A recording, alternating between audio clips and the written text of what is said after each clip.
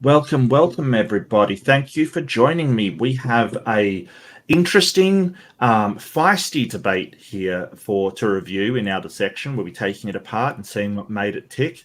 I think this one might actually kick back, but we'll find out. But today I have the absolute pleasure of being joined by my fellow compatriots, Dr. Dino, and better than Ember as usual. How are you both? Oh, Sora, it's technical difficulties, but we're still cruising along, so Yep. hooray. Yeah, that's okay. Like everyone has technical difficulties. I think we're going to see a bit of that during the debate, actually. But how about you, Doctor? I'm all right, though my cat might murder me midstream. We'll see how it goes. Oh, Oh, that is okay. the Well, nature of don't cats. do that. Yeah, and it's good to see everybody out there. Captive Desk and Caterpillar, always a pleasure to see a proper FPV. Dogs are gods. Dank Martin Barry. Wow, there's a lot of people joining us for this one. This one was sort of a benchmark, and always look, Big Bad Mama, always a pleasure, always a pleasure. This brought a lot of people out. Did we just lose Ember? Yeah, we just lost Ember. Well, there you go. Okay, well, I mean, the technical difficulties have started, and we haven't even started rolling the video, so let's add Ember back. I tried to Yeah, make my camera work and it did not. well, whatever you pulled out was not the right one to pull out. I'll tell you that right now. Yeah, so I This hope is why everybody is pulling out well. doesn't work. We know this now. Well, so for a bit of background on this, I was sort of aware of Professor Dave, and Professor Dave. I mean, he calls himself Professor Dave. I'm not sure if he is technically able to claim that title because he doesn't have a PhD. Who usually professors do. But I think on the back of being somebody that teaches at university, it's how he sort of describes himself, kind of thing. So he goes by what's his channel name? Professor Dave Asks or something. I can't remember. Professor the name. Dave Explains? explains. Yeah. Also, it Explains, looks like that's right, Base yeah. Theory is in the chat. Oh, he is. Yep, I just told him to check his email. Oh, yeah. Grayson, check your email. I did respond to you, mate. I'm sorry. I did respond. I did. Yeah, and so Professor Dave, and he does a great YouTube channel, very educational. I've got no problem with it at all. But as far as I understand it, he's been having beef with various people back and forward for ages, and Dr. Tour is one of them. Now, Dr. Tour is an actual doctor that has done actually really good work in chemistry. Like there's nothing wrong with his credentials as far as chemistry is concerned. It's just he has taken up sort of one of the spots at Creation Ministries, which I've got problems with. I've got problems with their whole mission statement, and I think that it certainly has harmed his professional reputation. I don't think a lot of people take him that seriously anymore. Yeah, so I'll just sort of wait and see if Grayson wants to join, because I'd love to have him on board. Oh, he's saying, I think he Wrong gave you the wrong email. Wrong email. Okay, I'll just give me 1 second, and I will sort this out. I'll just drop the link in chat for Grayson if he wants to join. It's been a for day of Grayson. tech issues, Grayson. Don't worry about it. Yeah, it really has. It really has. We'll be watching at 1.5 speed as well, Captive Desk. So don't worry about that. That'll be exciting. Oh boy. No, it'll be fast and furious. You're gonna have to keep up. You're gonna have to be sharp. Yeah, especially when Get they those start comments in screaming at properly. each other. Look, no spoilers. no spoilers. But yeah, no, it's fine. It's all good, mate. It's all good, Grayson. Don't be sorry, man. I didn't realize like you weren't on Discord at the time, so it's really my fault. I really love to have you on. Not a problem at all.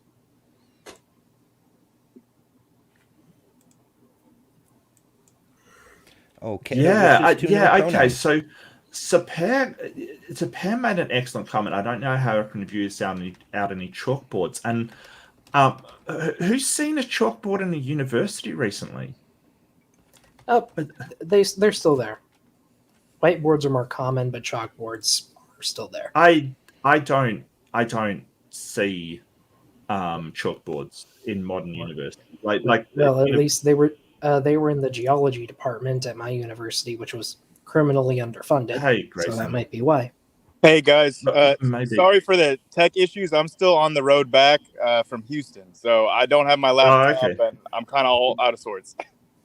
That's all right, mate. I mean, if you just want to sort of, lurk, that's perfectly fine. I'm more than happy. It's just good to see you, and setting you on it. It was like, wow. I sent you a message saying I was so jealous you actually got to go there. Because it's a bit further for me than you, Grayson. Yeah. Say that right now, but yeah, my university, I haven't seen a chalkboard. Like, it's all whiteboards. Nobody uses chalkboards anymore. That's dumb.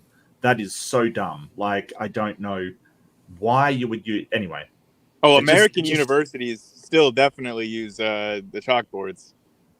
Yeah, I don't I don't know of a university in my state that uses chalkboards at all. I mean, there might be some lecturer clinging like dear life to his chalkboard, but it's all whiteboards. And of course, they use projectors. Like, why would you use a chalkboard when you can use a whiteboard? Yeah, I thought it was so funny how Dr. Tour, he's trying to demonstrate how knowledgeable he is in front of everybody by just drawing the chemical structures for everything he's talking about. It's like, dude, that's not necessary at all to make any of your points. Yeah. Well, let's get it rolling, and because I was going to make that comment as well, and I think I know why he was doing it. And so let's go. And the funny thing was, okay, so at the start there was technical issues, so I think I skipped past most of it. Like, Dr. Couture could not figure out his own lecture hall, which is hilarious. But Oh, really quick, but before we start, I would like to offer just a little bit of insight into the audience at this event, because I was kind of getting a feel for that before the event even started. When I kind of asked around for the people surrounding me, I was like, "So who brought you out tonight? Are you here for Dave? Are you here for Dr. Tour?" Yeah. Every single one of them was for Dr. Tour, and all the ones around me were like, "Oh yeah, we go to Dr. Tour's church." So wow, it was Aaron was there. It was Aaron was there. Yeah, it was. Yeah, Aaron was there. Yeah. Overall, the crowd was very much. It was a home turf for Dr. Tour. Right. But but as I understand it, there are students there that sort of used. I mean, Dave was making a big point that they use his online material, sort of his videos to pass their tour classes with Dr. Tour. So that was actually. But anyway, let's get it started, and we can sort of if anyone wants me to pause it, just say pause, or let's do this. Reading required is another catchword. You can. I don't know. Whatever you want to say. I have 10 minutes for an opening statement. Mr. Farina, as my guest. I got some background noise coming through. Who is that? I think that's Ember. Are you eating chips or something? Crackling. Oh, I'm getting out one of my camera. nicotine toothpicks. I'll mute myself. Okay. Yeah, no worries. Thank you. Do you have an NVIDIA card, Ember? I think so. Okay, well, I can sort you out with sort of a very sophisticated program to stop all background noise. It's incredible. Hit me up afterwards. I'll sort you out. Okay. Free of charge too. I might appreciate that as well. Unlike Mr. Farina, I have never. Oh yeah, sure. Been in a debate before, so if it appears you've never been in a debate before, that's interesting. I didn't catch that first, but that kind of shows. To be honest with you, it does show. that I am not a skilled debater, it's an accurate assessment. A major hurdle for the origin of life research is the origin and persistence of enantiopure molecules. The building blocks of the building blocks, as I call them.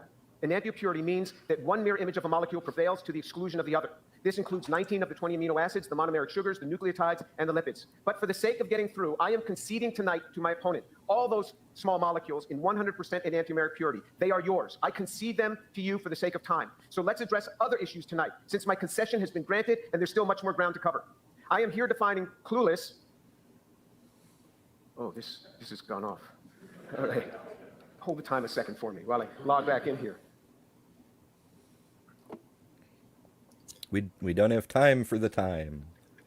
Yeah.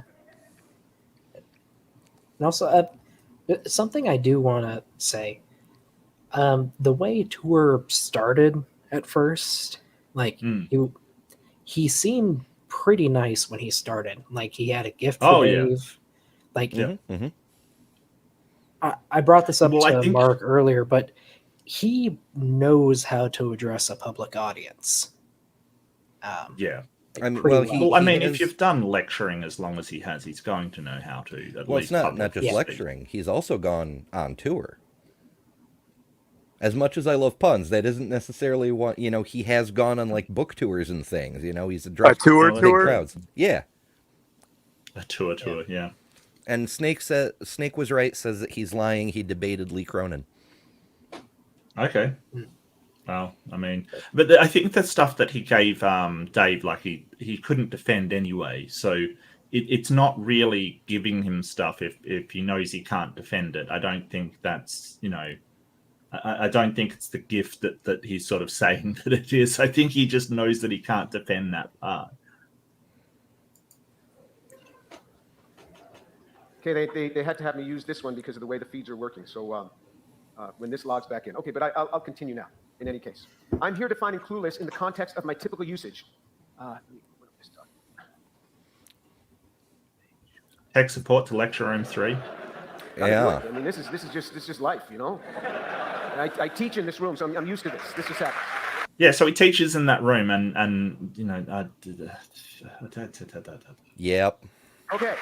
Yeah, this is what you see a lot. Like, this is why universities have, like, people that do my degrees, like network and systems, to come along and go, yeah, no, you've totally, stuffed it up. Here's what you do. Oh yeah, for sure. So I'm defining clueless in the context of if you put your system on airplane mode, it won't work. Like, typical usage, we cannot solve any of the 5 criteria to make it sell. None of these can be solved. Mr. Farina has have you tried turning it off and on again? Claimed that I am a religious man. I'm not just religious, I'm deeply religious. Or as he puts it, I'm a, quote, super Jesus guy, unquote.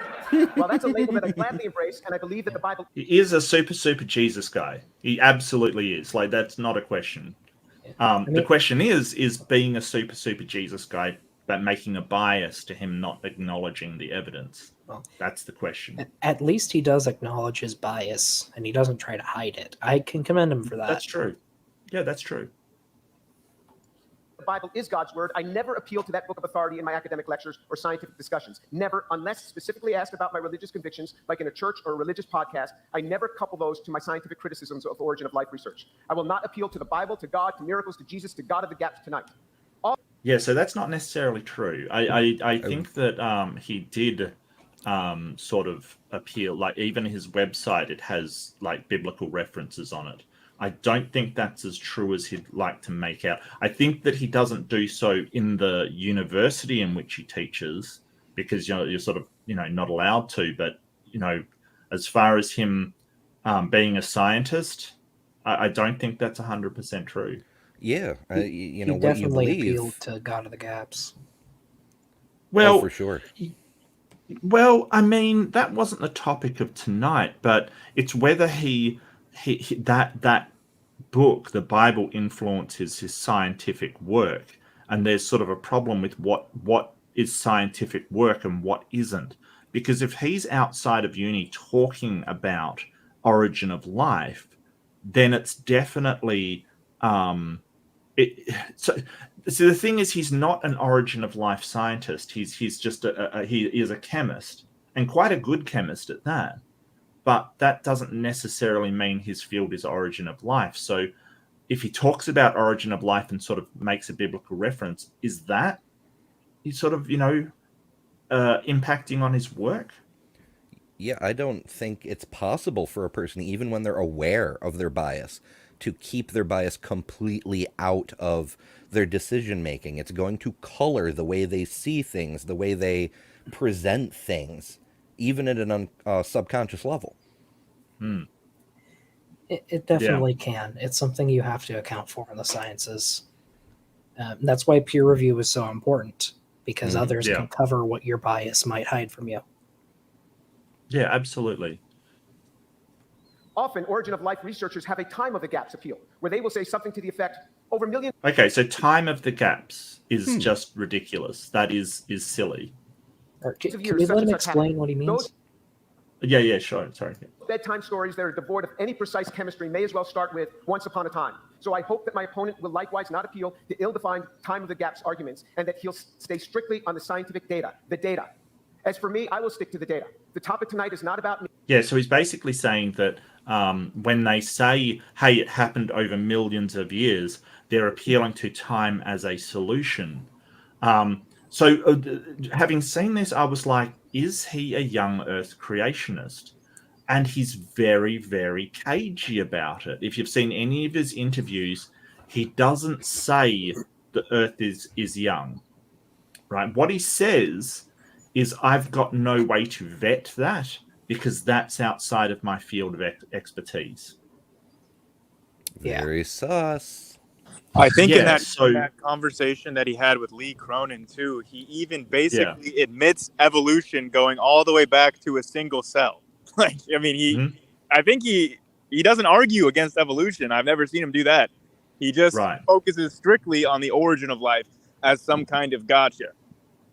But I did see an interview with him, and the guy was like, do you think that the age of the Earth in science contradicts the Bible? And he basically said, I don't have the expertise I've got no way to vet that information.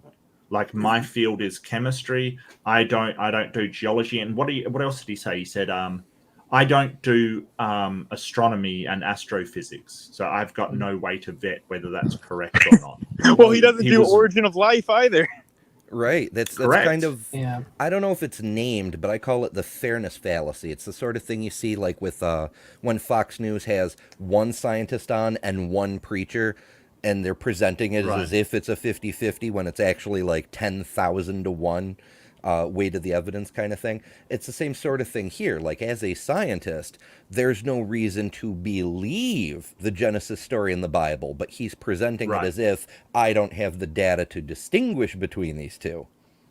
Well, there's two possibilities. Number one is that he believes that the Earth is young and doesn't want to sort of discredit himself even more scientifically, because that one is, sort of, you really...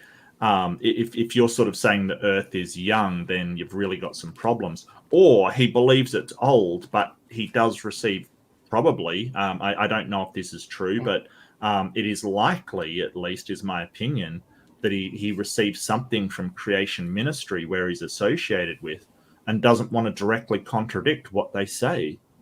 That is possible as well. Yeah, but at the same time, though, like, saying I don't know is valid. Like, I will say that. Oh yeah. But you would think that some, like, sort of a scientist of his caliber would have at least some opinion, to back up either the scientific literature or your sort of religious beliefs. Sure. I find it, so yeah, I get that. It's just, it just seems cagey when you're having sort of a sit-down interview about yourself and what you think, that you wouldn't say what you think. I don't know. I just, there's something about that just sort of says, you have an answer and I don't know which one it is, but you don't want to say it. That's fair. Yeah, I think you're on the right track with he doesn't want to alienate any of his potential donors or sponsors or whatever. Right. That's what I think is the more likely. But we'll never know. I mean, it's true. Yeah. Not about me. It's whether there is a valid hypothesis to make a living cell on a mindless early Earth. In discussing scientific data, it's not a matter of deception or lies. It is a matter of data interpretation. That happens all the time in science. It's hard to interpret the scientific literature data. And as I do with my graduate students, we learn from each other. They from me and I from them. I plan to address Mr. Farina as I would a graduate student seeking to learn from him tonight. The textbook definition for the characteristics of life. But sorry for his graduate students, to be honest with you. But never mind. Yeah, that is such bullshit that he just said. I'm seeking to learn from Dave. No, he's not. He's trying to humiliate Dave and ask him questions like He's not at all trying to learn from him. I mean, all of this is literally just a facade. And really quick on the question of whether or not he's a young Earth creationist, this is not like definitive proof or anything, but I will just say, after talking with a few of the people that attend the same church that he attends, every single one of those people was a young Earth creationist. So he's going to the same church. I'll just say that much. Yeah. He's on that bus. So yeah. Okay, that's fair enough. Like I gotcha. Yeah. Is responsiveness to the environment, growth and change, ability to reproduce, having metabolism and breathe, maintaining homeostasis, and being made of cells and passing traits onto offspring. A valid hypothesis is one in which there is experimental evidence substantiating the proposed science. An invalid hypothesis is one in which there is no way to substantiate the proposed science. For example, my guest arrived to Houston from Los Angeles. A valid hypothesis would be that he flew to Houston on a commercial aircraft. That is a valid hypothesis because we can experimentally test the efficacy of commercial air travel. An invalid hypothesis would be that he drove here in a single molecule nanocar. Though that statement might be true, it is an invalid hypothesis since we have no experimental evidence for its validity. Nobody was present at life's origin, so we will never really know how life originated. But that's a bold statement. Yeah, that it's is not bold really statement. Valid either in its own way, because if he had traveled in a molecular car, theoretically, one would think he would have the car to show it, and then it could be demonstrated. Yeah, and just that we'll never know the origin of life is you know how I encounter this a lot. Sort of people saying, "Hey, we'll never do X, Y, or Z. We'll never escape the solar system. We'll never do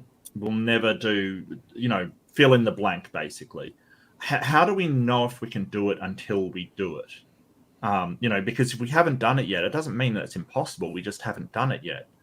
People said we would never fly because of all the failed attempts, kind of thing. People were absolutely certain that we would never be able to lift any kind of aircraft to be able to fly.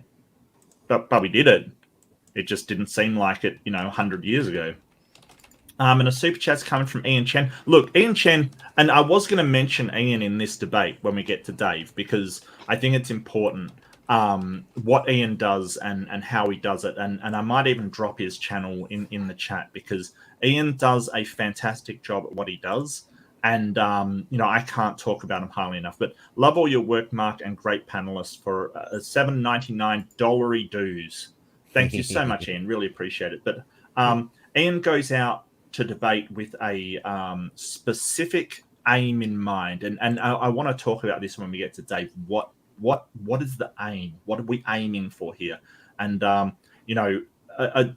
big fan of Ian. I'm going to grab his. I'll let this play, but I'm going to grab his channel. Is the currency down under? Is that what we're seeking? Is the currency down under dollary dues? Yeah, dollary dues, man. Don't you know that? Dollary dues. Oh, I'm learning something every day, Mark. I'm going to treat you just like one of my students.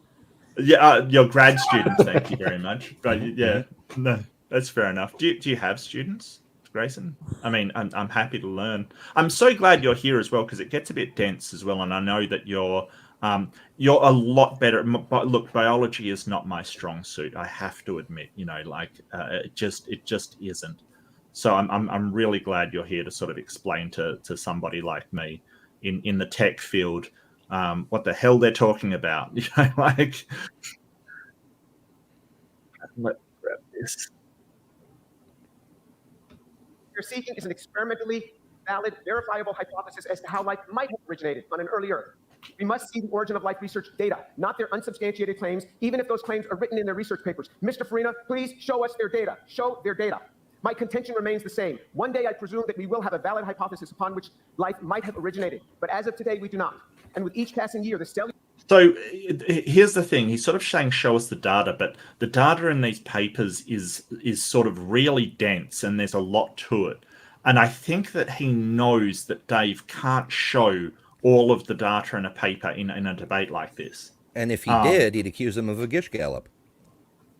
Possibly. I mean, I don't know that for sure, but there's no way he can present all of the data in a paper. Like, it's just not possible. You have to condense it down and show the paper and sort of brief citations and things like that, rather than all, like, that's why we have an abstract, right? It's because people going past it don't want all of the data in just one thing. They want a concise explanation of what the paper shows, and then they can read the paper kind of thing.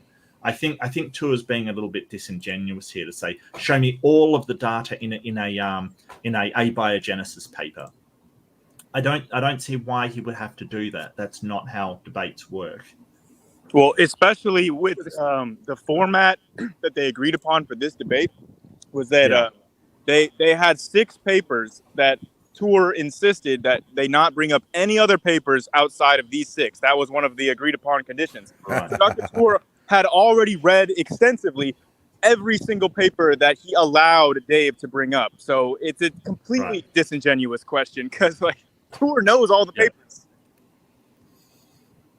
And another super chat from Ian. Thank you so much, Ian. I really appreciate it, mate. For another $7.99 dollary dues at Grayson. It's $1 reduced, but we don't pay for our healthcare. Damn socialist medicine. Oh, he's got me there. He's got me there. Absolutely. Please give me some of that, please. That'd be so nice. Look, it's Australia. It kind of.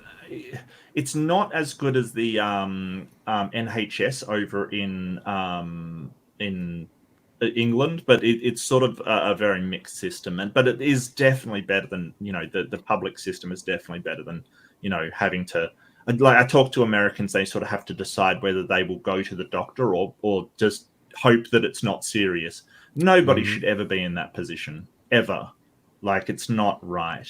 That's not right. Because they can't afford it. They're going, oh, this might cost him. No, that's not right.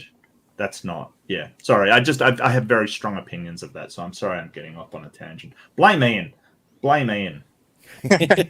No, I mean, I broke my finger a couple weeks ago, and I was literally in that boat. I just went to like CVS, got a splint, and just hoping that it heals normally.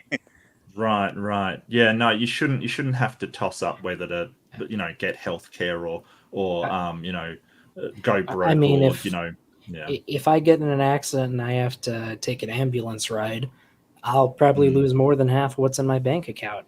And I built that up over the last year or so. Yeah.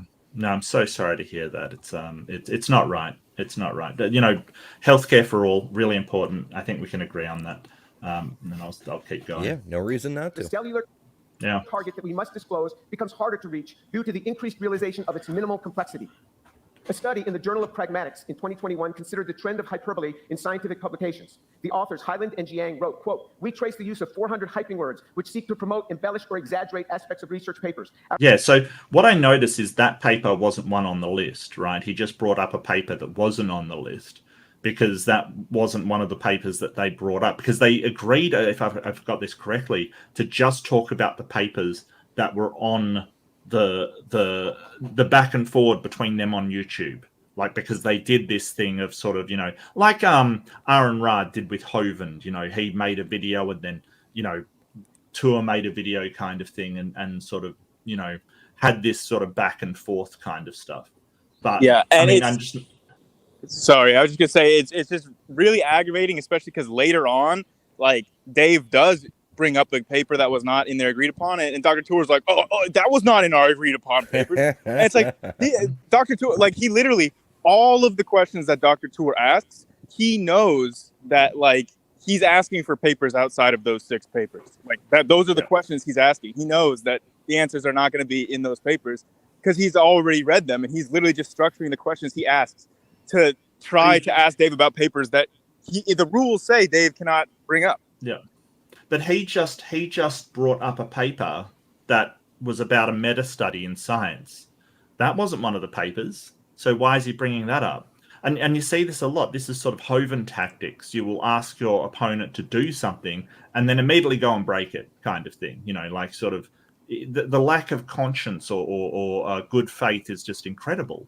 Not that Dave has a lot of good faith through this either. And I do want to get onto that. But yeah, no, I gotcha. It's sort of trying to set up the octagon, so your opponent is hobbled out of the gate. Putting scatter nails on it. It's really deceptive. It's not cool. papers. Our results show a massive increase in these items, and increases are most marked in the hard sciences, unquote. So while overblown statements are occurring in all fields, origin of life takes the cake. My opponent's favorite expert, Professor Lee Cronin, said in 2011 that he'd probably create life in his lab in 2 years. He did not. Another, whom he often cites, Professor Jack Szostak, then at Harvard, now at the University of Chicago, said in 2014 that he'd create life in his lab in 3 to 5 years. He did not. Professor Dimitar Seselov from Harvard University said in 2014 that life would be created in the lab in 5 years. It did not happen, not even close. Prebiotically relevant means that we are restricted to materials, procedures, and conditions that might have been available on an early Earth. These are the 5 criteria. These are the 5 criteria that have to be experimentally addressed in a prebiotically relevant manner in order to have a valid hypothesis for life's origin. We only have time for 5 tonight. Polypeptides, polynucleotides, polysaccharides, the origin of specified information, and the assembly of the above components into an integrated, functional, living system, namely a cell, not merely a random mixture of these. If my opponent is unable to supply all 5... It was interesting looking through the comments, because they left the comment in the chat replay on, which was great of them. But like, sort of, there were so many people in there. It's like, oh, Dave looks nervous. He's lost already and stuff. And it's like, I don't understand. Like, it really was just, he's lost. Tour's won already. This whole thing of back your guy no matter what and no matter what the circumstances. I don't get it. I really don't. It's just like sports teams. I don't know if Australia's like this, but in the United States, a sports team, the citizens of the city don't play on the team. They don't generally care, but when the team wins, they take it as a personal victory. And when the team loses, they burn down their own city. So, Yeah. It's weird, right? It is. It really is. It's a weird way to identify because it's not something that you actually do, but maybe I just don't understand sports ball. I do want to mention, though, when he was talking about hyperbole, I didn't really see a point to him bringing that up, even though it was just a couple of paragraphs. I don't know about origin of life research per se, but I think cosmology would definitely give it a run for its money on including unnecessary hyperbole in their announcements, because every single day I've got news notifications about James Webb Space Telescope obliterates the Big Bang Theory. Talk about hyperbole. I think is that the actual name of is that the name of a published article? Like, isn't like a published study? Or is that science communication article? Something commenting on it, because they do that all the time. That's fair. That's not the titles that are actually in the peer-reviewed literature. That's the stuff that's coming through like a couple layers of journalism to make it onto internet news alerts. Yeah. Still, I think quantum physics would give it a run for its money as well. I mean, there's been multiple hypotheses that quantum physics has postulated, like M theory and all of these, that now they don't think that's the one. It doesn't mean science is doing anything wrong. It doesn't mean that if somebody says, hey, I think I'll have life in the lab in 2 years, it doesn't mean that they're doing anything wrong. It's just, that's what science does. That's what it does. You make postulates and you put across, hypotheses, and they can be taken, and Dr. Dino's got a good point. They can be taken as, oh, this is certainly the answer to everything kind of thing. But that is the science magazines and information things rather than the peer-reviewed articles themselves. Yeah, I mean, you see it in basically every single journalism article about paleontology. Sure. Oh, and you look at stuff like, they'll do a research on coffee, and then suddenly coffee will cure cancer, says this magazine, and it's like, how did you get to that point? There's a problem with that, sure. That we've got to be realistic about the things that science gives us, and unfortunately, coffee has a possible, effect on this cell is not going to sell any magazines, and that's a problem. That is a problem. But it's I think that the tour is playing it up for origin of life studies, because they're not saying that they've got the answers. That's not what they're saying. All 5 criteria for life, then we're currently clueless on the origin of life. But since I don't think he'll be able to supply even one of the 5. So the topic, are we clueless? Like, there's a big demarcation problem there. Like, what makes us clueless about it? And I don't think there's any way you could argue that we're clueless. You could argue that we're not sufficient to know, but does that mean we're clueless? Like, what are your thoughts, people? Well, What if you panelists? Sorry, I was going to say, at the very end of the debate, when they go back onto this whole clueless, not clueless concept, you'll notice that Tour, he backs away from the term clueless and says, oh, okay, fine.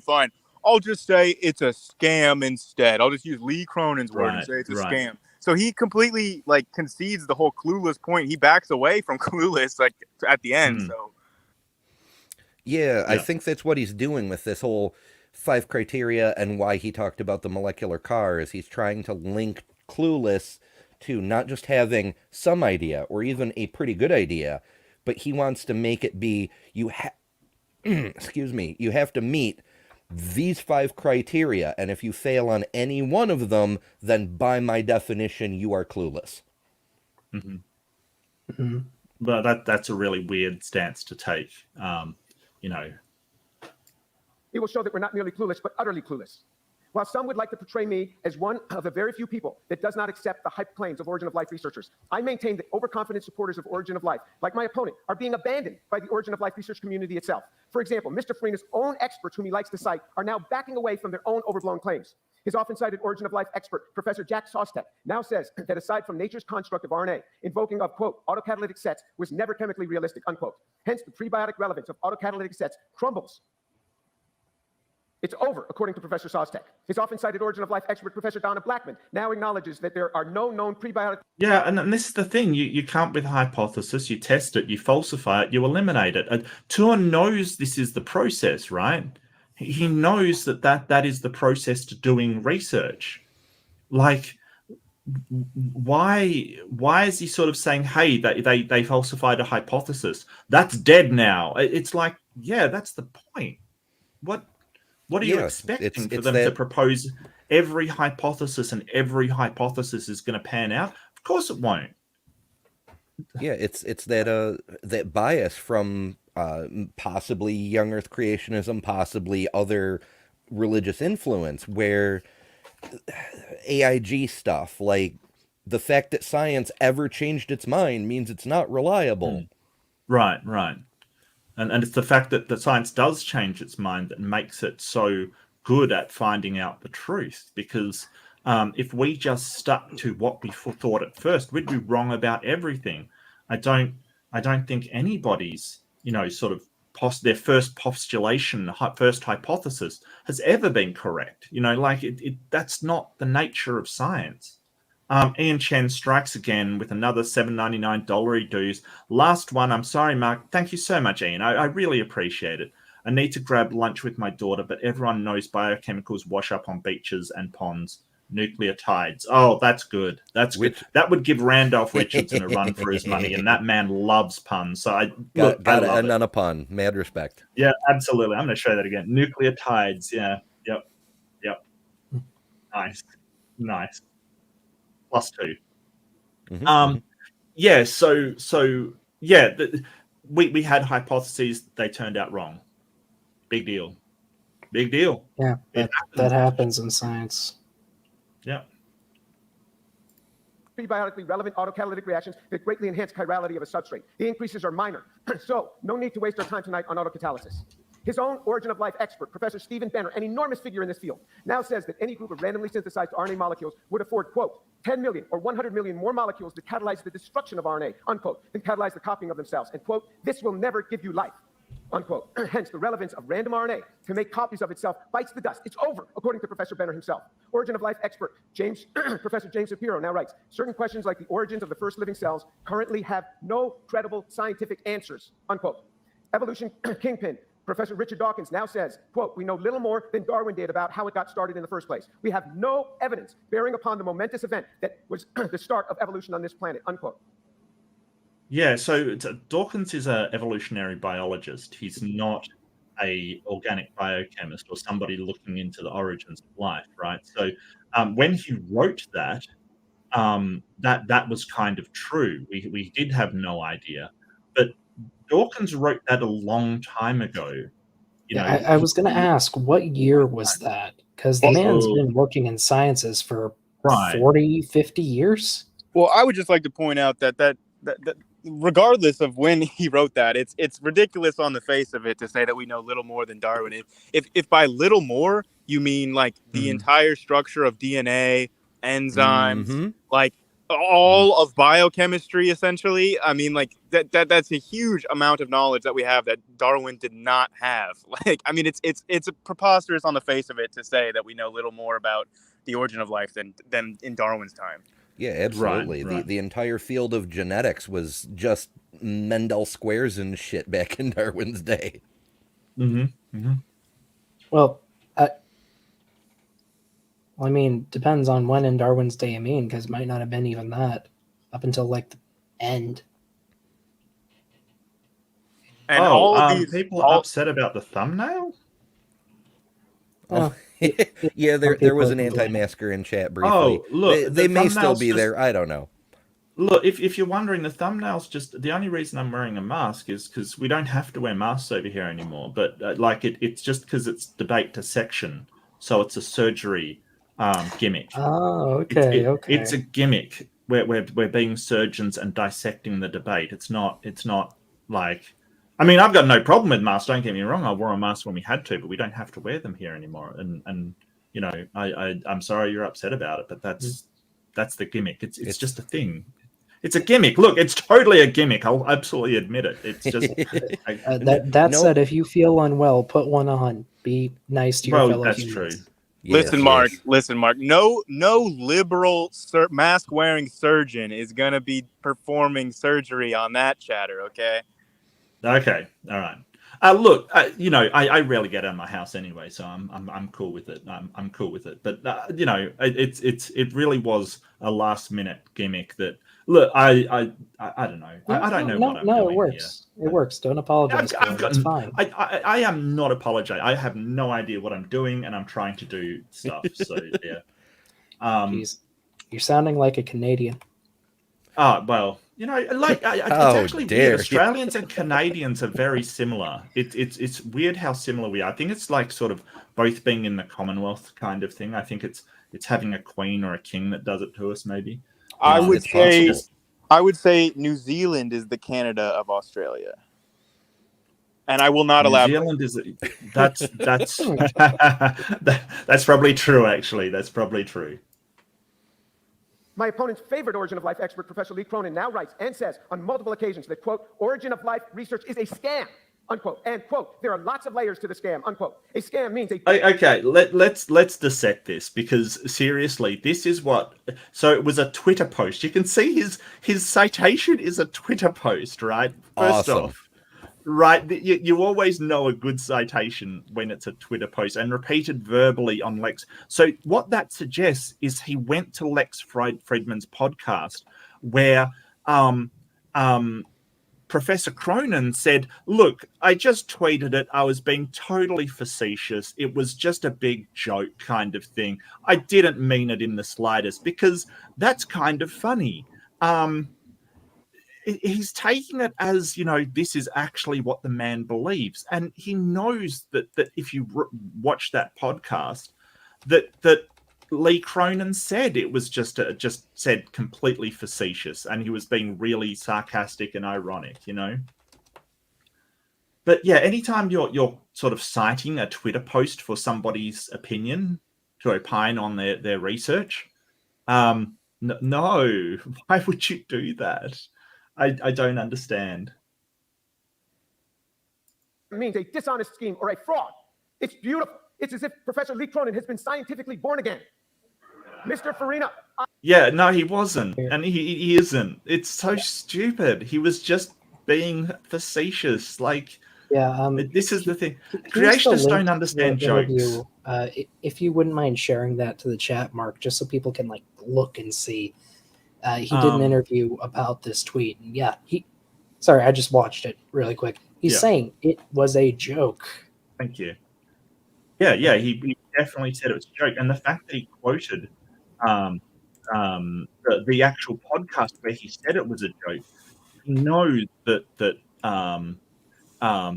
he said it as a joke kind of thing, like he knows full well. So it's and he harps on this so much, and it's like, no, Lee Cronin doesn't think that it's a scam. It's a, like, don't.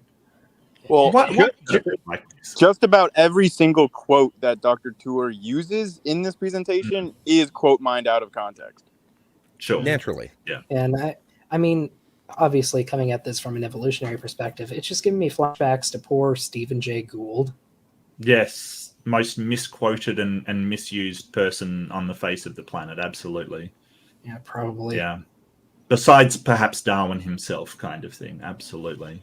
He said he doesn't believe in punctuated equilibrium, and suddenly he's, accused of, or he's being used as, oh, he doesn't believe in evolution at all. And it's like, wow, how did you get that from what he said? It's Yeah, well, Gould didn't believe in slow morphologic change. He proposed punctuated. When in reality, of course, it's somewhere in the middle. Go figure. Yeah. It's sort of, you can't just and this is the problem with quote mining. You can't just take something somebody says and sort of just use it however you want. It's not really fair. I respect your courage to be here tonight. It's too bad that origin of life researchers are not here themselves to defend their own data. Is that what he says to his grad students? I respect your courage for being here tonight. Come on now. That is not how you would treat your grad students. Come on.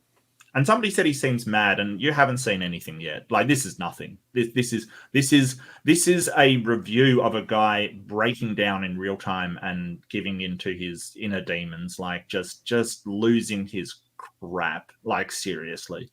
So yeah, enjoy that. Maybe they know the shallowness of their own research, while the less informed cannot assess the shallowness. I'm looking forward to seeing the data with chemical specificity. That's what I will be asking of you, so I'm telling you up front. Not the overblown titles, not their outlandish claims, not the once upon a time over a million years stories, but the data to propose a valid hypothesis to the 5 criteria needed to build a living cell, thereby overcoming our cluelessness on origin of life. Thank you.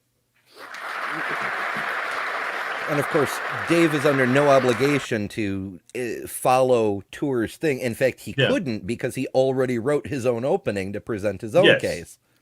Yes. So it's sort of, and even if he did, why isn't showing him the chemical composition enough? Like, why is that not enough? And citing the papers, because he's read those papers as well. Well, I should hope he did. Well, yeah. No, I'm sure he has. He is a chemist. There's no way he could not have, read those papers. Mr. Farina, your opening statement. Sorry, Hi, everyone. Thanks to Rice University for having us here tonight. We are here because of James Tour.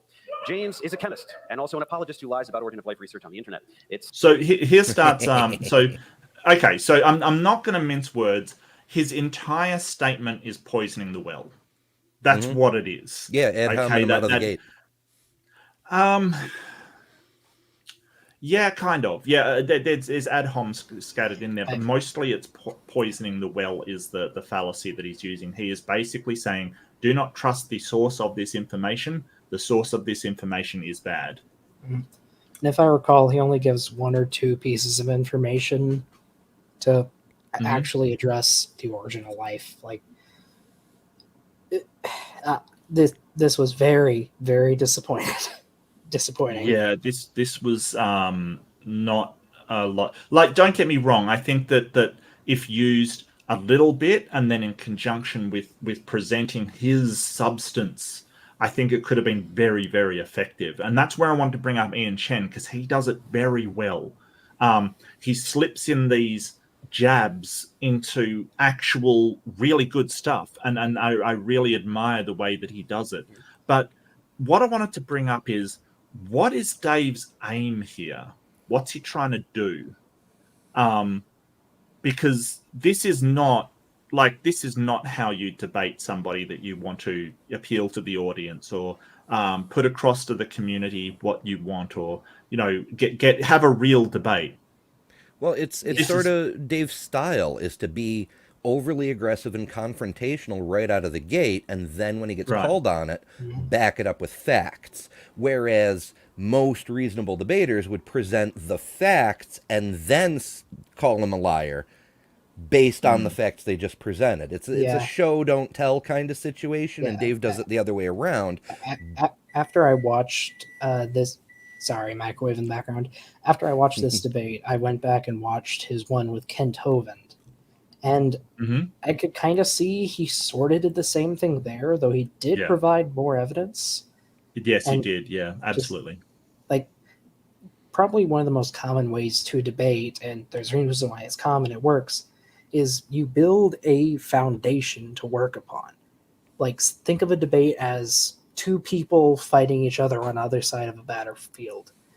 You want to make your fort to help defend your position before you start throwing rocks at the other person, or else you're just out in the open and it's easy to attack you because you haven't put up anything to defend yourself.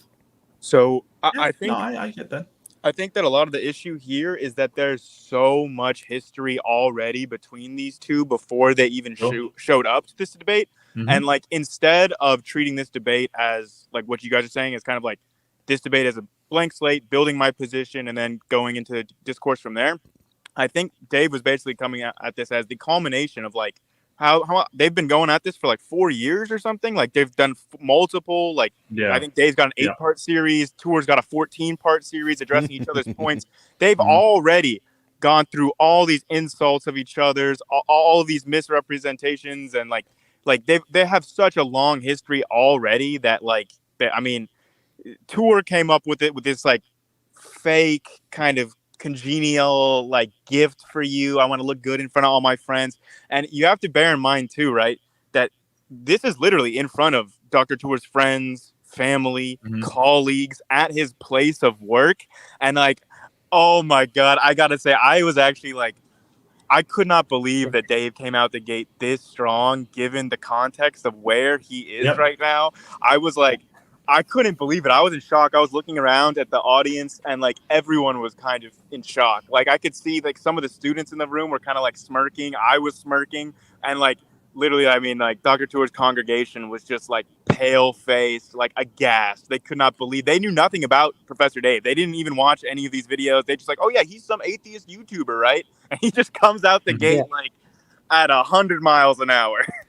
Grayson, I don't think that Professor Dave's intention was to have a normal debate. I think his intention was to basically blow stuff up. He just wanted to burn down Dr. Tour. Yeah, I don't think he really was.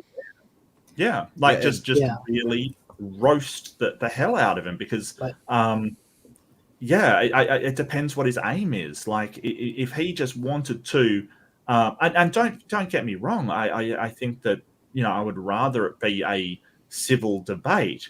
But if Professor Dave's intention was to, like, you know, appeal to his audience and you know, shoot down Dr. Tour, then he succeeded in flying colors.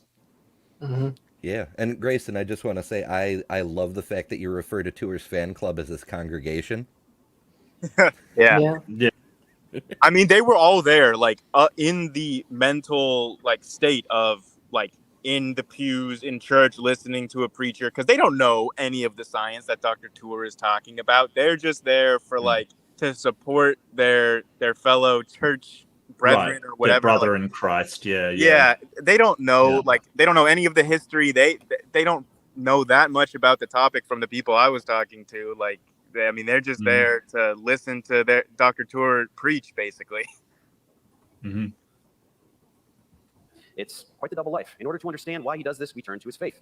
James has admitted publicly that he is a creationist. He believes that God created life due to religious scripture, which to him takes priority over scientific evidence. From his website, faith and belief go beyond scientific evidence for this scientist. Yep.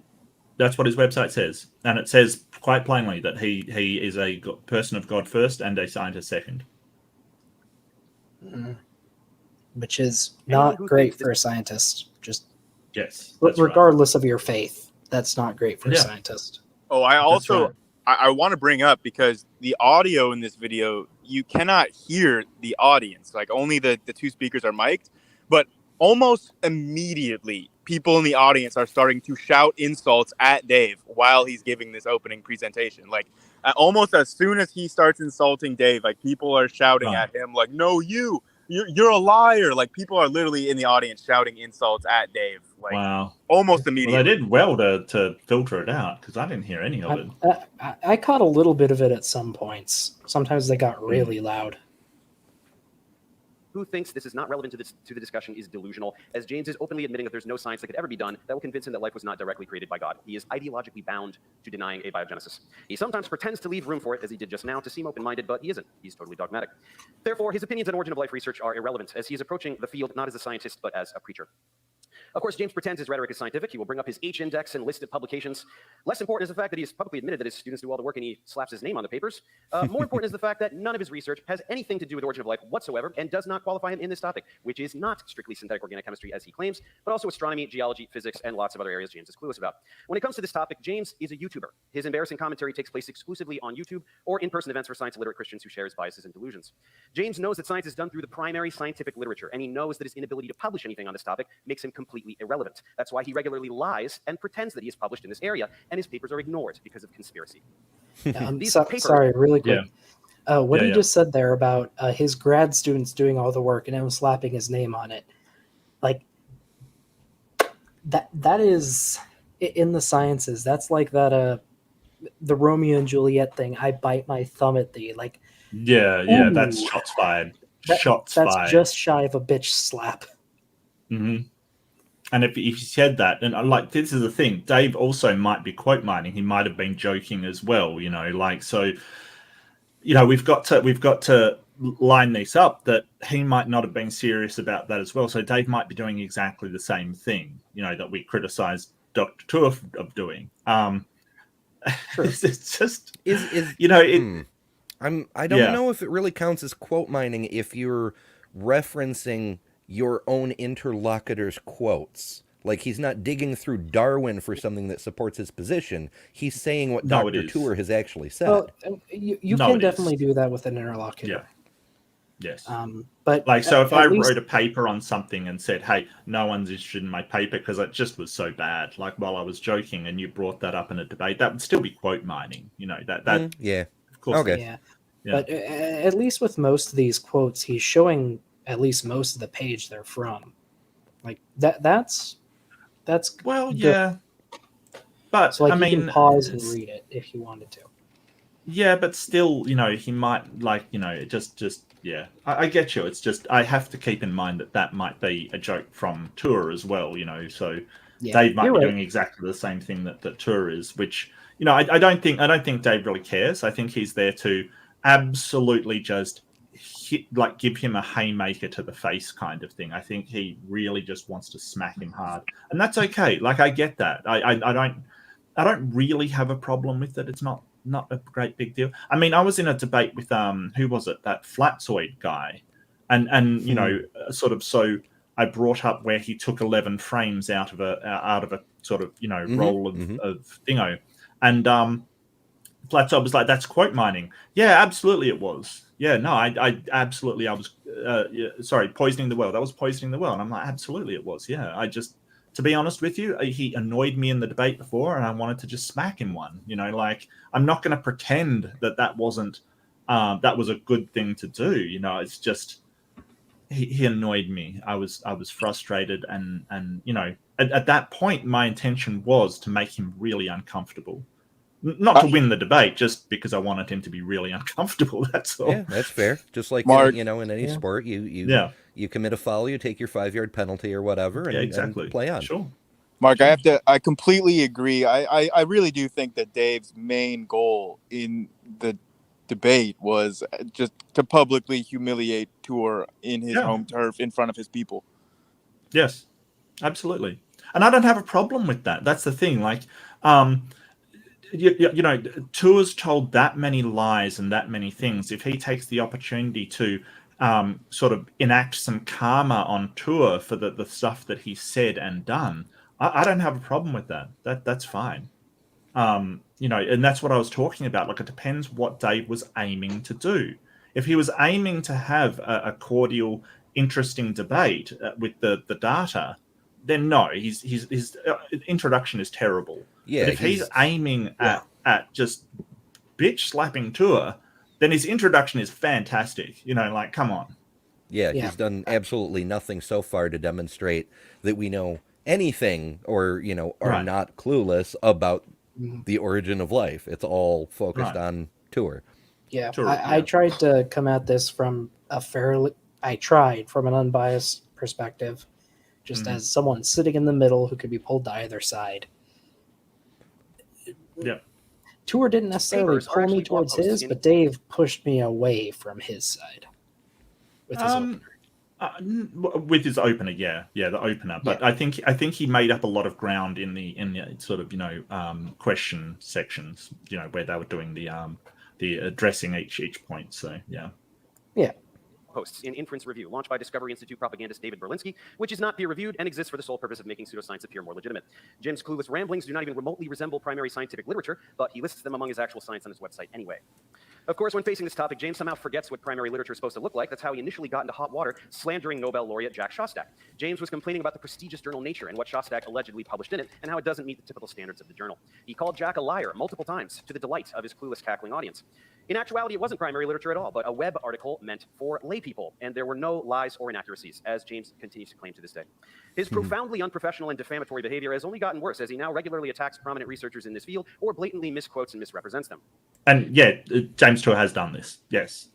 There's nothing false about that. He has misrepresented, lied about, done all kinds of horrible things to sort of attack these fellow scientists. He's been very unprofessional, you know, especially because that isn't his field, right? If you want to get into an argument with somebody in your field, great. But if you're in organic sort of chemistry or just chemistry and you're attacking people in the abiogenesis field, what are you doing? Like, seriously, what are you doing? Having Dunning-Kruger?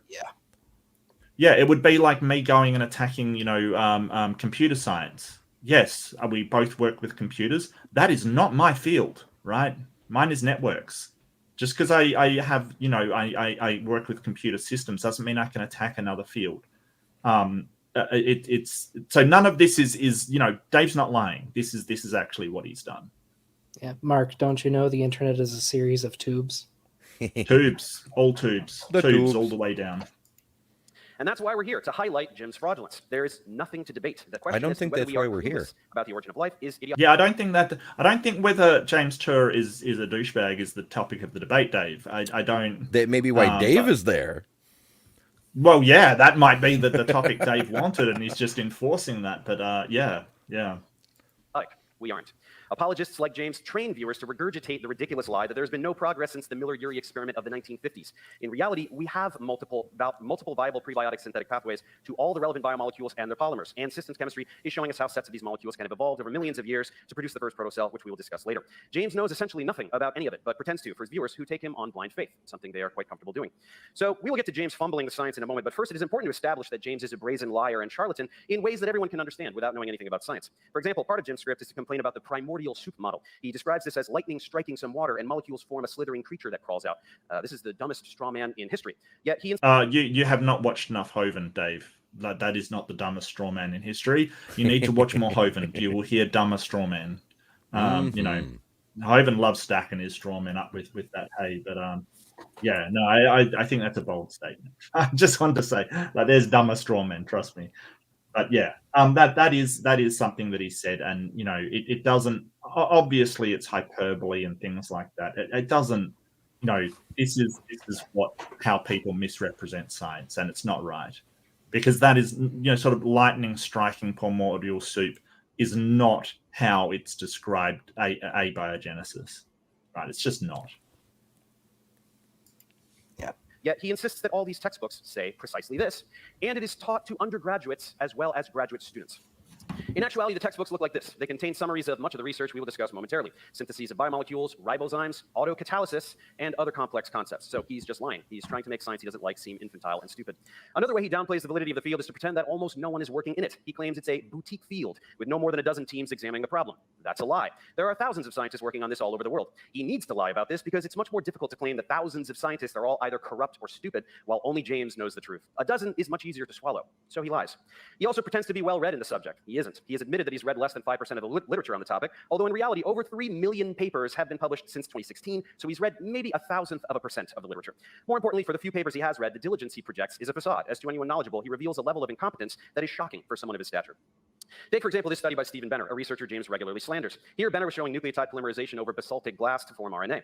James notes that Benner washes the glass thoroughly with hydrogen peroxide and ultra-pure water, and then throws his hands in the air about how this makes the study not prebiotically relevant, because he is washing away trace magnesium that would impede nucleotide polymerization on the early Earth.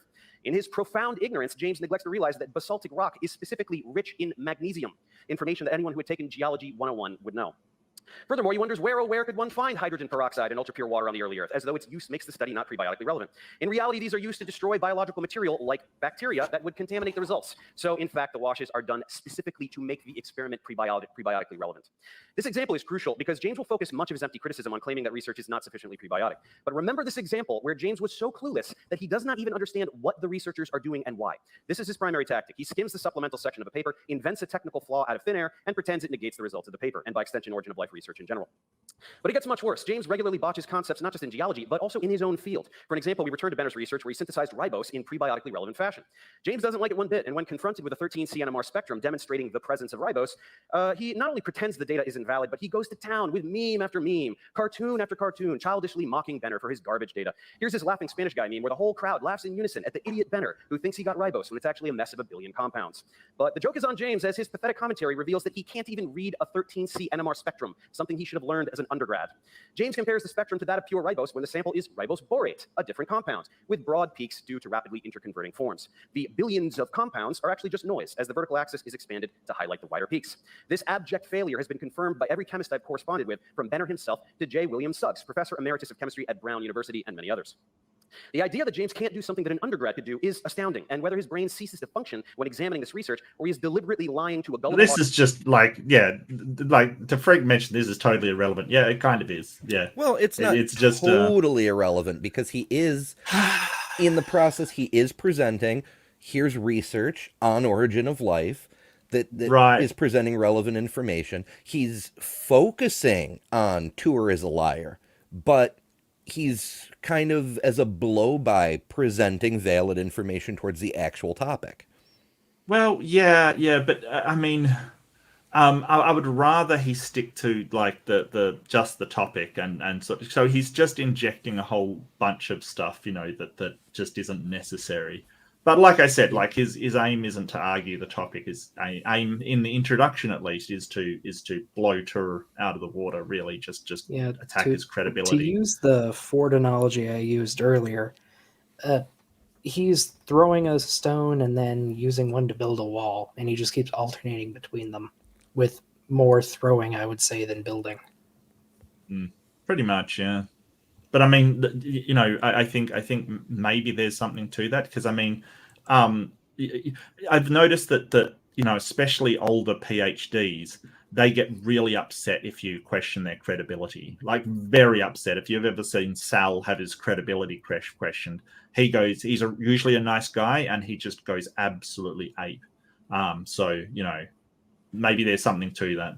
Yeah, he certainly rattled him. He lost his crap after this. Yeah, that may well be the strategy, is by presenting, just as that blow-by, some information showing we're not completely clueless, he's already secured his spot on the debate and putting as much emphasis as he can into pissing Tour off. Now Tour's off his game. Yeah. That could have been the whole plan. Maybe. To a gullible audience with no clue what he's talking about, his credibility is reduced to zero with this example alone. So that's a brief summary of James Tour. He is a toxic individual and pathological liar who actively promotes science denial and slanders diligent researchers. Or in my case, he scours the internet for clips of me in music videos to commit character assassinations. Or unleashes a barrage of insults about how Dave doesn't know chemistry, even though most of his students use my organic chemistry tutorials to get through his unbearable course. Wow. A lot of people that one was a clapping there. great Yeah, burn. That is that was a great fantastic burn. Yeah, that was the first time that like that audience was applauding for Dave, and it was I agree that was so good. Yeah, so that does that mean that like his students did use Dave's organic chemistry tutorials to get through his class kind of thing? It wouldn't surprise me. I mean, yeah, it wouldn't surprise. I mean, I during my course I went online and got tutorials from the internet. Like, come on, for sure. I mean, from what little I've seen of his educational content, it's pretty good at explaining stuff in a way most people can understand. And that's that's what Dave pretty originally valuable. did. Is Professor Dave Explains. That was the first purpose of his channel before he started fighting flirts and whatnot. Yeah. He baselessly shouts hype when his own research is full of hype. He whines about being accused of believing in the God of the gaps when he objectively does. He publicly calls for the halting of an entire field of science he doesn't understand just to shelter his fragile, archaic faith. But today, finally, with no desk to hide behind, every tactic will be elucidated in real time, and he will be made accountable for his lies for everyone to see. I hope you'll enjoy it as much as I will. That is a really good point. Why does he care? Like, even if we never solve the origin of life question, we're still learning a ton of science about organic biology, biochem, all these things, even if we don't answer the questions. So why is Tour so invested in trying to stop that field of research? What does anybody gain by not researching it? Well, you could make an argument that the funds are better spent elsewhere. You can make an argument that it what it's given us isn't productive, I guess. I mean, I'm merely speculating. I certainly can't, read his mind. I don't know. I don't know. I mean, if nothing else, once humanity officially evolves into the space age or whatever, what we learn in original life research could give us information on what to expect on other planets. Sure. Or how to terraform. Or how to be extremely useful. How to terraform. Yeah, about to say that. Yeah, how to create life, survive, and photosynthesize and stuff in a different atmosphere. But let's face it, nobody apart from sort of evangelical run institutions are taking this guy Tour seriously. I mean, let's face it, there's no other places that are going, oh, well, Dr. Tour's saying this, we better pay attention. It's sort of it's Dr. Tour. He's just doing the Lord's work in creation ministries and answers in Genesis and stuff. Nobody he would have to publish a paper to be taken seriously, which he hasn't done. Not in Origin of Life. That's literally the main thing is like, why doesn't we know why he won't, but literally he's published like over 700 papers. He can crank out a paper. He can publish a paper. He knows the procedure. He's a PhD. So the fact that he does not even attempt to publish any of this shows that he knows that he's not actually doing anything of scientific merit. And he's a good chemist. He's made some amazing discoveries. He worked with carbon polymers and things like that. He's actually very, very talented. It's such a shame that he sort of is in this boat now of sort of just using rhetoric to attack other biochems. Well, one of the things it's kind of sad. I was going to say, one of the things that I've learned with working with a lot of PhDs or MDs is that intelligence is highly compartmentalized. So you can be very, very smart in your niche area, but you can have complete blind spots in other areas of your life. Like, I'll never forget the first time I had a talented surgeon that I worked with tell me that COVID is just the flu or whatever. Like I could not believe it. And the fact that he couldn't figure out his own computer in his own lecture hall. He got lost in his own museum. Right, exactly. I love that. I love that, Ember. He got lost in his own lecture hall. Yes, yeah. We now turn to Dr. Tour, who will ask a question. One of the things that we have to make in order to have life are polypeptides, where we take amino acids, and these amino acids have to couple.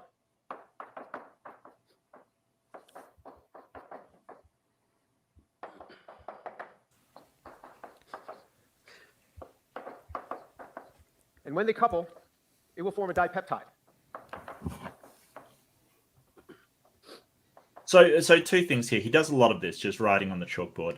I sort of thought at first, oh, it's just to make himself seem smart. You know, he's doing the sort of thing because you know, you don't use chalkboards anymore. I was mentioning this, like most universities have whiteboards. But even so, they'll do very, very expansive formulas anymore. They'll just sort of you'll be on your computer at uni and you'll just go to the resource materials. Like they don't, you know, this whole thing of drawing it out on the board. The teacher draws it out and you sit there waiting.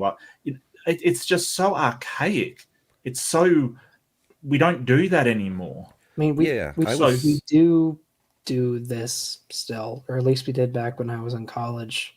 Yeah, I'll verify that. Illustrate things and help people understand what you're talking about. Yeah, I think, Mark, maybe it's the fact that you got a more like technologically literate degree. Like, maybe, yeah, that could be right. Like yeah, absolutely. In the sciences, this is how things are still done, and it really helps. Yeah, because like when I was in school in like 2015-ish, like this is exactly how like my biochemistry class was presented on a chalkboard, like writing out the structures. I mean, I think that this is exactly how I think this is how Dr. Tour teaches his class. That's why he's just going into autopilot. Don't get me wrong. Like the teacher would definitely write things on the whiteboard and things like that. But if you have like you're looking at formulas and stuff, you'll have them ahead of time. Like I don't know why you wouldn't have this written up ahead of time for the debate. Is what maybe he is going back into, you know, just sort of what he knows. He's going into rote, and that's the lecture on the chalkboard. But the problem that I have is I suspect not only does it make him look smart, it also eats time. Yeah, that's what I was thinking. It eats time. True. I'm right, like, it eats a lot of time. It's great that he can do that, but in the context of a debate, when you are timed, just pop the formula up on your overhead projector. Right. Sure. Like, it's fine to have the stuff on the board, but even in lectures, like the professors would usually show up early to pre-write a bunch of stuff. You were right on that. It does eat up a ton of time. And it's also could be better spent doing other things. It's also totally pointless. Like nobody needs to know the structures for any of these for you to make the point. And it's kind of counter to his own point, because he is demonstrating we know things about the origin of life stuff. He's like, oh, this molecule has to do this, and this one. Well, how do we know that? Because we've done research into origin of life questions. Right. That's so good. Know, yeah. I mean, like literally, he says in order for like life to originate, we need to explain like polypeptide formation. Well, hey, isn't that a clue about the origin of life, Dr. Tour? Yep. Could you say that we're not clueless then? Who came up with the knowledge that we needed polypeptide formation? Was it you, Dr. Tour, or was it somebody working in origin of life? It was probably an then undergrad. We need to question, do we need that? Like, let's get another opinion. Or, well, at least for the most basic forms of life.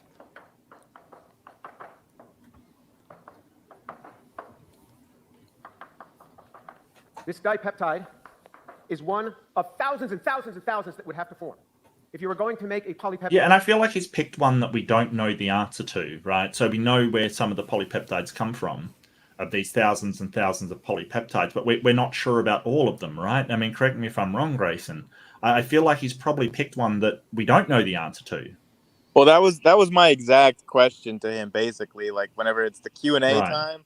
Because, I mean, I've literally emailed Dr. Tour months ago, like back in January, on this exact topic, where I bring up to him, hey, here's a paper of peptide bond formation in aqueous solution without protecting groups. Exactly what you were saying, no paper has done. And the exact response that he had to me was, but what about lysine and arginine? Like, he already brought this up like months ago in the email. So like, I was kind of expecting this, but just for him to start it out the gate, like, yeah, he is very intentionally picking ones that are not going to just spontaneously form a peptide bond, because those two side chains are going to interact with each other, and like, you're not going to form the peptide bond. Like, this reaction, as he's depicting it, is not going to happen spontaneously, like uncatalyzed by anything. So like, he so knows which one exactly is this? Which side chain is this, Grayson? Which side chain is this? He's showing lysine and arginine. Lysine. Okay. Like, lysine and arginine. Yeah. Okay. Yeah. A polypeptide, you need at least. So just because we don't know everything about abiogenesis doesn't mean we're clueless. But I feel like he's just picking out things that we don't know to say, hey, we don't know this, we're clueless about everything. That's not a very good argument. Especially because tacit in all of this is him admitting that we do know about peptide formation for like other peptides, like glycine, like valine, like we know other ones, and he's just specifically highlighting two that like he knows are not going to do this reaction that he's written on the board uncatalyzed. So yeah, it's very disingenuous. But plus, you also have to, like, was this necessary for the very first life forms? Like, whatever the initial life form was, it would have been much simpler than even the simplest one we have today.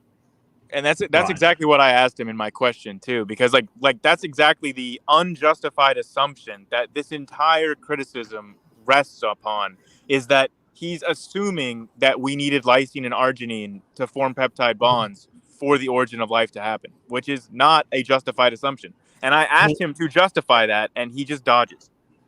I mean, as an example, in modern day, like, all primates, including us, need to consume vitamin C. That's not a problem for most other life forms on Earth. They can synthesize it themselves. At least 100 of these for a very small polypeptide. Mr. Farina, show me the prebiotic chemistry that would do this coupling. Be my guest. Okay. Yeah, I don't need the board. So this is my second prompt. So I guess we'll circle back to this. But yeah, you keep going. Show me the references in your content. But so you're missing a mountain of research, literally a mountain of research that demonstrates this. So here's one. Condensation of amino acids form peptides in aqueous solution. So we've got sulfur-4 oxidative mono. Carbonyl sulfide mediated prebiotic formation of peptides. Here's another one. That does not do it, and the two you showed do not do it. This is called disparaging. DK. They do not do it with these. Okay, so what is Lehman's a fraud? Gadiri's a fraud? Are you calling them fraud? They published a paper, carbonyl sulfide mediated prebiotic formation of peptides. So if you're saying they didn't do that, show me the example in there. I studied this. I looked over every paper you put up. Have never studied anything in this area. Are you kidding me? All you do is go, show me the papers, and then I show you papers. Here, let's see if I can find that one exactly. Yeah, show me the one exactly that does this in a prebiotic fashion. Show me. It's not there. Okay. I'm asking you to come up and show me the chemistry. I don't need to write on the board. I brought actual papers. This is actual research. Okay, show me the paper. Show me in that paper this example. This is called. This is the one you wanted. Aspartic acid. This is called lysine. James, look. This is the Gadiri paper. Here's the scheme. You want to go through that? But aqueous room temperature, you get oligopeptides. Okay, and it jumps to 80% yield with prebiotic. Oh, hold on. But not with this, because what happens? Sorry, that was not arginine. That was aspartic acid, I think. So I'll just clarify that. But also, just they're completely talking past each other, because Dave is showing just peptide bonds in general with other amino acids, and very specifically, Dr. Tour is trying to pin him down on just the specific reaction that he's written on the board, because he knows that that's not in the papers that Dave has. Yeah. Yeah, it smacks very much of, okay, so you have Homo sapiens and you have Australopithecus, but show me the fossil in between, and then you show, and then they're like, okay, well, you have that, but what about the one in between? You can't provide the missing link. That's why it's missing. Insert Futurama clip. Exactly. Like that one is so applicable to so many discussions. Yeah, but it's sort of like show me how a house can be built, and you're like, oh, well, there's bricks and mortar, and I've got this thing on bricks. No, show me with nails, kind of. It's sort of, it's weird, and so, and I guess my point stands. Just because we don't know every process doesn't mean we don't know anything about it. We're not clueless.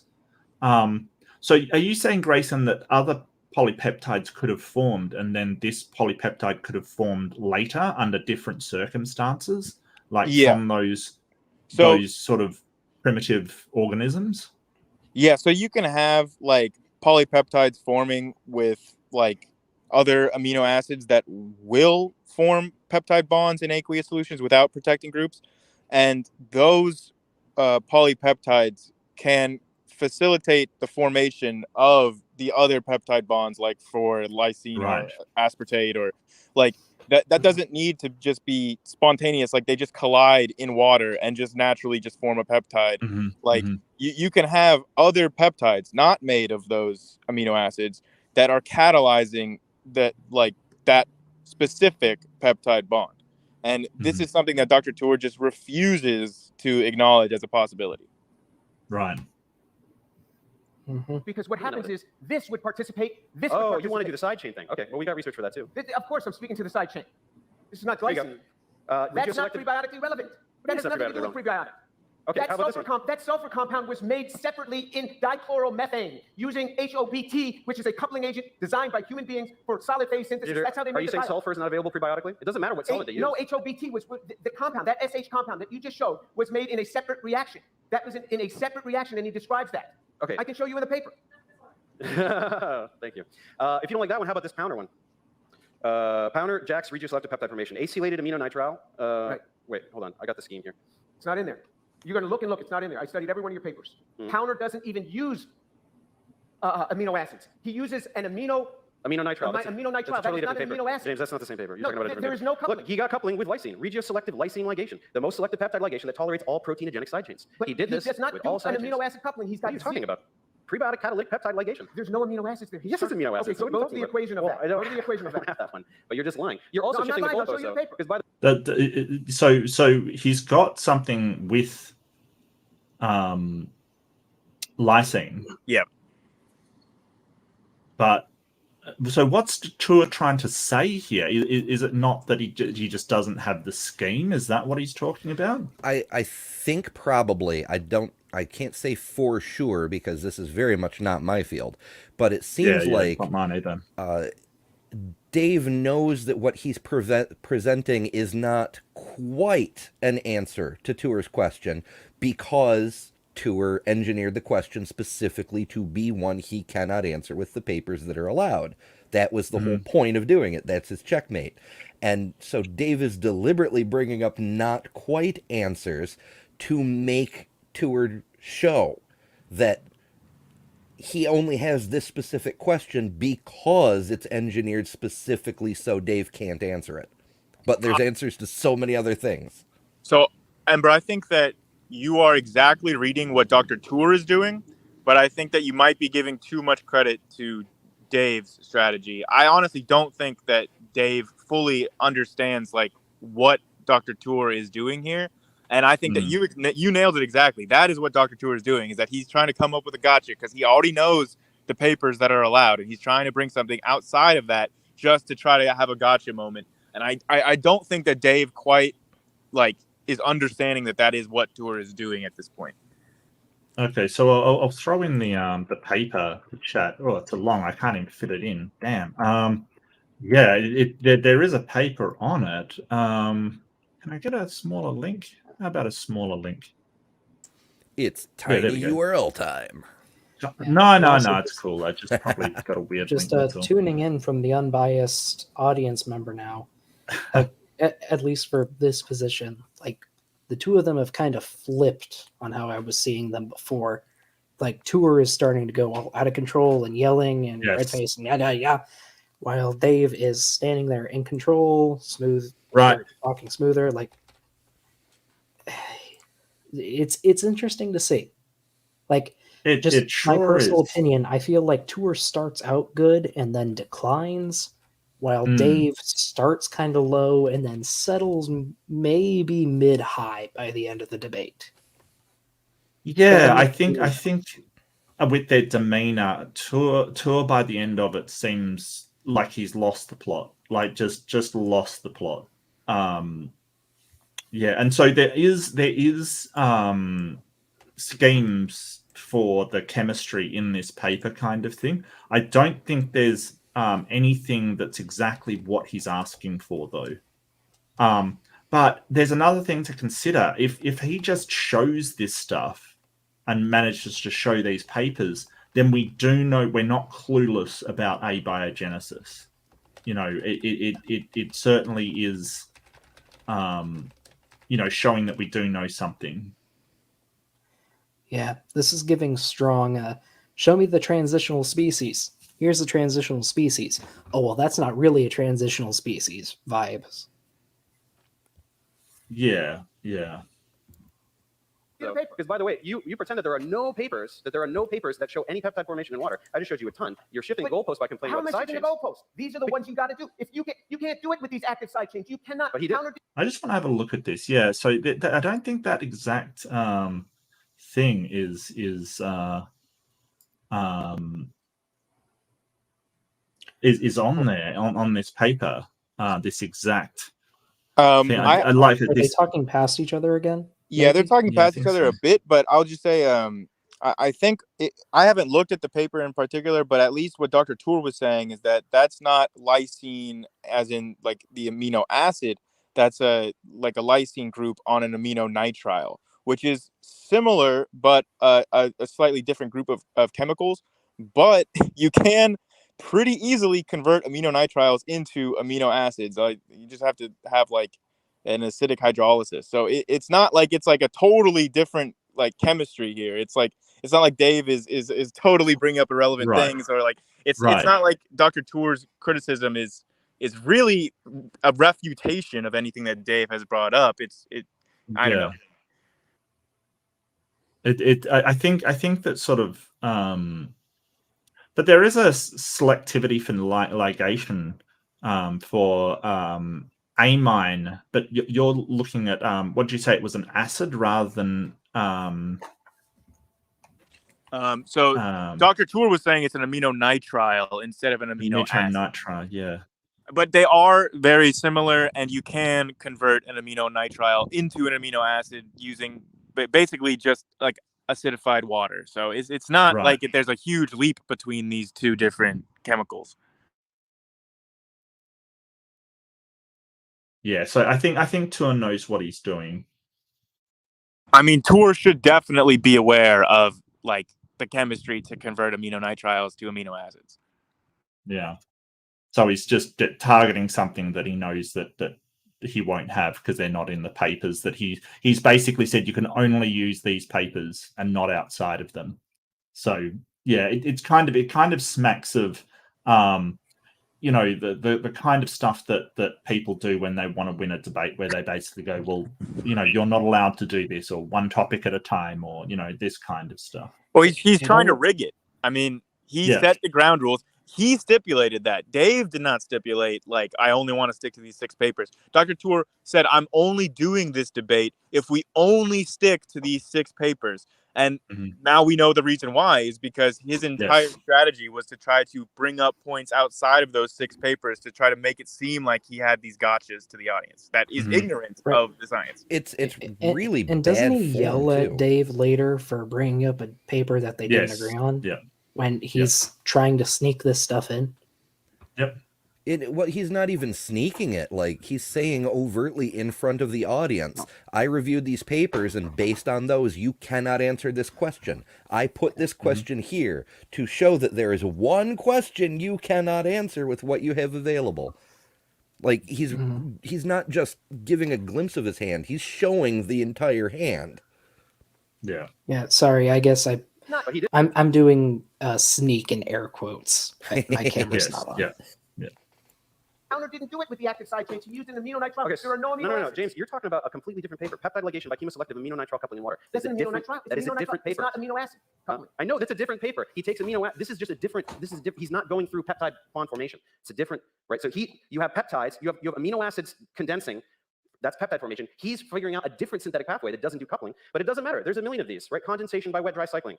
Nobody has done this. I'm asking you for a specific reaction because half of the amino acids have active side chains, and these guys play this game of not including these ones that have carboxylic acids, not including the ones that have amines. This is an acylated. You can't do this coupling. Acylated amino nitrile plus unprotected amino acid hydrolyzed the pH 7. Right. Which amino acid? Hydroxylated ones, never carboxylated, never the aminated. All proteinogenic side chains. all From protein- amino nitriles. James, I'm telling you, he did this with lysine. Okay, so the side chain thing is not a problem. So forget the fact that you can't handle that. Right, that peptide formation in water happens and has been demonstrated by about a dozen of these papers that I've shown you. Only Now with an you're talking activator, as you said in your second yeah, series. chemical your first activator. series, Prebiotically plausible chemical. Yeah, so this interrupting by Tour is pretty horrendous. Like I want to say that the moderation that for this debate is the worst I've ever seen at all, and I'm including sort of modern day debate in that kind of thing when there's a lack of like this is worse than internet debates on moderation.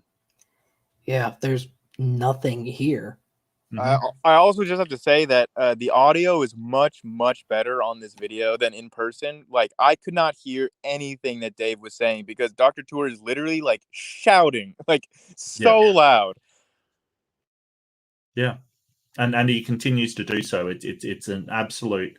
He might want to hide behind, he doesn't do debates, but this is atrocious behavior for anybody.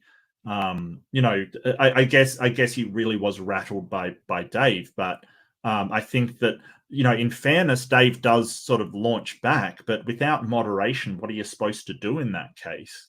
And Tour really does interject at every opportunity, so Dave cannot say anything. Your first series, you never said this. As with an activator, you're not coupling three amino acids. Okay, So we've reached you're the not end. coupling We've carbonyl reached the end of the sulfide. 5 minutes. Now, yeah. So I just have one quick comment going back to the NMR, and that is when organic chemists run NMRs, they typically don't run them with boric acid present. For a if you're going to run a C13 NMR ribose, you want the ribose to be as pure as it can possibly be. But using chemistry on borate minerals. That's why it was ribose borate. So now it's your turn. I can't believe that this is what the moderator. This is what the moderator decides to interject with. Are you kidding me? Like, he didn't even understand the point. Like, Dave is having to educate the moderator here. Like, hey, it was an NMR structure of like ribose borate, dumbass, not just ribose. Like, I couldn't believe that this is the point that the moderator decided to interject and harp on. But it's all trying to help Tour. I mean, the way it was phrased in such a way that it helped Tour. And I mean, that's why it's risky. The moderator at the start of the debate was like, "Oh, my good friend James Tour asked me to moderate this debate. I said I'd be honored." Like, I mean, he's in. We know which side he's rooting for. Yeah, and that's the risk of being a biased moderator is if you throw a sally out like he did at Dave, and Dave answers it successfully, it not only shows your bias, but it further strengthens his position to the detriment of the person you're trying to support. This is why Dillahunty has a problem with modern day debate, because if somebody goes up against, say, neo-Nazis, and they're a bad debater, it makes the neo-Nazis look more legitimate. Yeah, I can agree with that. I've seen a few debates where it's like that. It sucks. But let me.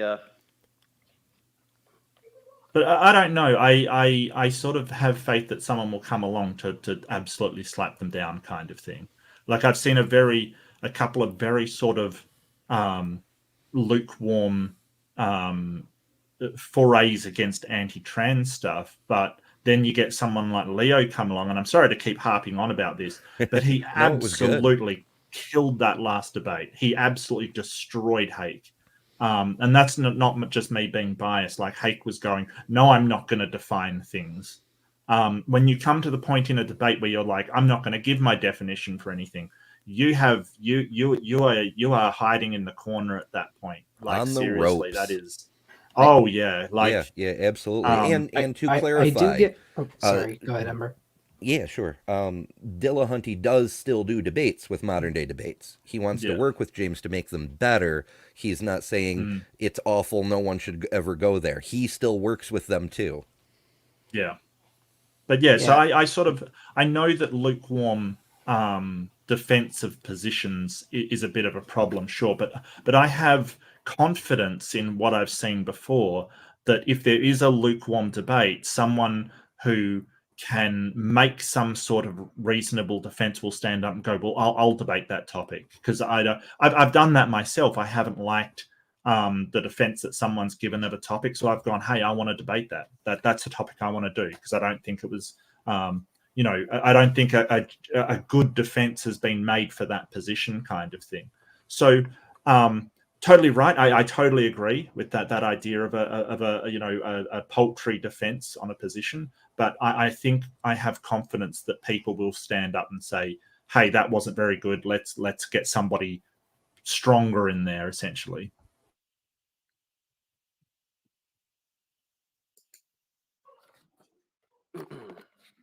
One minute. Okay.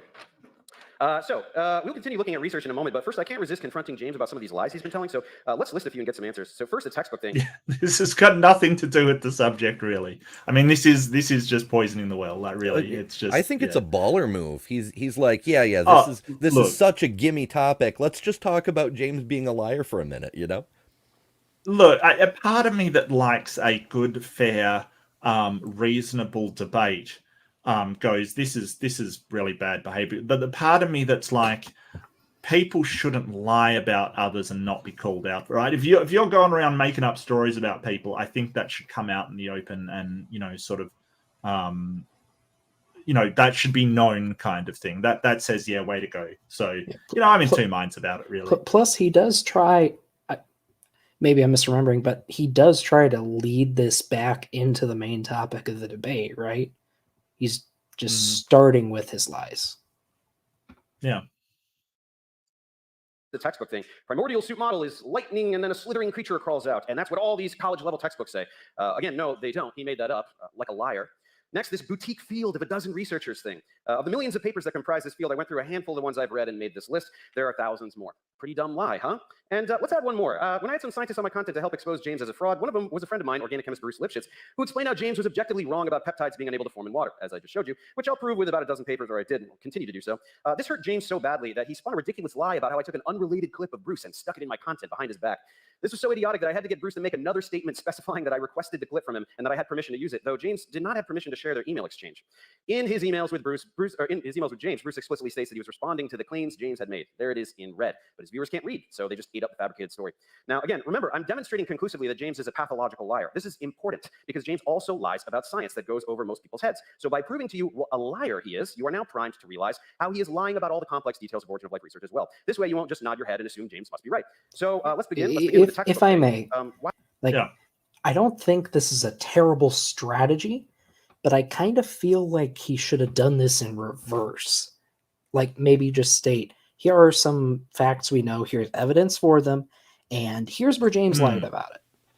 Yeah, and I feel like that would be more acceptable. Yeah, and I think it could have been more effective to linking it in with saying, hey, he's wrong about this and he's lying about this. It's similar to what he's done in the past, and give the example. Like, that way you're sort of showing that this kind of action has happened from this person before, and then you've got a link to why it's important in the context of the debate.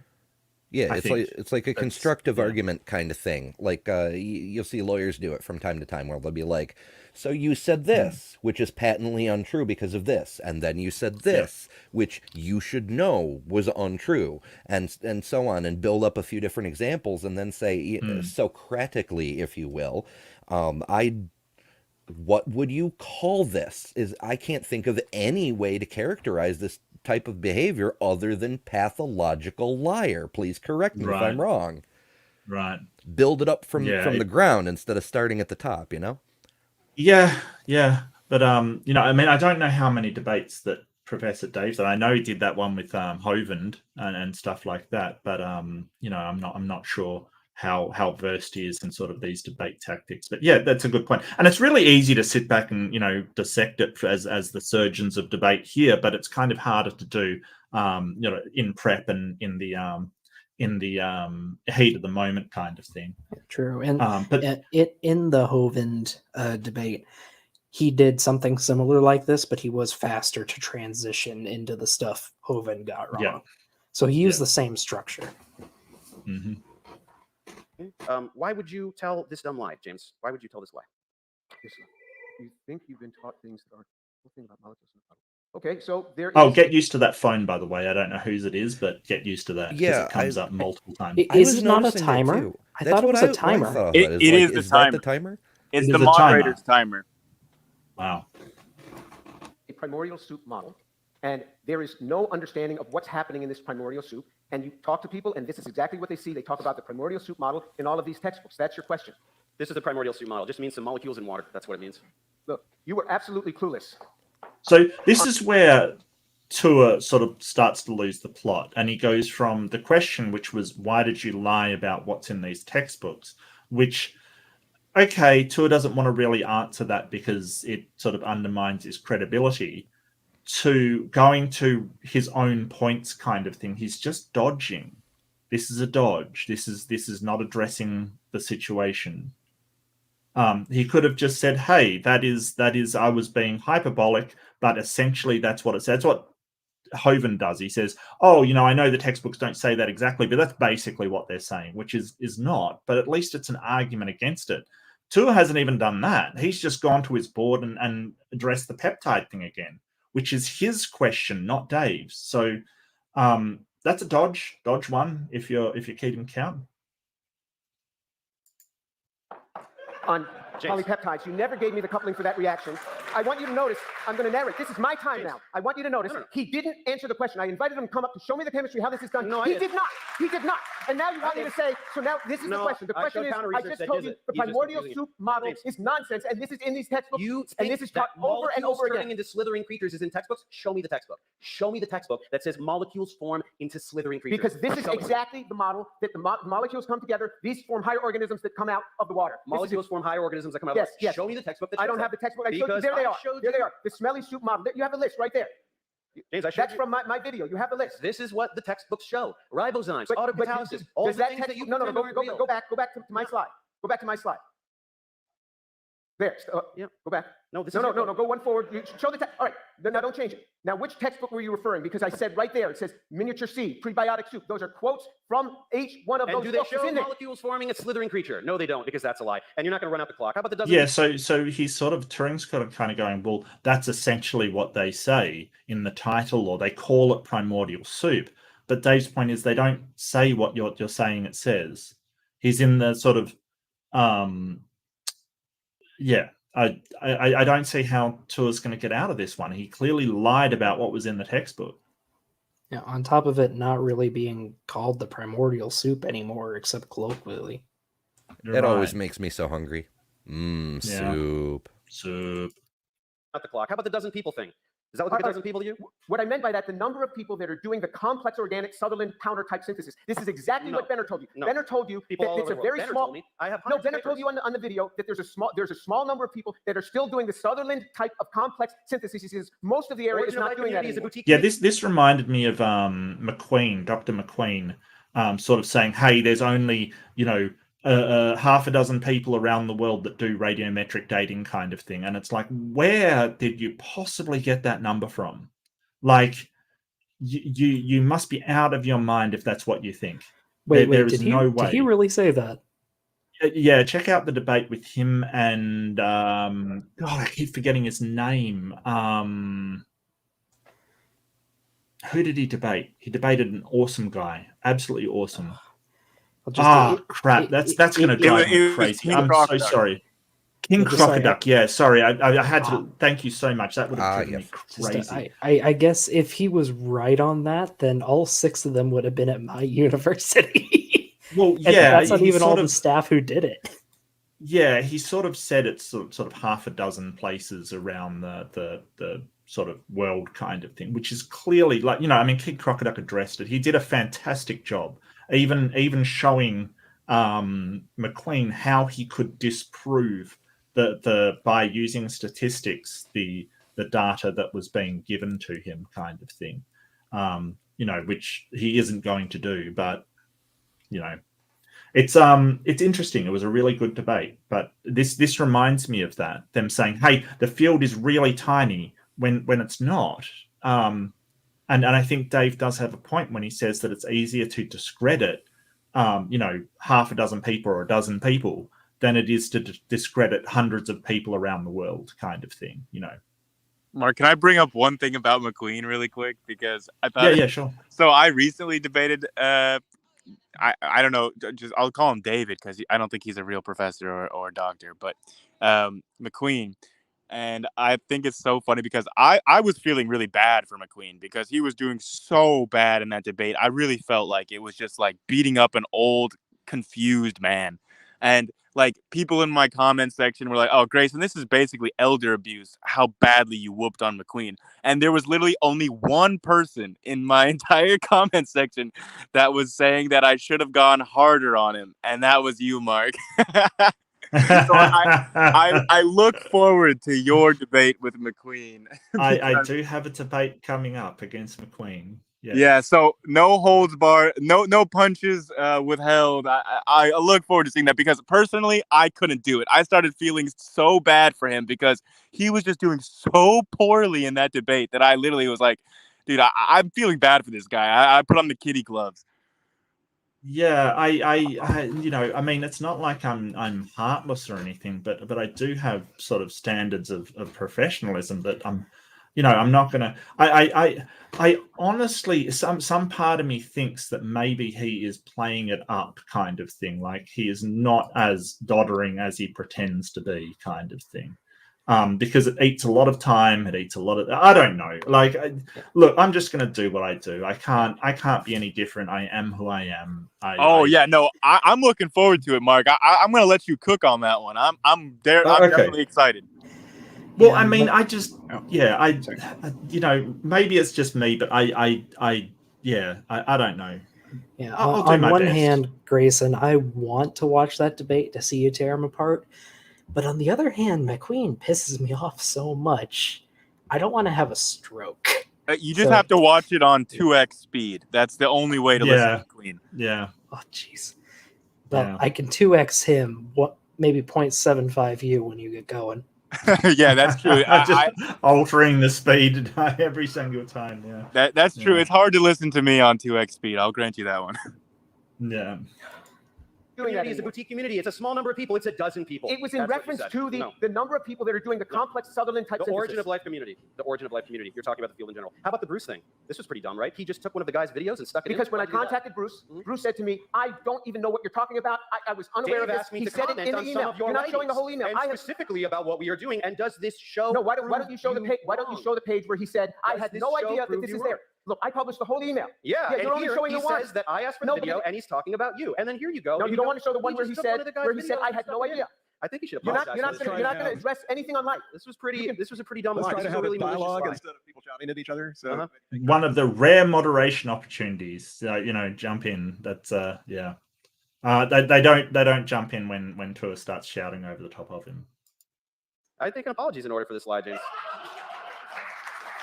Pretty dumb lie. Pretty dumb lie to tell. I think we can all agree that we are establishing the pathological nature of his lying. Well, then you're blind.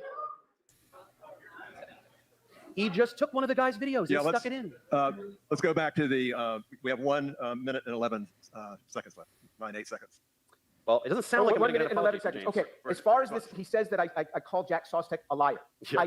I did, and Jack Sostek sent me an email. He said you were pretty hard on me in that talk, and I said, Jack, I'd like to call you to apologize because I was wrong to do that. I said, give me your number. He gave me his number. I called him. We spoke about this. He said to me, Jim, if you would join us in this origin of life research, we would get this thing solved. We had a very. Does anyone believe that? If you join us in that origin of life research, we would have this thing solved. Is that? I'm all distracted by the fact that he called him a liar in public and then called to apologize in private because that fixes everything. Right. That's a good point. Like, why would you do that? If you called somebody a liar in public, wouldn't you apologize in public? That's a very good point, Ember. But I have doubts that any scientist is going to say, "Oh, as long as we got you on our team, we're going to fix this thing in instant." Like, it just reeks of sort of an ego stroke to me. Sort of. Yeah, maybe he's just feeling very uncomfortable right now. Yeah, or maybe he's lying about the whole thing, which I would totally believe. Maybe, yeah. It'd be interesting to find out if he was or not. I don't think this was up on Dave's site either, so I don't know if he's actually allowed to put it up. I don't know.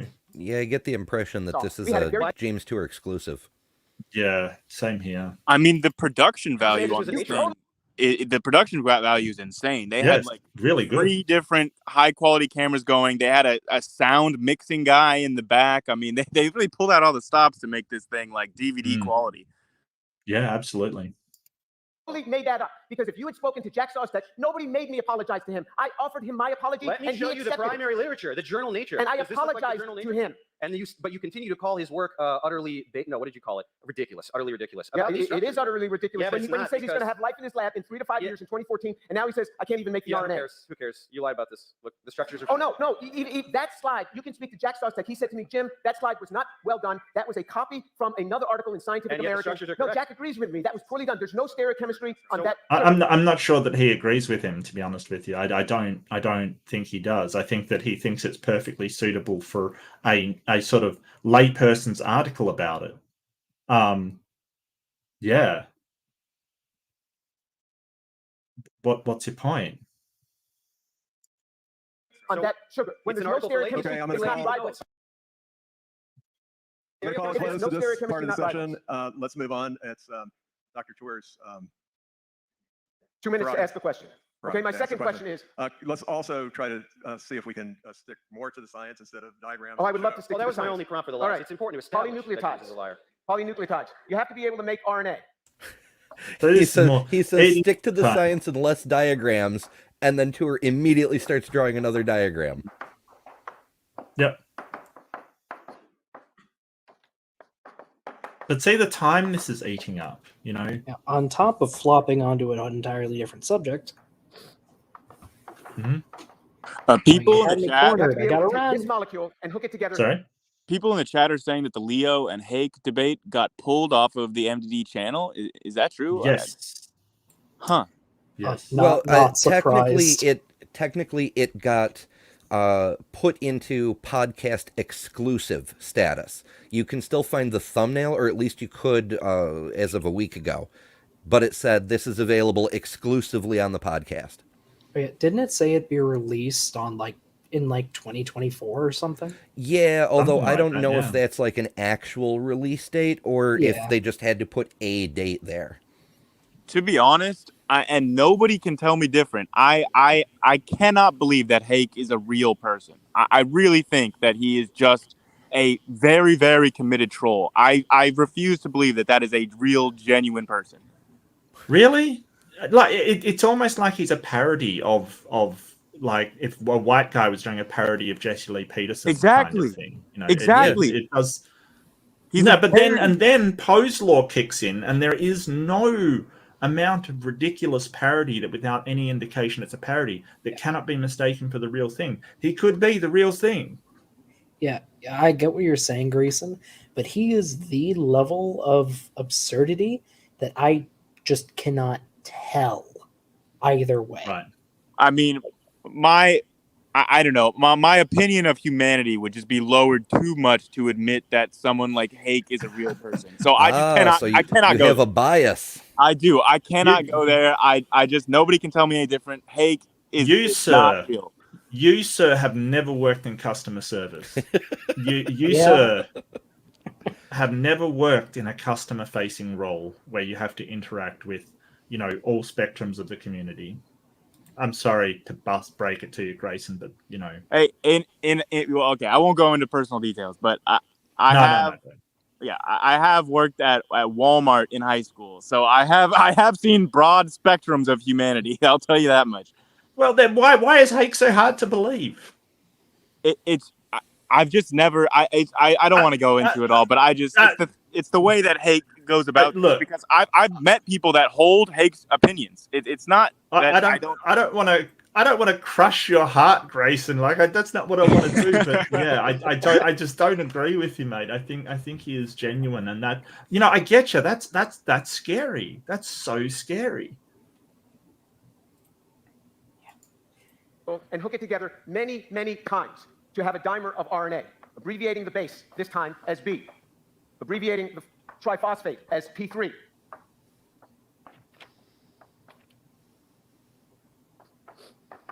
Just skip to the end of this. What you have to be able to do is show me chemistry. I'm asking you specifically article that you cited in your videos, every article that you could ever cite that shows this coupling, shows this scrambling. Notice how he said any article you could ever cite.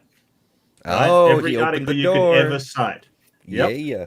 Significant amounts of 2,5, significant amount of branching. And that's why this chemistry doesn't work. And that's why your own expert, Jack Sostek, even says that Benner's work, where he talked about this thing, was just hyped up. There was nothing there because he says he went with the hype. He did not go with the right coupling. Show me the chemistry. Show me this chemistry. So first of all, this is completely idiotic. Nucleotide polymerization has been demonstrated on Montmorillonite clay for decades. Yes, with 30 to 70%. So yeah, and Dave responds, and he just interrupts him. He just jumps in over the top. I asked you for 3.5, which is what you need to have life. Do me a favor here? I want you to read the title of that paper there. It's by your buddy, Jack Shostak. He's done some research on this. Yeah, I know. And Jack Sostek even says he cannot get it. Functional art, except for tolerance for non-inheritable 2.5. How much tolerance? How much? Montmorillonite clay is 30 to 70%. What's the first word in that paper? Functional. So we're talking about RNAs that still have catalytic behavior, despite having a mixture of 2,5 and 3'. His amount of 2.5 to 3.5 is not 30 to 70%. If you have a 0.1%, you're okay because you'll have runs, but not 30 to 70%. Show me the amount. Your guy Deemer never tells us how much is there. James, the and research Benner never told us how much functional RNAs. So it doesn't matter how much 2', doesn't matter. It certainly does. And what about branching? My God. It's not there. It's not there. Nobody has ever done this prebiotically. You're going to be looking through your papers a long time. It's never been done. Without an enzyme, it has never been done. You are completely clueless. It's over. It's over. You can't make RNA. There's no life. You can't make RNA. So he's not interested in Dave coming back and giving him some kind of information like he professed at the start, because as soon as he tries to give him the papers and the information, he goes, no, you can't. It's done. Where's the moderator at this point? Why isn't he saying, hey, let's not talk over one another? I don't know. You can't make RNA. There is no life. You haven't made peptides. You haven't made RNA. It's over. I think it should also be pointed out. Has been demonstrated for decades.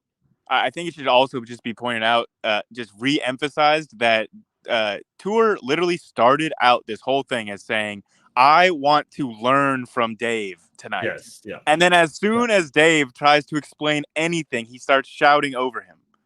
Yeah. Demonstrated for decades on clay. You are literally pulling this out of your ass. This has been done for decades. You guys, none of you people know this research. Okay, so this is where Dave decides to attack the audience, and I think this was a big blunder.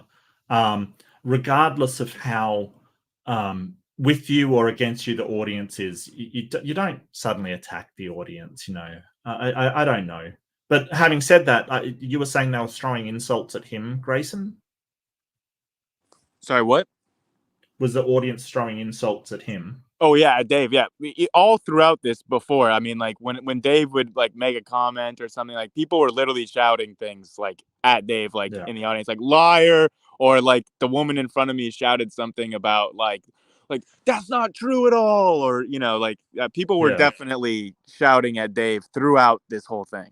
This was just the first time. This was just the first time that they a group of the audience legitimately booed him for just saying that Tour pulled something out of his ass. And then I think that just Dave had kind of just had it with this audience at this point. But this was not by any means. This was not the first. This is the last straw, not the first one. Yeah, well, I mean, really, it's a failure of the organizers to make it clear to the audience, what they expect from them. And, you can't just have a debate where people are just shouting stuff at the people talking, you can't have that. It's not fair on the person doing the debate. It's not, because if some person's got the weight of the audience behind them, that's something that is an unfair advantage for that person, regardless of whichever side it is. So I think that's, it's not a failure of Tour, but it's definitely a failure of his university to provide a neutral forum for a debate. Although having said that, I think Dave shouldn't have jeered the audience either. I think he would have done better by rising above that and just not reacting at all. Yeah, I mean, I can't blame him for it, but I don't feel like he should have. Yeah.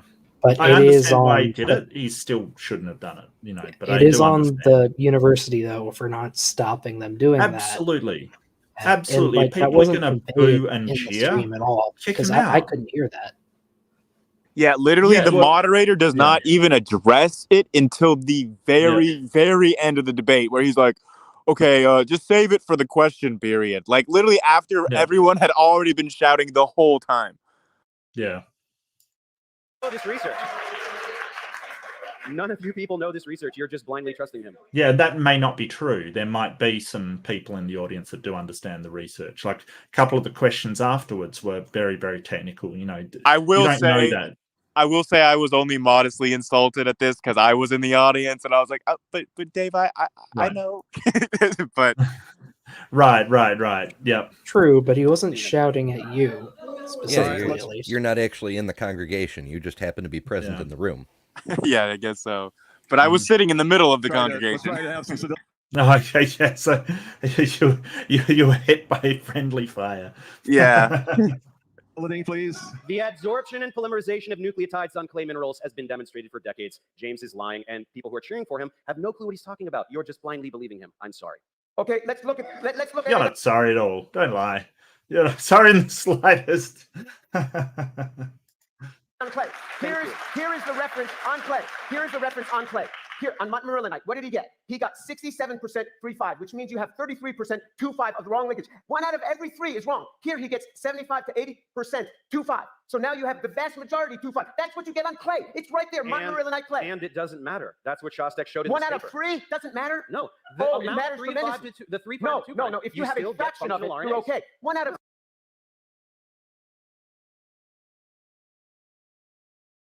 Sorry. I want to point out that Dave let him speak, let him raise his objections, waited till he was finished, and then said, no, that doesn't matter, and started to talk. And he's just like, no. And it's like, why, Tour, what are you doing? Like, you're not even allowing him to say like 2 words kind of thing and explain why he disagrees with you. Not that Dave is perfect during this debate, but definitely Tour is being way more argumentative and less able to allow his opponent to speak.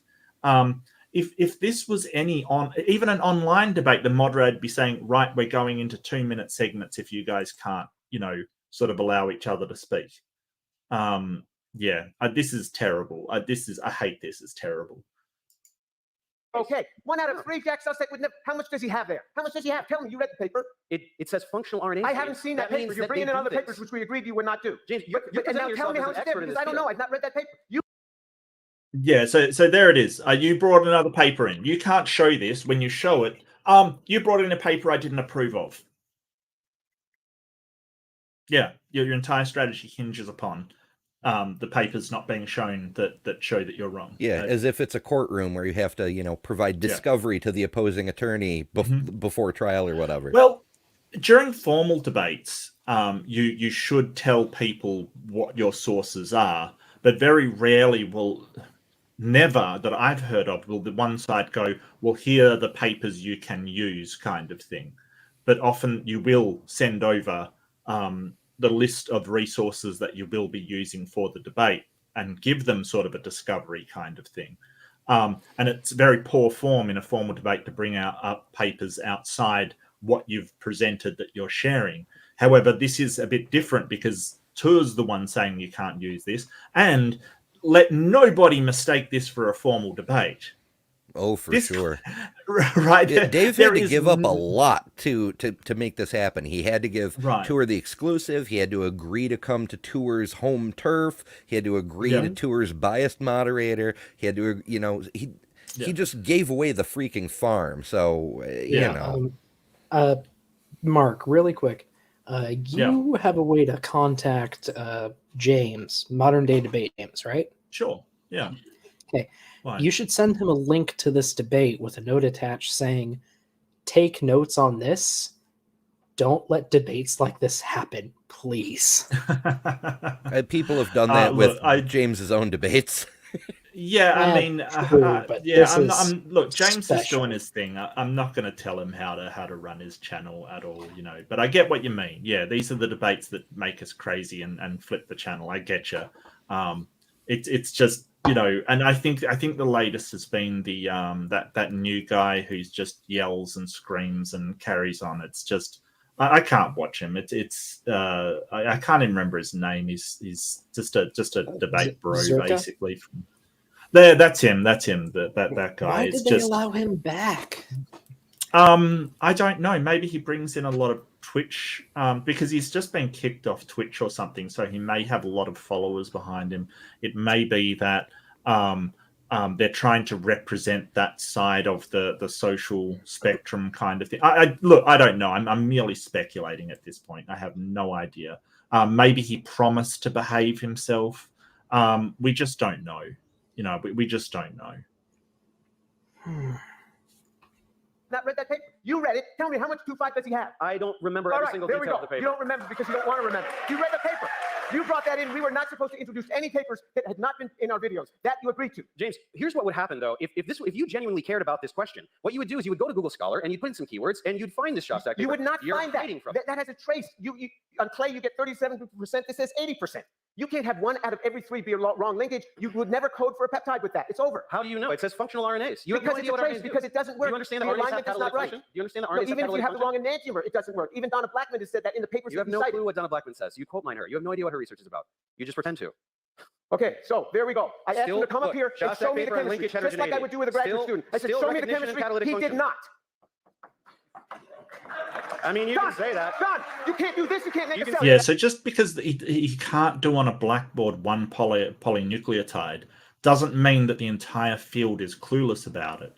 Because this is also sort of an argument from ignorance. And I want to point that out, that because Dave can't do his problem on the board, then the entire field is clueless about something.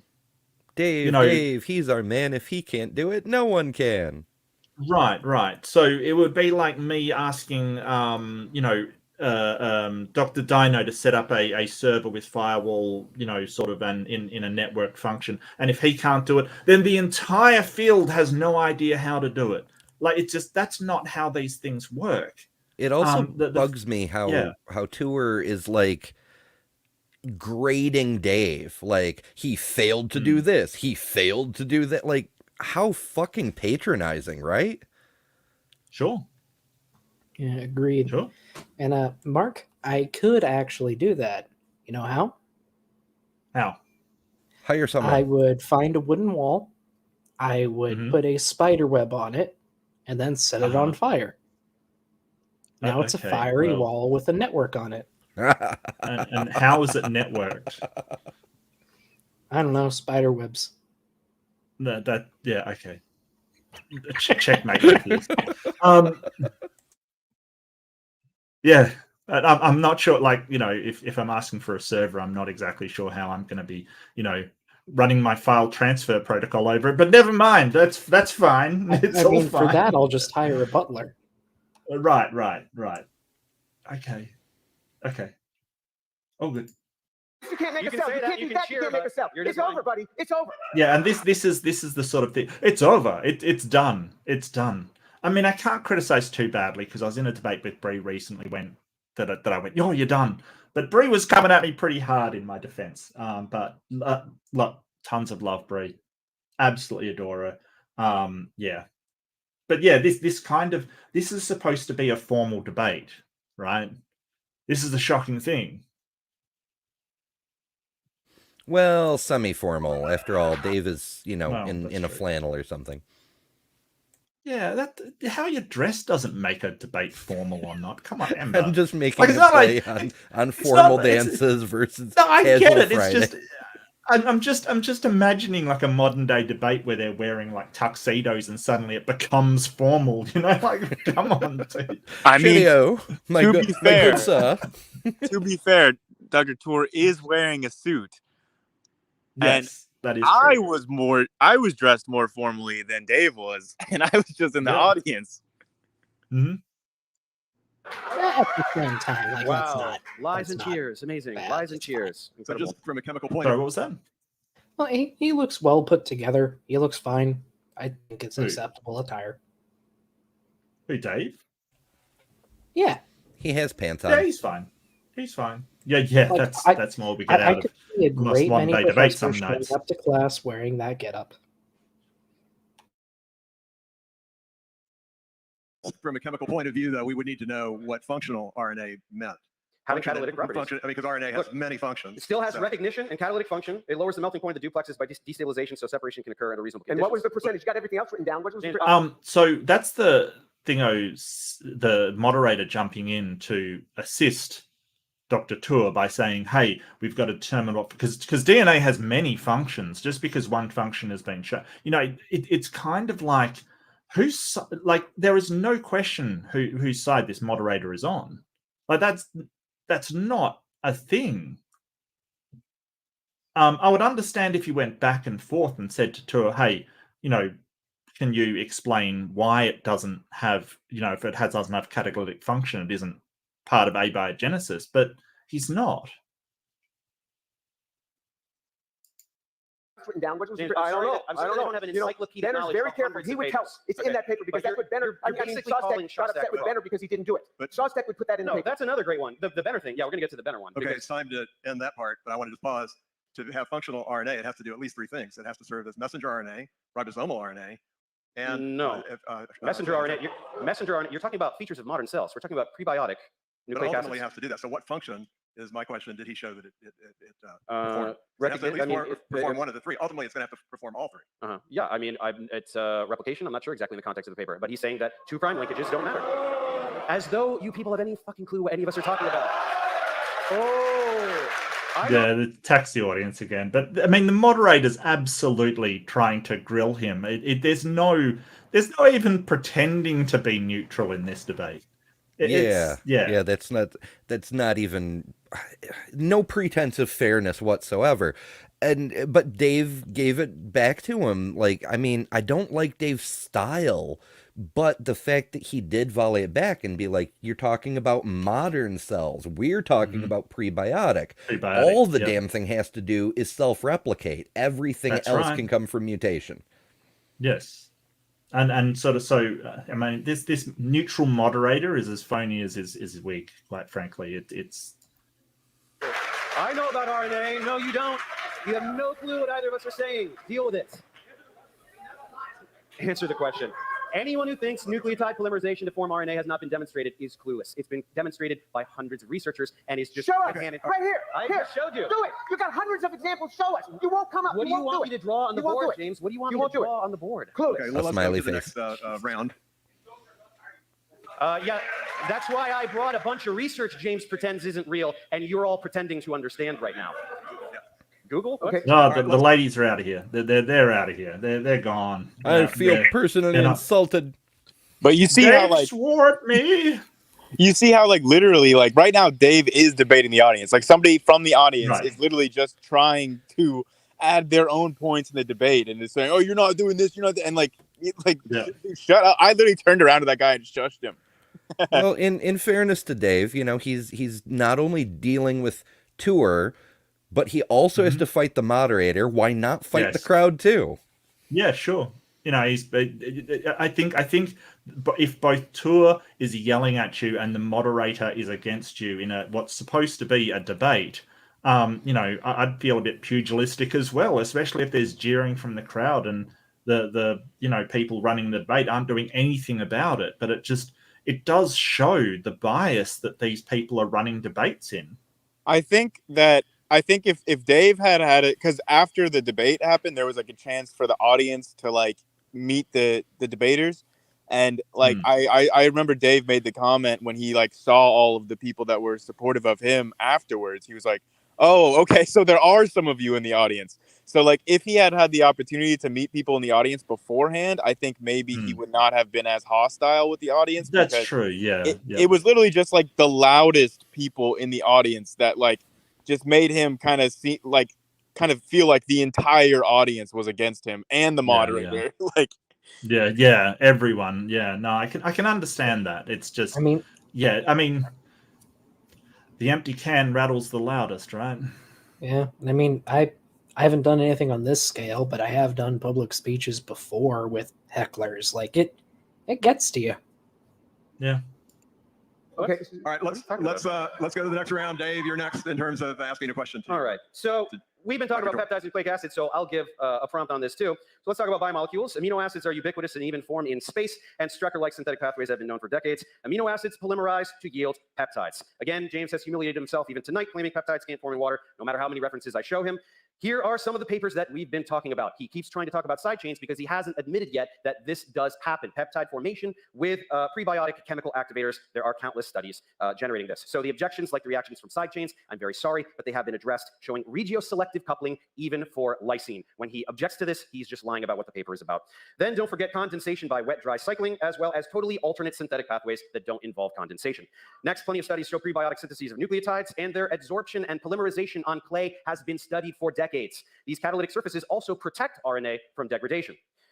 This type of chemistry has been taken out of the lab and shown to work in prebiotic analog conditions, primarily hot springs, where biopolymers form efficiently and become encapsulated in vesicles. James ignores all of this research and just complains about aspects of experimental setup, like running reactions under argon, which is done specifically to avoid contact with the oxygen that wasn't present on the early Earth. Or he pretends prebiotically plausible reagents like DAP are not prebiotically plausible by only showing research from the 1950s instead of current research. He will wonder how nature knew to phosphorylate the 5' hydroxyl to get nucleotides, oblivious to research demonstrating that protection by borate minerals yields precisely that. In general, he ignores decades of research and just spews his script about how we don't know how to get these molecules. But we do. So let's continue talking about this. Okay, so there were so many there. You know, this is called rapid fire, so that you can't answer anymore. I'm just showing All you right, research. so you cited this paper where they used sulfur 4.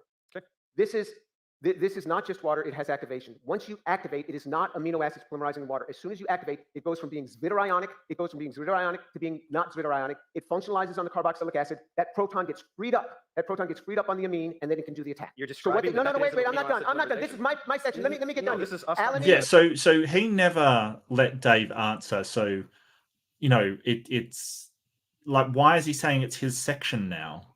He didn't let Dave answer when he, you know, answering questions. And also, it might be just me, but I feel like Dave did do a bit of a gish gallop there. Like, yeah, possibly. He probably would be better off just bringing up one really strong point and really hammering it home. Yeah. It seems like he was just sort of going through as many papers as he had brought about like polynucleotide formation. And he's like, look, these are all the different papers that have been done showing that nucleotides can come together and form long chains. Yeah.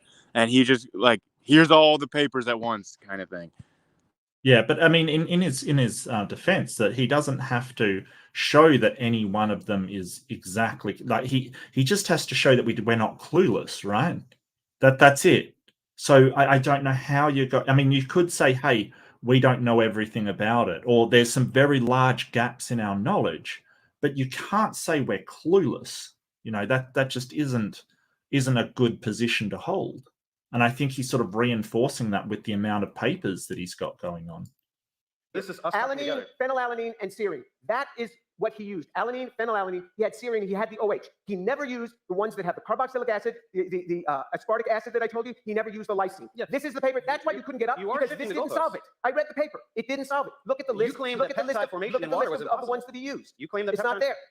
James, you claim that peptide formation in water is not possible. Countless no, times. it was. No, you said you never said. No, you said it in your second series. You said with suitable activation. Yeah, chemical activation. Because they're no longer zwitterionic anymore. You said it was. No, you said peptide formation in water was extra. Real quick. In the very paper when you were showing. Yeah. So, like, Dave is absolutely on a great point here, but like Tour is just dodging it. But like, in Tour's own videos, his claim like was specifically that all peptide formation in water is impossible. Like he didn't specify he was only talking about lysine or aspartic acid or anything like that. That was only after people like Dave and myself like presented to him studies that said, hey, well, here's exactly peptide bond formation in water without protecting side chains. Like, oh, well, you're not using lysine, you're not using aspartic acid. It's like he's shifting the goalpost. And when Dave tried to call him out, Dave tried to call him out for that, and immediately he just shouts over him and dodges. Yeah. when you were showing Lee Cronin's work, where you showed delta G was positive, it was endogonic. You said it's exergonic. No, I didn't say it was exergonic. You absolutely did. You said it's exergonic. It's endergonic. I know that it's endergonic. No, Look you go back to your video when you were discussing Lee Cronin's work. You said it's exergonic. Nature does this with chemical activation, and it goes back the other way. And then the barrier is very large. All right, you're flailing you asked here. me one specific question. He is flailing. He's really just adding riders to the requirement that I don't know. Maybe there's something I'm not understanding, but why doesn't he just say yes? It can form within water. That's fine. I'll grant you that. I also this was not specifically it was specifically brought up by Dr. Tour in the debate, and people are bringing it up in the comments here as well. And Dave didn't really address this particularly, but this whole notion of then why haven't we created life in a lab? I just want to say that that's totally illogical criticism, because we understand how stars form, but we haven't created a star in a lab. It is not a necessary criteria to understand something to be able to recreate it in a lab. That is not a necessary criteria of understanding. Yeah, no, I totally agree. There's lots of things that we can't do in a lab, but we understand how they work. Absolutely. Yeah. And also, we know how volcanoes work. We can't make a volcano in a lab. I can't blame Dave for missing something when Tour is just going insane right now. Mm-hmm. Sulfur trioxide dipeptide. What's wrong with that? All right, I'll tell you what's wrong. Don't move your slide. Don't move your slide. I'll tell you what's wrong. You look right there. At the first one is alanine, phenylalanine, alanine, phenylalanine, serine, phenylalanine. None of them bear a carboxylic acid side chain. None of them bear an amine side chain. Don't you see how he cherry picked this thing? So it can only. I'm not moving any goalposts. Is this prebiotically plausible dipeptide formation? Not the dipeptide I showed you. For these, if you don't even have one. If you don't even have one. Yes, this only gives you it doesn't give you the functional one. Amino acid, sulfur trioxide, dipeptide. Only for half of the amino acids. So what? What do you mean, so what? But you're not even conceding that. You have to have 20 amino acids that participated. They load the chemistry. They keep selecting the ones that only work under their conditions. They can't do it with the free carboxylic acid. They can't do it with the free amine. You pretend that peptide bond formation in water is impossible. I've showed you all of that. I didn't say it's impossible if you have activation. You only said that in your second series, and you know it. No, you've never said with activation it's possible. You keep saying it's impossible, and you even play the clip of me going, I have references, and then you just cut it off. You continue to don't you understand? Of course, I explained this to you. Even with Bruce Lipshitz's was proper activation in his. Bruce Lipshitz's research was not prebiotically relevant. I never said it was. I was just having a chemist explain how you're wrong because it's useful. No, but I'm saying the activation part was there. The activation part. You have another. What does that have to do with sulfur trioxide? Bring up another. Are you saying sulfur trioxide is not prebiotically? I only remember this one. Do you have another question for me? Huh? You have another question for me? The question. Come on, bring it on. There's no question. I explained a bunch of research about peptides and RNA that you're pretending isn't real. Right? You're just shifting the goalposts about lysine, and I'm showing you another paper. Mr. Farina, here. What do you want? Go. You don't do it. What is happening? Look, this is where it gets buckle up for Tour's mental breakdown.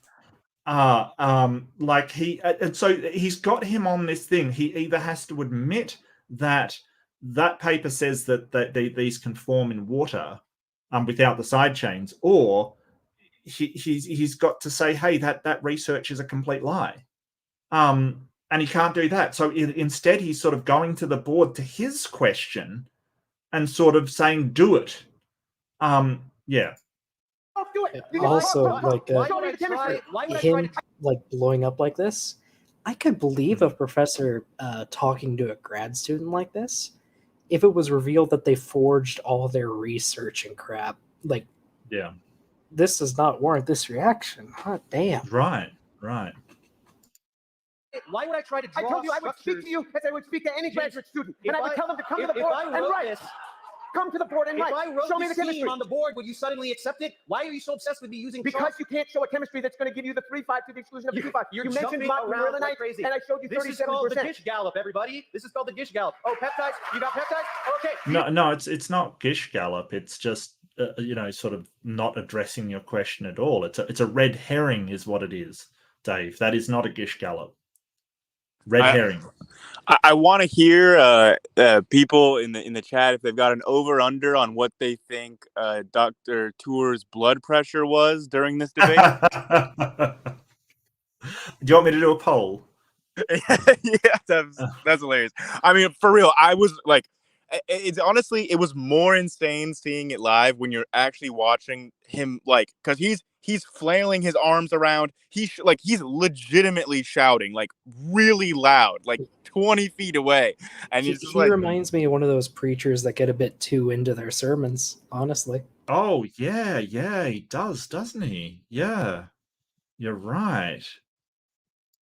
He's kind of like, I don't know. It's really weird. Okay, so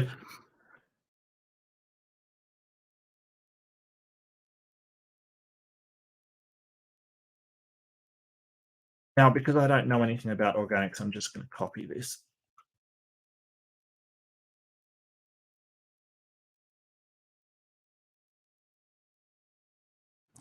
Think you cut out for a second there, Mark. What did you say?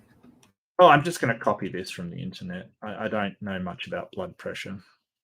You're actually doing a blood pressure poll? Yeah. Place your bets, folks. Yeah.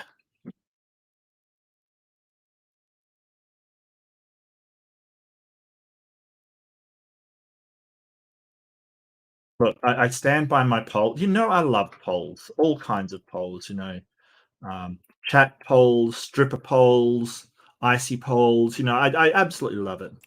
Flag polls, they're perfection. Flag polls.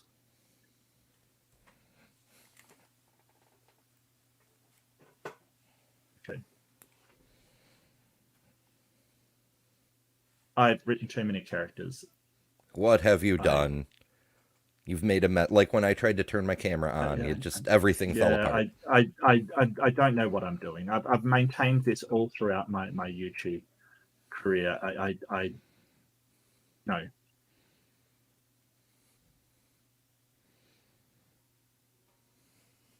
Ah, tadpoles. Wisdom from the chat. Tadpoles, yeah. Turn the freaking frogs gay. That's what I say. That's what I say. It's all these damn chemicals. That's how you wind up creating life, you know. Yeah. Oh, yeah. Tadpoles. Just lightning strikes a primordial ooze and tadpoles crawl out. We all know that. Come on. Magnetic poles, also pretty cool. Mm-hmm. Yeah, monopoles. Yeah, the chat's onto it. Monopoles, no. You guys know where it's at. Okay, you don't get the lysine residue. Oh, you got the lysine residue. Wait, sorry. Just speaking of cool polls, look up the Wing to SARS. Oh, yeah, aren't they like the horsemen from like Russia or something? I think they were Polish mounted cavalry that took on tanks. I could be wrong on that, though. That seems like not a good idea. This is his tactic. I'm showing a mountain of research that invalidates all of his objections, and he's just denying it. I don't care whatever you guys are saying. None of you have any. Why is the audience participating at all? The secret third debater was the whole community. Like, this is the thing. Like, why does he have to address the audience at all? I baffled. This is the weirdest debate. Like, it's just crazy. Any capacity to read this literature, and you're just blindly believing James. You have no idea what he's talking about. Let's close this session. I have a couple of comments. One is we'll have the opportunity for the audience to ask questions at the end. So we'd appreciate it if the audience would not ask questions at this point.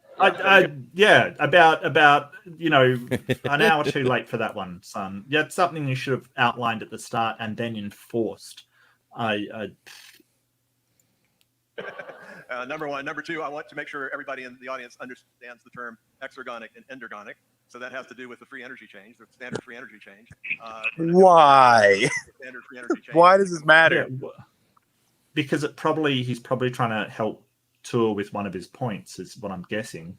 But I'm not, you know way more about it than I do, Grayson. So I don't even, Dr. Tour has, like, there's no point that Dr. Tour is making about, like, the reaction being, like, endergonic, where Dave said it was exergonic. Like, Dave's own slide shows it's endergonic, and it provides the definition of endergonic on the slide.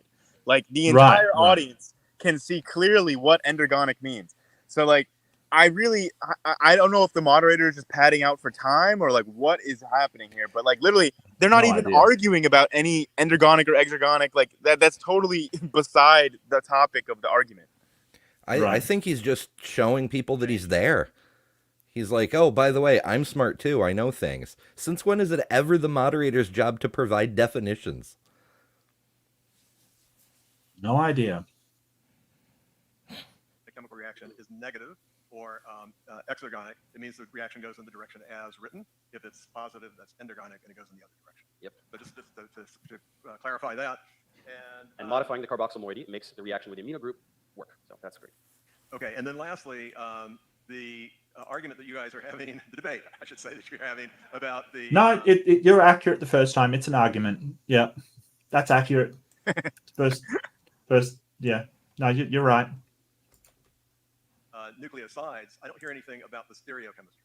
I've already given him the stereochemistry of all small molecules. I've conceded that. That's my third prompt. So I've conceded we'll get to homochirality. That's going to happen in a second. It's so important, of course. Yeah, it's very important, but I conceded it so I can just get to these other things. Right. Okay, polysaccharides. Oh, more drawing. Can we skip?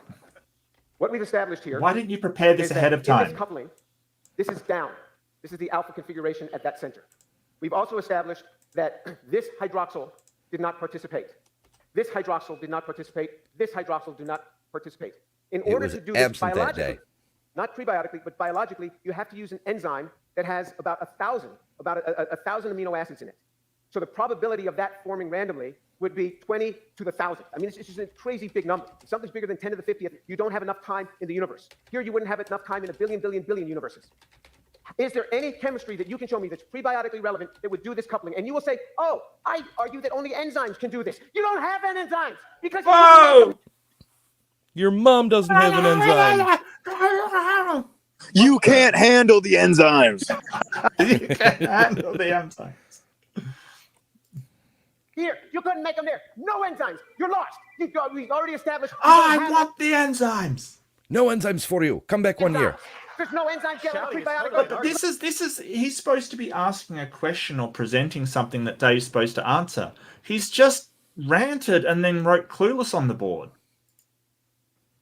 Make them. You're clueless on that. Okay, well, time is up.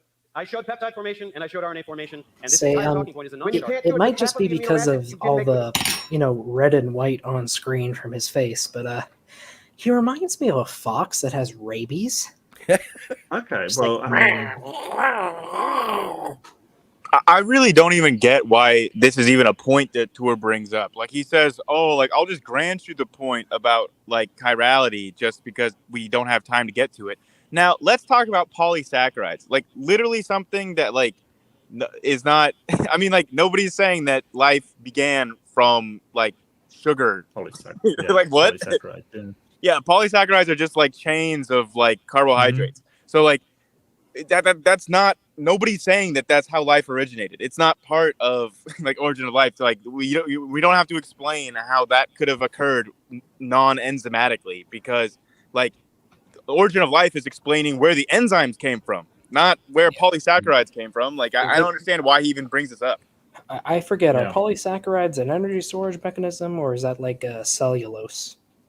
Well, yes. So it's polysaccharides are for like energy storage, like chains of carbohydrates. Like so, it's like energy storage essentially. It's that's like the in your liver. There's a lot of polysaccharides. Right. Acids, you didn't make it with the peptides. When you can't control that 2,5 linkage, that's 30 to 70% 2,5, you haven't made any functional nucleotide. Okay, so you don't have those. You're calling Shostak a liar because functional RNA was the first two words in the title of the paper. So you're actively calling. You remember what I told you about the title of the paper? Again. Remember what I told you about? It's a bunch of hype. That's why I said, Mr. Farina, show us the data. Show us the data. And you said you read the paper and you couldn't find out. You couldn't find in there how much 2,5 he has. You just start Shostak shouting. is very careful. He would supply that. Okay, James. So check it out. You're completely unhinged and wrong about everything we said about polypeptides and polynucleotides. However, let's take that out of the equation. Okay, because you said you're going to give me all the molecules, whatever you said earlier.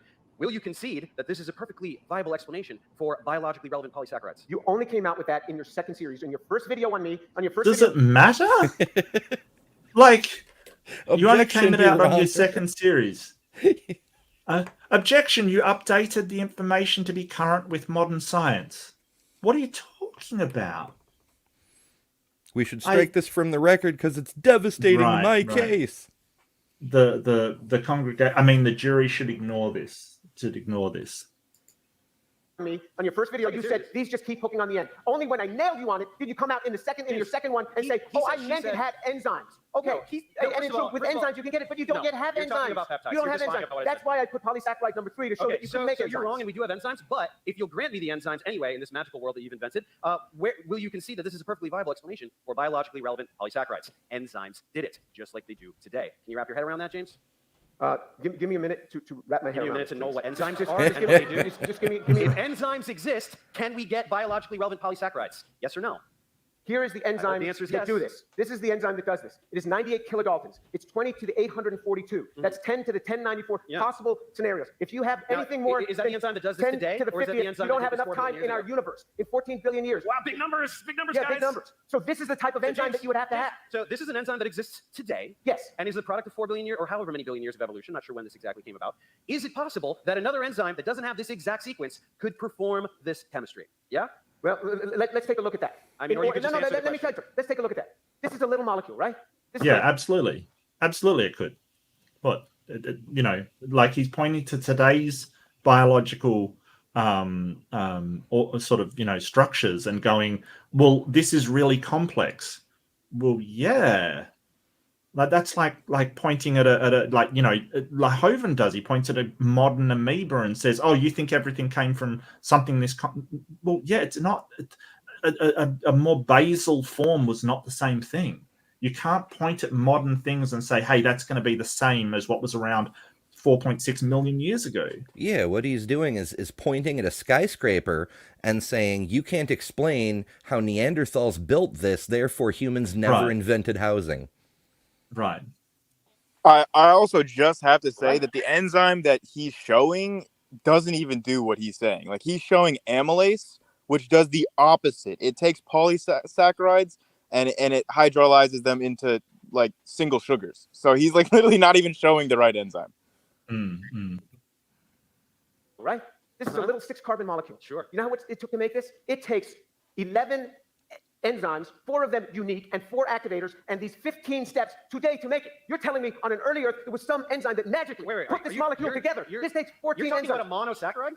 This is James. Remember Benner's research? Monosaccharide. This is 10 to the 65,000. Foremost mixed sugars. Foremost reaction mixed sugars. What are you talking about? You're talking about they've never been able to separate those. They've never been able to use those sugars for anything because they're so contaminated. Name me one person that has made a stereo-controlled reaction to make glucose, and that could ever separate it from the mess that you get. Why would they have to separate it? Nobody. Why would they have to separate it? You have to separate it. Why?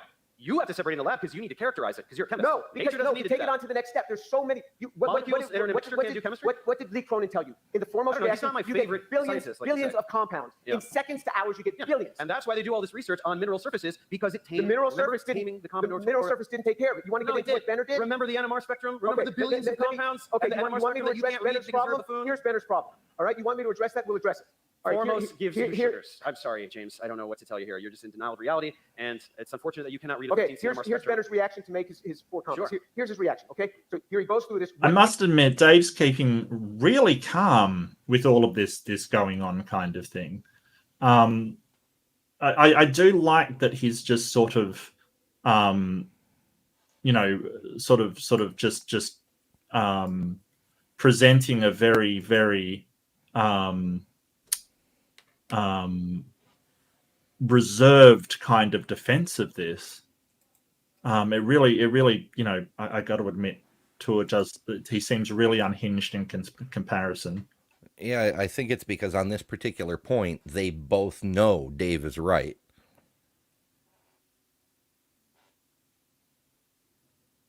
Dave's feeling super confident, and Tour is like desperate to find some way to tear the point down.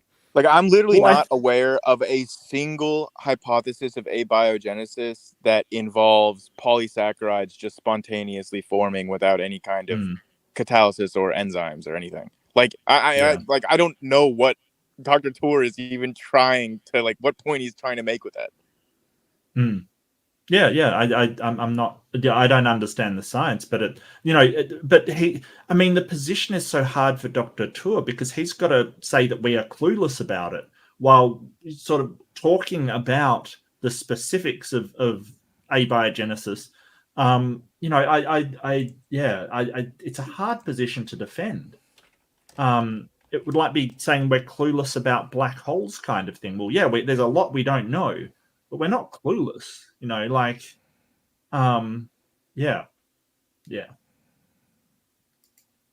He goes through this. What did he do? Here's the experimental procedure. What he did is he silated it. He silated it with this NO-bis trimethylsilyl trifluoroacidamide. He silated it, he ran, and then he filtered it twice. It was filtered twice before it ever got on the GC to filter out many of the things. Because he's doing characterization, James. No. He has to verify he's telling us he made 4 compounds. Here's the 4 compounds he says he made. Okay? James, do you understand? But what do you think all these other peaks are? What are all these other peaks that he's even filtered out? 5 different sugars. Now, let's even just say it was 4. Let's say he just made 4. This is pathetic. No.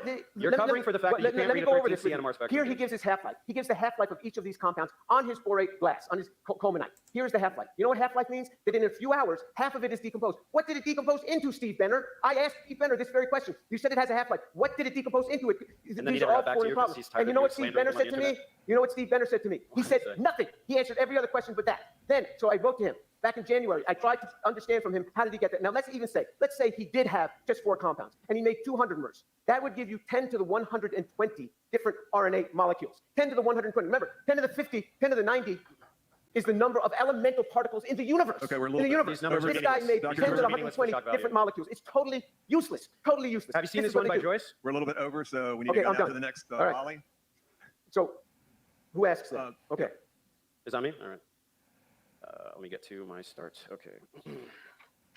Okay, let's talk homochirality. Living organisms use L amino acids for proteins and D sugars for nucleic acids. I've given you all the chirality. I've given it to you. Yeah, this is my 2 minutes, James. Keep quiet. So first, it should be noted that Dave doesn't know chemistry. Farina had to teach James the definition of homochiral. He was using it improperly. But more importantly, James either fumbles or ignores all the research in this area. This all started when I cited a singular paper talking about stochastic crystallizations of amino acids. In his content, James deflected to another paper, complained about EE and yield for a while, and totally ignored the data in the paper, referring to this train wreck as having a field day compared with my ability to actually discuss the paper properly. If James would like, I can get him up to speed on stochastic crystallization tonight. But to give a brief overview, we know that threonine and asparagine crystallize as one enantiomer. Research has shown glutamic and aspartic acid to do the same under metastable conditions, plus co-crystallization of all others in tandem with asparagine at yields and EEs James pretends aren't real. Beyond this, deracemization has been demonstrated via sublimation, so even racemic crystals can become enantiopure.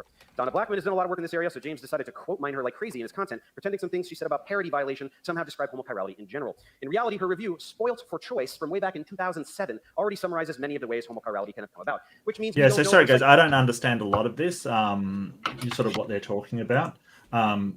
Homochirality is sort of having both sides not being able to be flipped and mirror one another kind of thing, as far as I know. Grayson, do you know much about this? Or Dr. Dino, do you know much about this? I have no idea. So I was going to say, like, homochirality is when you have, like all of the amino acids in our body are all left-handed. So there's no right-handed amino acids in our body. So that would be homochiral because it's all the same. They're all left-handed. Yeah, if it were both, it'd be heterochiral. Yeah. I don't know if heterochiral is a term, but yeah. Yeah, because it never happens. You have to have homochirality to have a functional organism. And that we know. Yeah, you're not gonna have any functional anything if it's all just like left-handed and right-handed all mixed together racemically. So yeah, that's just generally what homochirality is. So when you're asking about like any hypothesis of abiogenesis does have to explain why all of the amino acids are left-handed, or like why there is this homochiral pattern that we see in life, and that's what Dave is trying to, I guess, front run. But it's kind of weird because Tour just conceded that at the beginning. It seemed like a very disingenuous concession of him, but it seems like he definitely does not want to talk about this. But it seems like Dave's bringing it up because the paper says spoiled for choice. Like, we have so many explanations that we don't know which one is correct.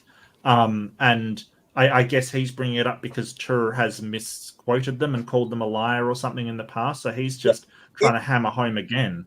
It is really weird, right? That Tour said that these are the only papers that you can bring up, like some of them involving chirality. But then in the debate, he doesn't want to talk about chirality, even though some of the papers that he agreed to discuss in the debate were about that. All right. And speaking of definitions really quick, what I think we're about to see going forward, unless I misunderstood something, I'm not sure Tour understands what sublimation means. Grayson, you can correct me if I'm wrong, but I'm pretty sure sublimation is just when you go from a solid phase to a gas phase, right? Yeah, it's just when you skip the liquid in between, you just go directly from solid to gas. Yeah. Okay. Then, unless I misheard something, pay attention to how he uses it coming up, because I don't think he gets what that means. Oh, okay. Which means we don't know precisely how it happened, only because we know of so many feasible options. Then there is research showing how homochirality could have evolved at the polymer level rather than the monomer, but still prior to the emergence of life, and then more research discussing homochirality after the simplest life emerged. Here is a handy chart depicting all the possibilities, so there are lots of places for us to begin this discussion. Okay, I just want you to understand what the man has just done, and he keeps doing, is he's reading exactly the script from his YouTube video. He cannot speak chemistry on the fly. He's reading the script from his YouTube video. That's exactly what does that really matter? Like, does that matter at all? Yeah, all it means is that irrelevant. Yeah, because if he's reading his script from his YouTube video, then that just means that you've addressed his point once before. So what do you care? Like, why does that matter? I mean, yeah, you can sort of point it out, sure, but that's exactly what he's doing. So let me answer this. Yes, it's 2 minutes, and I like to pack. Look, I've already given him the chirality. I gave it to him, but he has to come back to this because he's got nothing else. Saying we're all right, so your article, Spoiled for Choice, what you said, your exact words, they're here on the screen. You said, Mr. Farina, you said, spoiled for choice, we know of too many ways that homochirality can have arisen to say for certain which one it was. Her own words, unquote. I got this from his YouTube video. Well, that's not what the title is. Let's read the title with me. Spoiled for Choice, Assessing Phase Behavior Models for the Evolution of Homochirality. Wow. He said the title was one thing and it's a totally different thing. Now, he goes on. Let's look at the paper. What is Tour doing? He's like, wow, dude, chill, calm. Like, what? Yeah, he's losing the plot. Like I said, rabid fox. It's just yeah. He reminds me of oh no, I'm not going to be that mean. Okay, sorry. The paper. Let's look at the paper. Now she says she's giving here. She says in this magazine, Chemistry World, which is not a mainline journal. She says they are talking about models, and she's disagreeing with it. He says they are saying it's spoiled for choice. This is not what she's talking about. She's talking about phase behaviors here. So this is the magazine she was quoting from, and then she says solution solid equilibrium, time is on our side. Dave says time is on our side means that that time doesn't hurt us. Instead of this, that's not what she meant. She's just using this as poetry in the sense that she says the next one, good things come to those who wait. James, you said show me the data. I'm showing you the data. What you she remember shows when you couldn't read this paper? What she shows in her own paper, she shows two methods: a kinetic method and a thermodynamic. You're running out the clock. I showed you. I'm not done. I'm not done. The thermodynamic method and the kinetic method. So here she says simply sublime. Are you going to say that means something? No, she's just using something. Now look at her references. So here's the reference section. You go to those references. Do you know what her own references? Sublimation. Of course, sublimation. That's exactly what I'm saying. Okay. Sublime. This is what she's saying. Simply sublime. It means sublimation. She's not. There's nothing deeper here. You're trying to say that there's something deeper. The time is on our side. You didn't say in the video. James has to understand that. Okay. So let's look at her papers. So he's trying to say that sublimation is referring to something sublime, like something wonderful kind of thing. Is that seriously what he's saying? Am I getting that right? I think they're trying to say that the author was making like a pseudo pun, like the point was about sublimation, and then titled the article Sublime to kind of draw into that. But it wasn't on screen long enough. I don't know. Yeah, I have no idea. Really I have no idea what James is harping on about this. Like, saying simply sublime. And it really does sound like it's just a pun, like, because if something sublimates, it's not sublime like that. Actually, I just looked it up. Here's dictionary or Oxford Dictionary. The verb definition of sublime is the act of sublimation. Well, and here's the point that Dave's talking about a paper, and he's going to a magazine and sort of saying, "Hey, she did." Like, why not just ignore the magazine article and go to the paper? Like, why do you have to look at the magazine article? Why are you paying any attention to that at all? Because he's trying to run out the clock. Like, yeah, maybe. Dave, or he just wants to, because it's probably easier to misrepresent the magazine article than it is her actual paper, you know, like. But why a PhD like Tour would be going to the magazine rather than the paper is beyond me. Like, who does that? Someone who misrepresent what it says because the article might have misunderstood it. Yeah. exact paper. She's using chloroform. She's using DMSO. How relevant is dimethyl sulfoxide and chloroform in a prebiotic You're cherry sense? picking. A lot of people do this in What do water. you mean I'm cherry picking? You put it under non-prebiotic conditions, you can get synthetic chemistry to go. This is from Donna Blackman's own paper. This is the paper she cited in the review. The review doesn't give you detail. Then you look up You're the other. cherry picking one aspect of the This is a review article. Let's look at Remember another I said he paper. combs the experimental section Here for is tiny the detail he paper. thinks invalidates Here is the study. paper for sublimation. All right. Here's the paper she cites for sublimation. You look it up. This is the paper by Cooks. What you do is you take your material here. You take your material and you put it in this. What does that have to do with the origin of life? Because we're going to see if it's really prebiotically relevant. You put it in a hot tube that's at 175 degrees, and right next to it, you put a collection system that's at minus 78 degrees. Yeah, on an early Earth, that's really going to be possible. And so you have something 175 degrees, something at minus 78 degrees, and it's sublime. Now, wait a minute. I'm not done. So she says it's sublime. She says in order for this reaction to work, she says this is her own thing. This is your paper, the one she cited. She says if the first enantiomer balance was brought to Earth by fractionation of the organic space dust by a sublimation, and then it landed in a pond, and magically crystallized under these very stringent chloroform DMSO. What do you mean magically? Like he stated the crystallization happens, and you gave him that one. Like what? I love magic crystals. You couple these two. Yeah. No, I don't think he's talking about magic. But yeah, that's a straw man. Is the fallacy there? He's straw manning. Crazy hard things together. Then maybe we could get. When the temperature goes down, that's your paper. That's your paper. Smokes. Read the paper. Look at the experimental. Look at the references. It can't be done. It's going to be coming from one thing to the other. Can't be done. Do you understand that we can get enantiomer enrichment by co-crystallization? You're going all over the place just so that you don't have to talk about the papers I'm showing you.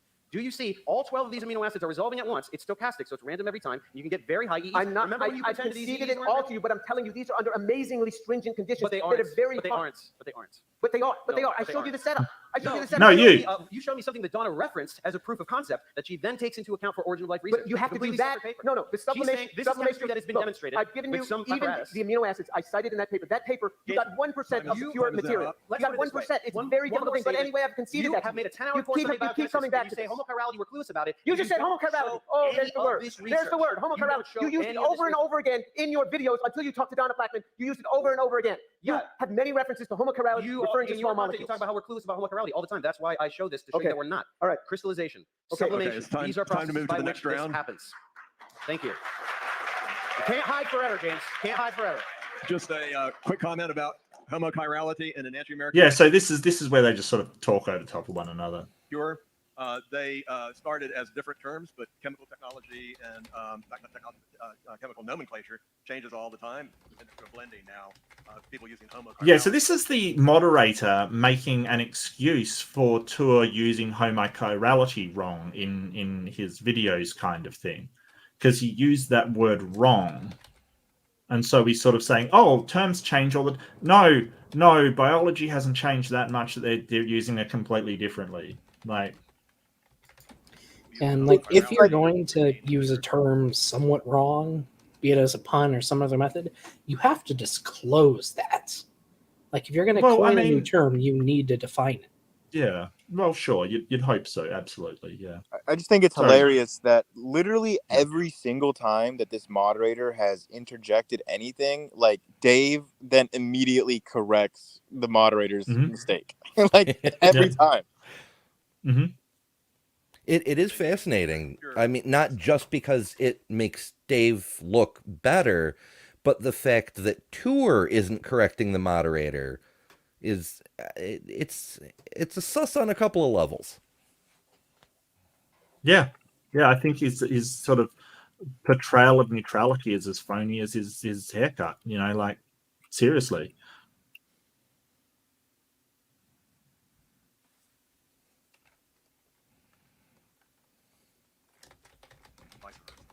I've never heard anyone say homochiral glucose and have that mean something accurate.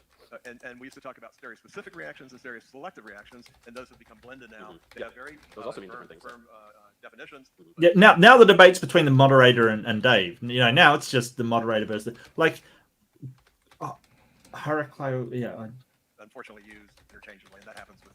That's just an error, though, because they do have very specific definitions. But organic chemistry is a language, and languages change. Nomenclature changes as well. Yeah, but specificity and selectivity mean different things. So I think we should push back on stereoselectivity and stereospecificity. Yeah, okay, can we get on because we got to? Yeah, sure. All right. Specified information. Stop arguing with the moderator. Specified information. You have to have some information. Yeah. For the coding in a cell. Here is Lee Cronin, your favorite counselor on origin of life. Here's what he says. He says, because there's some contingent information embodied outside the genome. He goes through and he says how people have claimed to have made cells. This is where he's explaining what he means by origin of life research is a scam. It is a scam. I say they're clueless. He says scam. Take whichever term you want. This is his favorite guy. He's come around. He's born again now. He says, but coming back to the scam is... No, he's not. He explained on that very thing that you're showing that he was using it in a facetious way. I don't... Like, it is so disingenuous to show the clip where he explained it. The scam is, if we just make this RNA, we've got this. You know this fluke event? We know how that's simple. Let's make the phosphodiester. Let's make ATP. We've got that part nailed. Let's now make another molecule and another. And how many molecules are going to be enough? And then he describes Craig Venter's work, which I talk about all the time. And he says, Venter says he made life. He says, not quite. He facsimilated a genome from this entity, and he made it in the lab. And then he put it into an existing cell. He said he had to take an existing cell that has a causal chain going back to Luca. Luca is the last universal common ancestor, not the first cell, but the cell from which all other cells on Earth are presumed to have come. He says there was something outside of this. He says you couldn't make a cell from scratch. He says, but even today, all of synthetic biologists cannot make a cell from scratch because there's something contingent information embodied outside the genome of the cell. This isn't Jim Tour, the religious guy, saying this. This is Lee Cronin, the non-religious guy, saying he's seeing what I see. This is what I'm saying. Where does the specified information come from, Mr. Farina? Where does it come from? I think he's possessed at this point. Like, I think we should just call him an exorcist. Some kind of, rage demon that's infested him. And like, he does seem unhinged at this point. Maybe it's because it's on 1.5, but when I watched it at normal speed, he just seemed unhinged. Like, and Dave's so calm. I got to give him that. He's just sort of like, no, you're wrong kind of thing. Yeah, especially by comparison. I don't care for his argument right now either. It's a lot like, I can't personally build a Honda Civic out of toothpicks in my backyard, therefore Honda Civics can't be built. Right. Yeah, and his thing of, this person that, he's quite obviously quote mined because he's taking something out of context, him saying that's a scam. Like, I'm going to take something else that he said, and it's like, I must admit, it's like, why should we believe you? You've obviously taken that as, but then mind you, he's appealing to his audience who aren't going to look up the context of where he said it was a scam, who aren't going to investigate what he's actually said. But it's really dishonest. It is really dishonest. I mean, it's Hovind level dishonest kind of thing, Yeah. It's universe from nothing level dishonest. It's not cool. Going back to my fort analogy, like at this point, Tour is just tearing apart his own fort to get some rocks to throw at Dave, and it's missing the mark pretty hard. Point. Yeah, maybe. Where does it come from? Tell us. Here, take the chalk. Write it for us. Anywhere you want. Write it for us. Tell us. Don't show me research. Take the chalk. Please, take the chalk. Okay, so Venter is a synthetic biologist. He's not an origin of life researcher.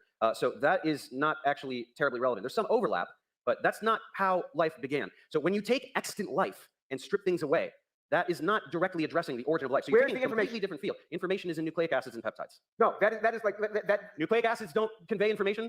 Are you joking?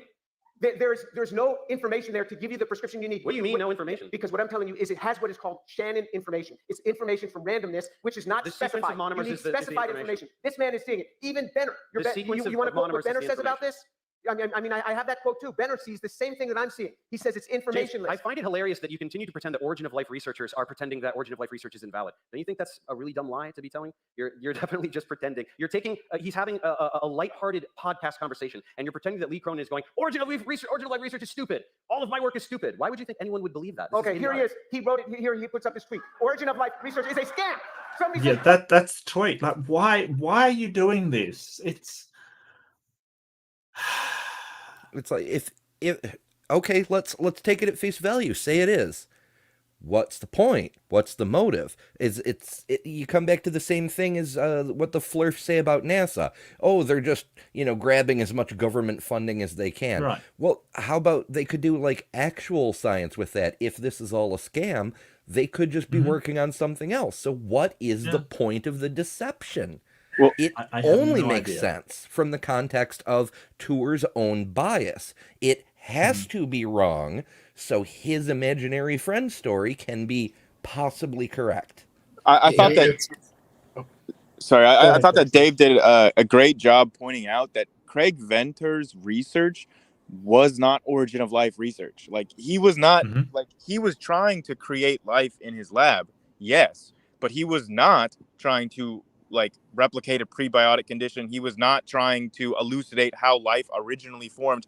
He was trying to create life like specifically so that it could like have functions. He was trying to create bacteria that were like able to eat plastic, or like that would be able to have specific like functional applications. Like he was trying to create life for a purpose. He was not trying to create life as a proof of concept of an abiogenesis hypothesis. Like and Dave accurately points that out. And immediately Dr. Tour just starts shouting about a completely different topic about Shannon information and how you don't have specified information, which is like not at all. Like, I mean, it's just like it's just like whiplash from like the number of different topics that Dr. Tour is jumping through. Yeah, and I'll try and find. Yeah, sorry, go ahead. Well, just for the record, for anyone who's curious, the reason why we say abiogenesis happened is to gain more followers for Luca. All hail the ancestor or whatever. Woo. Also, I'll make the point that origin of life research is like incredibly poorly funded. Like it is exceedingly hard to get funding for origin of life research because of like the lack of like functional applications or whatever. Like it's like there are not many, like there's certainly more than like a dozen, like Dr. Tour claims, but overall there are not many researchers active in the field of origin of life research because the funding just isn't there. It's like I don't even think it's like 1/1000th of NASA's budget. Right. Hey, you know what I bet is really well funded? The scientists working for Creation Ministry and Answers in Genesis. That's what I am prepared to bet. I would make a bet that they are incredibly well funded. Oh my goodness! So right before this, I was working on a response video for Behe, irreducible complexity guy. And this freaking video, it's got like drone footage flying through a forest. And of course, drones not only not cheap, but ones that you can fly through a forest that have both the collision avoidance sensors and the AI autopilot to be able to dodge branches and shit. I'm like, just that alone shows how ridiculously well funded this is. And that's just Discovery Institute. That's not even close to AIG money. I mean, just look at the production value of this video. He hired a team of at least 4 production people to coordinate this. Like he had 3 cameramen and a sound guy that I noticed there. So like there's maybe an editor. Like he's got a whole staff of people that he's employing to just do this. Yeah, all this. Okay, so let me was show you going out something. live. It's freaking crazy. So this is where he addresses the tweet.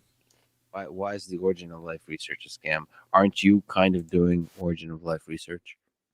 Okay, it was tongue in cheek, but yeah, I think, and I meant it as tongue in cheek. I'm not doing the origin of life research. I'm trying to make artificial life. And I also want to bound the likelihood of the origin of life on Earth, but more importantly, to find origin of life elsewhere. But let me directly address the tweet. There are many, many good chemists out there doing origin of life research, but I want to nudge them, and I think they're brilliant. There's no question. The chemistry they are doing, their motivation is great. So what I meant by that tweet is saying that maybe they're making assumptions about saying if only I could make this particular type of molecule, say this RNA molecule, or this phosphodiester, or this other molecule, it's going to somehow unlock the origin of life. And I think that origin of life has been looking at this for a very long time. And whilst I think it's brilliant to work out how you can get to those molecules, I think that chemistry and chemists doing origin of life could be nudged into doing something even more profound. And so the argument I'm making, it's a bit like right now. Yeah, so basically it was just a tongue-in-cheek zing to motivate the people doing origin of life, right? So he didn't mean, like, as he said, it's tongue-in-cheek. It's not It's not what Tour is saying that it was. So wow, I can't believe that. Like, I thought it was like really sus and weird that he brought up this, because I was like, that doesn't sound like the Lee that I'm familiar Lee with. Cronin, yeah. And he literally had that quote like written, like you said, like, why didn't he prepare the whiteboard or the chalkboard beforehand? And like, he had that quote written on the chalkboard beforehand. So like, he loved that quote. He brought it up multiple times. It was in his slideshow, and like, you brought up the point, like, he was aware of the Lex Friedman podcast. He had obviously listened to it. So like, oh my God, I had not heard this podcast, so I did not know the full context until now, and that is just like, wow. He literally used a picture of that interview as one of his source materials. He put it up on the screen, so he must have watched it and heard the first thing say it was tongue-in-cheek. I don't know how else Dr. Cronin could make it perfectly obvious that he didn't think that it was a scam. Which in turn shows that Tour could not have made it any more obvious that he was starting from a footing of dishonesty by deliberately misrepresenting that. I don't know how much confirmation bias is there. I don't know how much he maybe he didn't watch it, but then why are you using the photo of the clip with Friedman as a sort of source? There's but it's just, why do you keep harping on this point? It's such a bad point. Even if one scientist says it's a scam, it doesn't invalidate the entire scientific field. That is the, say it with me, kids, argument from authority. And like I was saying earlier, like, just massive vibes of when creationists quote Gould or Darwin. Like, Darwin, it's just as dishonest, but if anything, even easier to look up and debunk. It's a 5-minute clip. Right. I do think that tweet is in pretty poor taste, though. Well, yeah. I mean, it's one of those things, right? It's one of those things where, for all we know, he might have been really drunk one night and gone, I'm gonna really screw with the origin of life, guys. Like, I'm gonna really mess him up. And then the following morning you go, oh, what did I do? Like, seriously. Who knows why he did it? Like, it's just a very stupid tweet. That's all I wanted to point out. Oh, sure. It's like if Robert Jastrow ever tweeted the moon is actually fake, and then the next day went on Johnny Carson to explain that it was just a joke, and then Kent Hovind or somebody uses that quote as, oh, it's proof the moon is fake. Did that actually happen? No. I'm pretty sure something like that has actually happened, though. It wouldn't surprise me if it did. Like people do random stuff, I mean, this is the thing. I remember that thing with you that Donnie said that they were all lying, and then said, "Hey, I was just joking." That's fine. Like, I understand people make jokes. I don't know. Like, he says because no one is really trying to actually answer the question or thinks it can be done. Okay, so there it is. Lee Cronin. Yeah, an origin He's of sitting life in his office tweeting. An origin of life researcher is admitting that his entire body of work is meaningless. That is really no, he's not saying his entire body of work. He's saying he's come to a realization of this. If we're being honest, he's come to a realization by looking at the data. He came to Jesus. Must have come from outside Jesus, everybody. Yes, Lee Cronin is pretending all of his work and that of all his colleagues. He's your favorite advisor. James. He's your man over and over again. You gave him half of an entire video of Lee Cronin. If I write not clueless, does that win? Yeah, now Dave's hit a stride where he's got Tour so wound up that he's now making jokes about what he's doing. Look, Tour at this point is he needs to stop and just gather himself. That could actually be a solid point, though. Like, Tour's been trying to get him to write anything on this blackboard the whole time. Yeah. Maybe it's a reverse psychology thing because there's a secret ritual to debate. That's why there's blackboards here. If the guest touches the blackboard with a piece of chalk, he automatically wins. Okay, maybe it is reverse psychology. Maybe. James, you're bringing up synthetic biology because you refuse to engage with the actual research of systems chemistry, which is my next point. He's the one who said synthetic biologists can't do this. He's a synthetic biologist. He's not an origin of life researcher. Synthetic biologists cannot make a self from scratch. Mimics of current extant life. Yeah, nobody can do this. Nobody's good enough. Nobody's good enough. You want to do it then. Why don't you make it happen? What do you mean? The reason you don't do it, because the reason you think these guys have everything is because you're very shallow in your understanding. You believe this nonsense that they put in the title. It said it in the title, so it has to be. I told you the titles are hyped. They're hyped. Look at the data. I urged you in my opening statement. Look at the data. Thousands of researchers, nothing but hype, and only James is right. That sounds really realistic, huh? I'm done. I mean, yeah. You want to go on to the next one? Yes. I've got one more prompt, and that's it. So let's do that. Oh, I've got plenty. Yeah, I got plenty of barriers you got to get by. Well, he literally. You might say James is full of it. He literally just said he was done, and then he said, "Oh, I've got plenty though." Well, he might have meant for that point, to be really charitable. He might have meant for that specific point. But I mean, he's done. Dave's done. Everybody's done. They're all done. It's done. He's really. I think it just gets worse from here. So we don't have a lot of time, so it really is going to only be one more volley. All right. Okay. All right. So finally, we get to the most important concept that James is desperately ignoring. This is the one that debunks his idiotic straw man, where he wonders why nobody can synthesize a living cell. After all, if abiogenesis was some molecules floating together and boom, life exists, why can't scientists do it? Well, newsflash, nature also didn't do that. What current science suggests is that RNA molecules with catalytic properties called ribozymes came about, and some of these became self-replicating. And then systems of RNA and proteins enclosed in vesicles complexified over millions of years until a protocell was formed. Of the mountain of relevant literature, here are just a few that show how ribozymes form cooperative cycles and networks, engage in self-sustained replication, and have been demonstrated to evolve by natural selection. James is allergic to discussing anything that invalidates one of his mantras. Selection doesn't happen on the molecular level. This is objectively false, and it is the key phenomenon that led from systems of random biomolecules to the first living organism. In order to hand-wave away this research, James makes completely unsubstantiated claims, like how replicators can only copy 10% of themselves.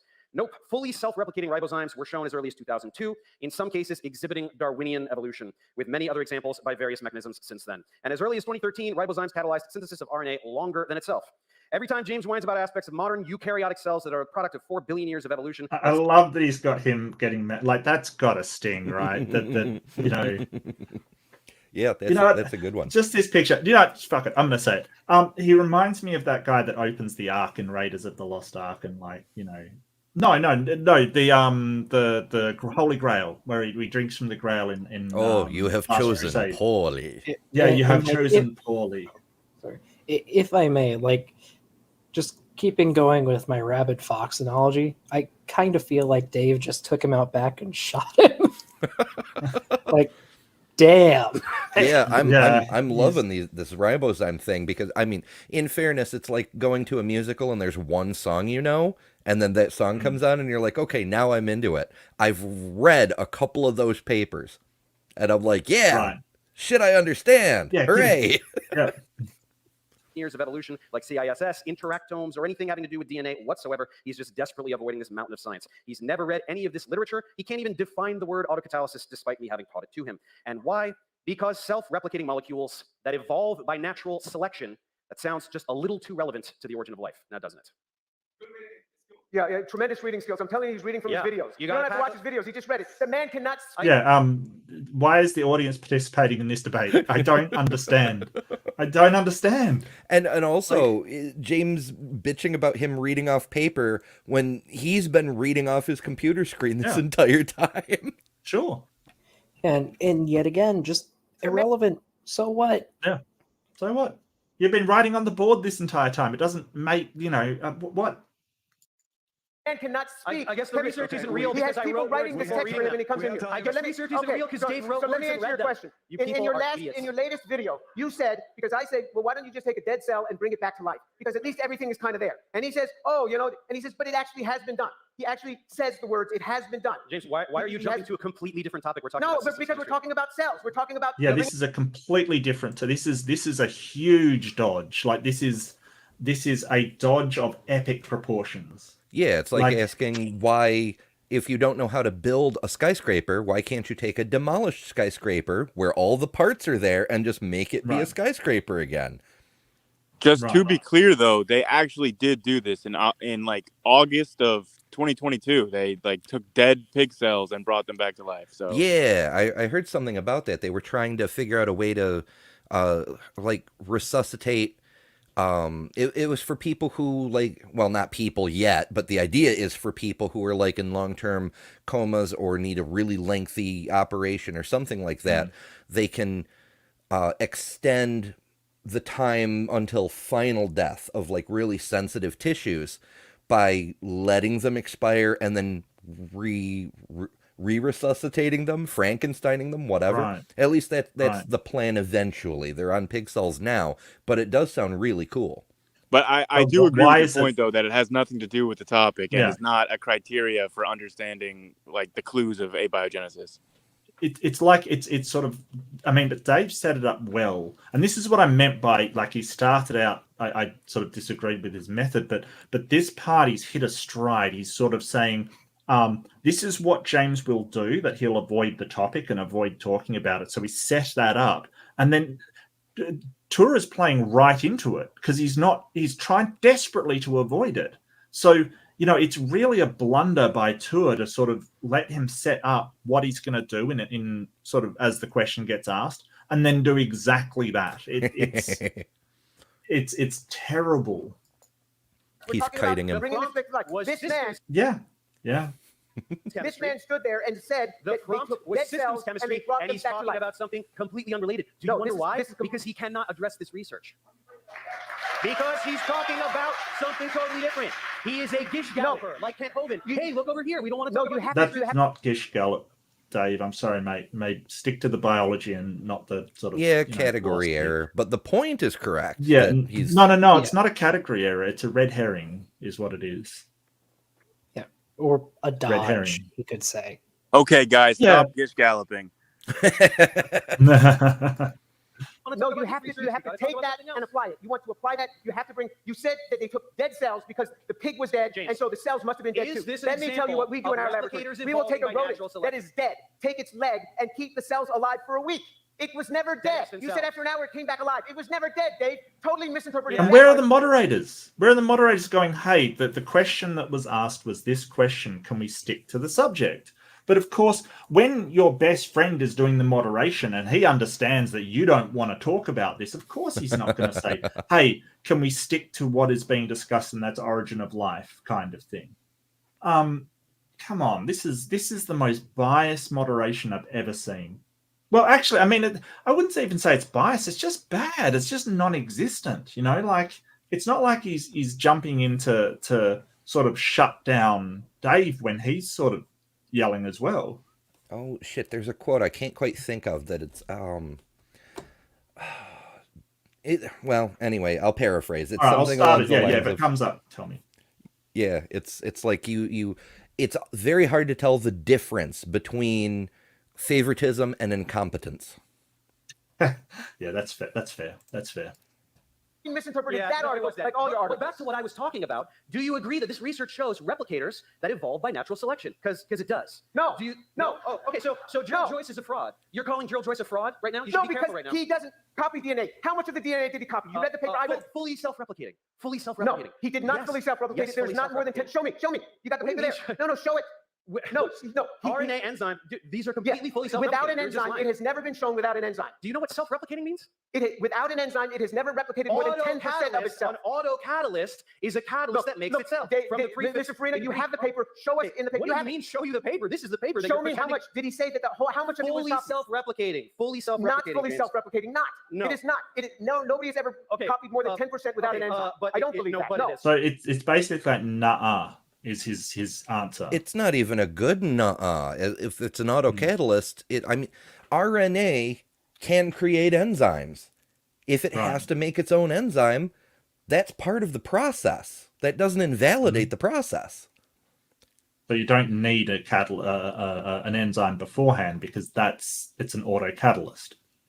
Yeah. Yeah. Tour is literally just like denying the evidence that is right in front of his face. Like he's saying it doesn't exist, and when he is shown it, he's just denying it without any justification.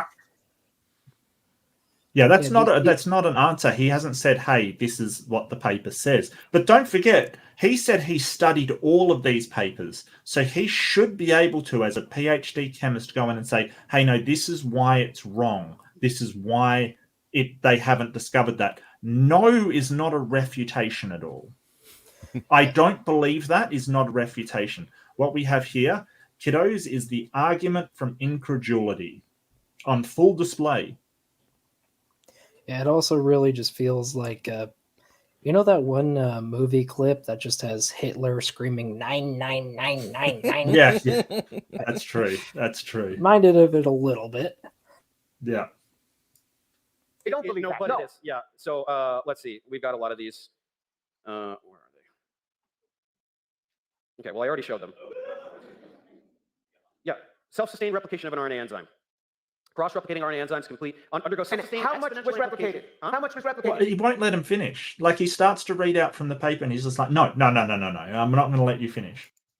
How much? James, fully replicated. It is not fully replicated. No way. There is no way. We're seeing right now Jack is Shaw's James I asked calling Jack Gerald how much Joyce of a this is fraud. replicated. Okay. It is not fully replicated. If it was fully you're lying. replicated, he would have said fully replicated. It is not. 20-fold amplification. They take a He long did say fully That's the thing. Like, it says fully. Like, what is going on? Yeah, amplification even.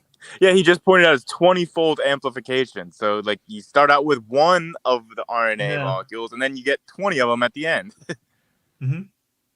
But the title even says self-replicating. He's like, it doesn't say self.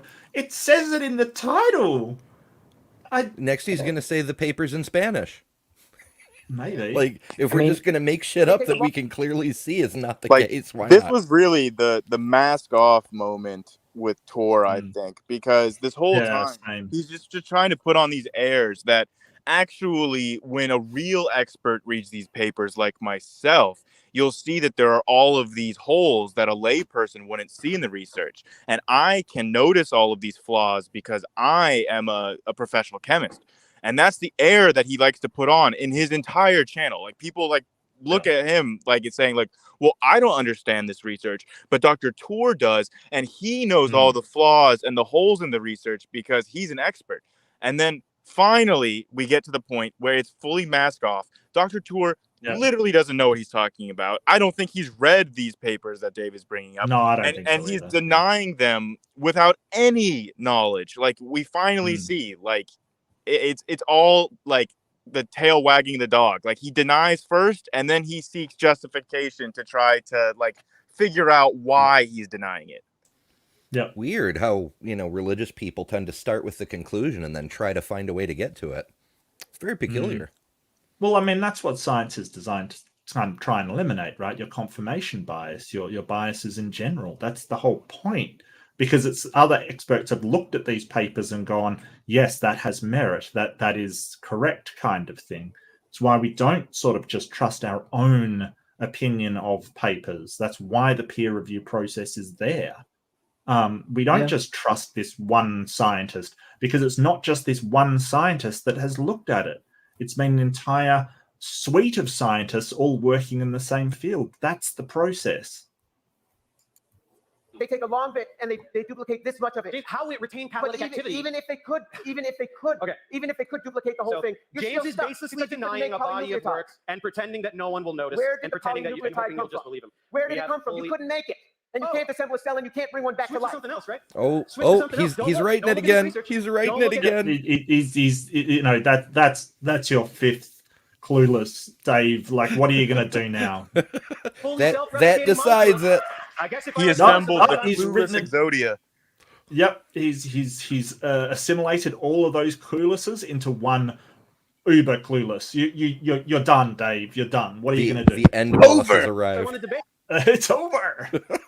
Right? Should I write not clueless? And Dave has won the audience. Yeah. I was cheering so loudly for this. I showed you prebiotically plausible routes to all of those molecules. Yeah, absolutely. That was glorious, but it's sort of like, I mean, what's he supposed to do? He thinks because he writes clueless on the board that he's just won the debate.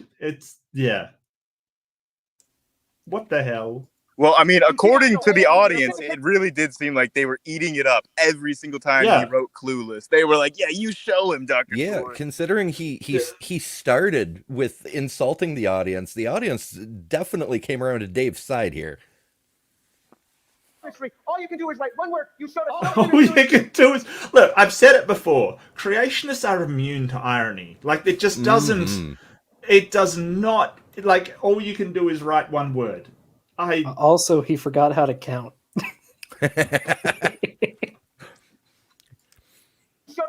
Because you understand zero. You understand none of it. Clueless.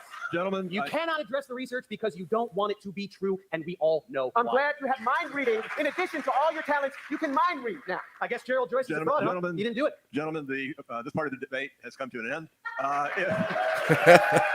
Why do I feel like that's a save for Tour? Like, it's entirely a save. That's all it is. Yeah, because that was, a stake through the heart moment right there. And the moderator's like, all right, we're done with this phase now. I mean, that was if the positions were reversed, he would have just let it kept going. No, like, no question. He was supposed to have one more thing, right? He was supposed to have one more point to raise. Like, for the whole night, that was the loudest that the audience applauded for anything the whole night. Like, that was like literally like, and I don't think that it was like Tours people. I think they were staying silent for that, but it was like there were a lot of younger people in the back rows that were like absolutely like going wild when Dave wrote "Not Clueless." Yeah. If there's nothing else we can say, one thing we can say is that it has been a lively debate. With terrible moderation. Thank you for that. So let's give another round to our debaters for this segment. But wait, there is time for questions. So if you have a question, you're going to have to queue up either on that side or that side, whichever side is closest to you. And please, we only have a half an hour. Please limit your question to a single question. Moreover, that single question should take no longer than 30 seconds. We want to get as many questions in as possible.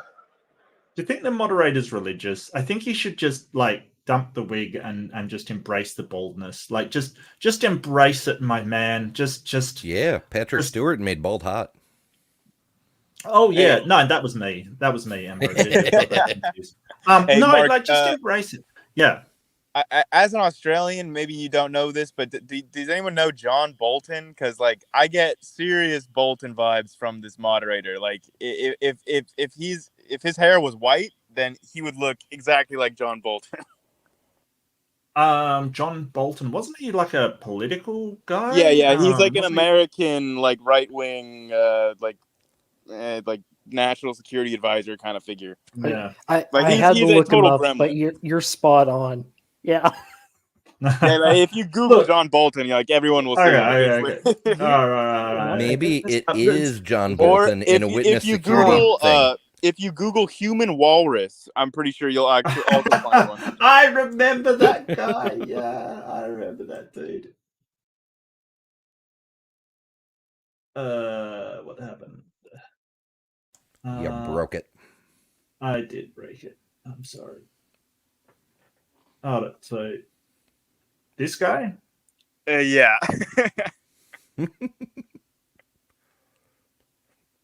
Yeah, I can see it. Yeah. I see it. Absolutely. Yeah. I'm telling you. It's just the hair and mustache, really. Witness relocation. Oh, but seriously, dude, just lose the hairpiece. You're fooling nobody. Seriously, you are fooling literally nobody, buddy. Just accept it. Address your question to either Mr. Farina or Dr. Tor. Each of them will have 1 minute to answer the question.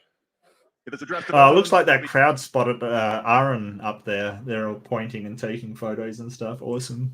I think that was for me. Don't have for dialogue in this part of the debate. Absolutely. I mean, you are a very handsome man. I definitely. We're going to start on this side, and then we're going to go back and forth. Mr. Farina, you showed the formation of polypeptides. For the record, did the literature that you cited include examples of using unprotected amino acids that are functional with amino or carboxylic groups? Yeah, I showed you the one by Pounder. I didn't see anything functionalized with amino. There was no amino acids there. They were unprotected. They were aminonitriles. No, you're talking about a completely different paper, James. You're talking about a different synthetic pathway to get peptides where he didn't go through amino acid condensation. I'm talking about a completely different paper where he did indeed get coupling and there was no interference from side chains, even lysine. I didn't see you show that one. We talked about it multiple times. You showed the ones without, you mentioned hydroxyl groups. You didn't show something unprotected with amino or carboxylate groups. So I just wanted for the record to confirm on that. No, I did that one. Specifically to amino or carboxylate. You did mention about hydroxyl, thank you for that. But for the amino and carboxylate groups, which are very reactive and very important. They are in a Sorry, lot guys, I got a lot of slides here. Can we make To sure be, that to be the- fair, I think that she is right. The most selective peptide ligase. Who? Sorry? I think that the girl that just asked the question, I think that she is correct. I don't think that Dave actually showed that in any of his papers. Yeah. Like, I don't think that it's necessary to show that, but I do think that she is correct. Mm-hmm. Most selective peptide ligation that tolerates all proteinogenic side chains. Yeah. All. Now, my answer to that is thank you. What she said. Right. Next Thank question. you for reminding us about the paper I showed that does answer the question. Next question. Okay. Yeah. Dr. Torg, firstly, can I write my question on the blackboard? You have 30 seconds for your question, according to the moderator. So if it seems like you keep on saying that we don't know X, we don't know X. So what is your current scientific hypothesis as to the origin of life? And if it's not God, how is that? Or if it is God, how is that not a God of gaps? Scientifically, I have no idea. To say you have no idea doesn't mean that you're saying. Yeah, God. he doesn't believe that. He believes it's God. That's what he believes.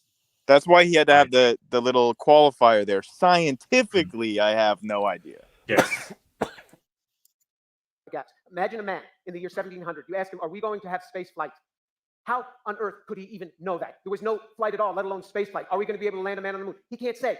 I am like a man standing in 1700, and you're saying, can we put people on the moon and bring them back? I have no idea. That is not God of the gaps to say you don't know. Everybody wants to say God. Yeah, but you say you do know. That's the thing. That's a really disingenuous thing that he's saying scientifically. So I'm not going to pretend that, I'm going to pretend I don't as far as my scientific work is concerned. But he does actually have an opinion on this.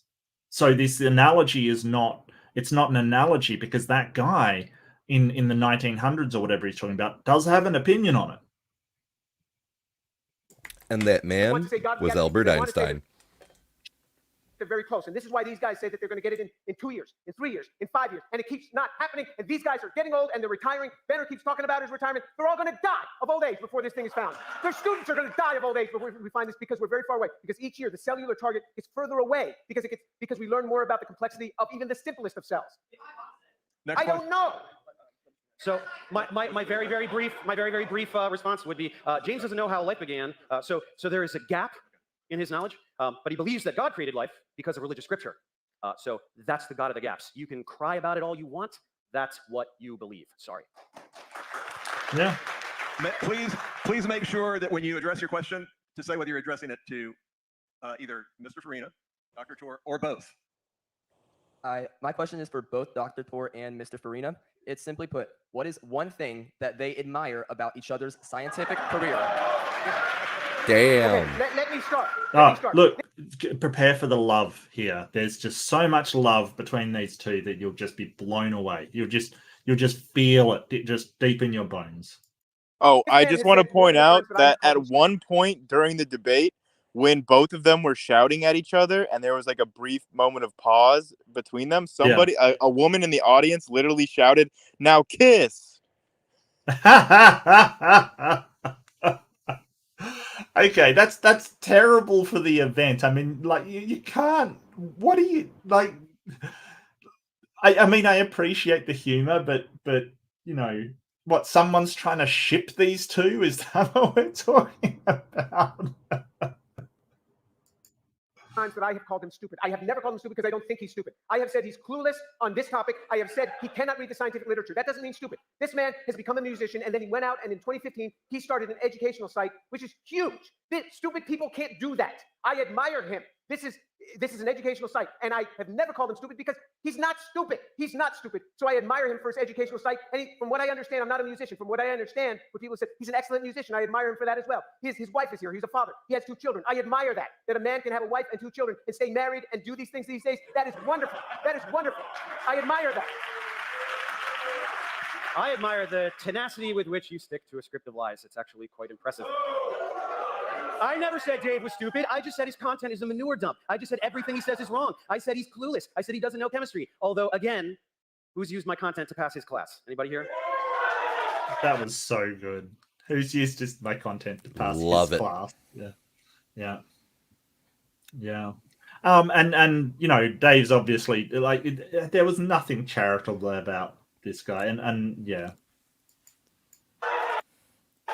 That's what I thought, James. He doesn't know chemistry, yet I'm helping your students. Isn't that interesting? Thank you. Yeah, thank you. Would you like to retract any of these statements? Well, in fairness, like, it doesn't matter how good the lecturer is. You go to other sources and other perspectives as well. In fairness, I think Dave's a bit like, you know, I had great lecturers, but I still watched other perspectives, and there were things that you get taught that you don't understand from one person, and you know you understand from somebody else explaining it. It's yeah. I don't agree with his point, but you know, I think he's at this point he's just trying to rile up Tour. Like, let's face it, he's just trying to make him mad. These statements? Then Or perhaps all of them? on Origin of Life? No. Does Farina know chemistry? No. I don't know like chemistry. You have I a don't know script. chemistry. Anybody Yet I can have a read a very script. You saw it tonight. The man could not speak without a script. He has people. Write it. You could do it. You could do it. When you you could do it. have If you 2 put a piece minutes of to paper in talk, front of you. you write and you speak. Okay. Efficiency. Next question. Oh, yeah, he's about to like jump into the audience at this point and just drag people up to the board. I know. Frankly. I think that guy in the front was about ready to call for security. Like, get this Right, madman away right. from me. The audience participation is going to extend to a rumble now. All of a sudden, it becomes the first televised debate with a mosh pit. Next question. means I don't know He can't chemistry. speak chemistry. Next Every question. time I ask him a question, he's going through his. Let me see what I can find. James, here. if you can't admit that every statement on there is complete bullshit, you are admitting your fraudulence Gentlemen, for everyone. we No, want to make sure, I'm not withdrawing any of them. we want to make sure people have Those a who chance know- to ask questions. Next question. Dr. Tour, it seems like Hey, who's that? That handsome man. Yeah, what a handsome That's your bloke in the boy. audience.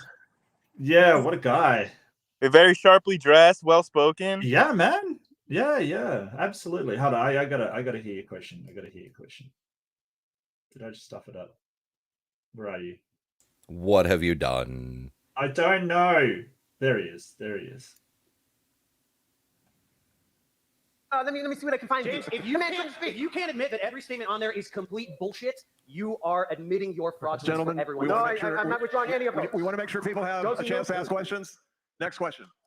Dr. Tour, it seems like most of your critiques rest on so far unjustified assumptions. So I would like to give you the opportunity here to justify at least one of those assumptions. The very first one, your very first question today, seems like you admit that you can form peptide bonds for some of the amino acids in aqueous solutions without protecting groups. You point out specifically lysine and arginine, and I would like to ask, why are you assuming that lysine and arginine and all 20 amino acids were there from the very first, the origin of life?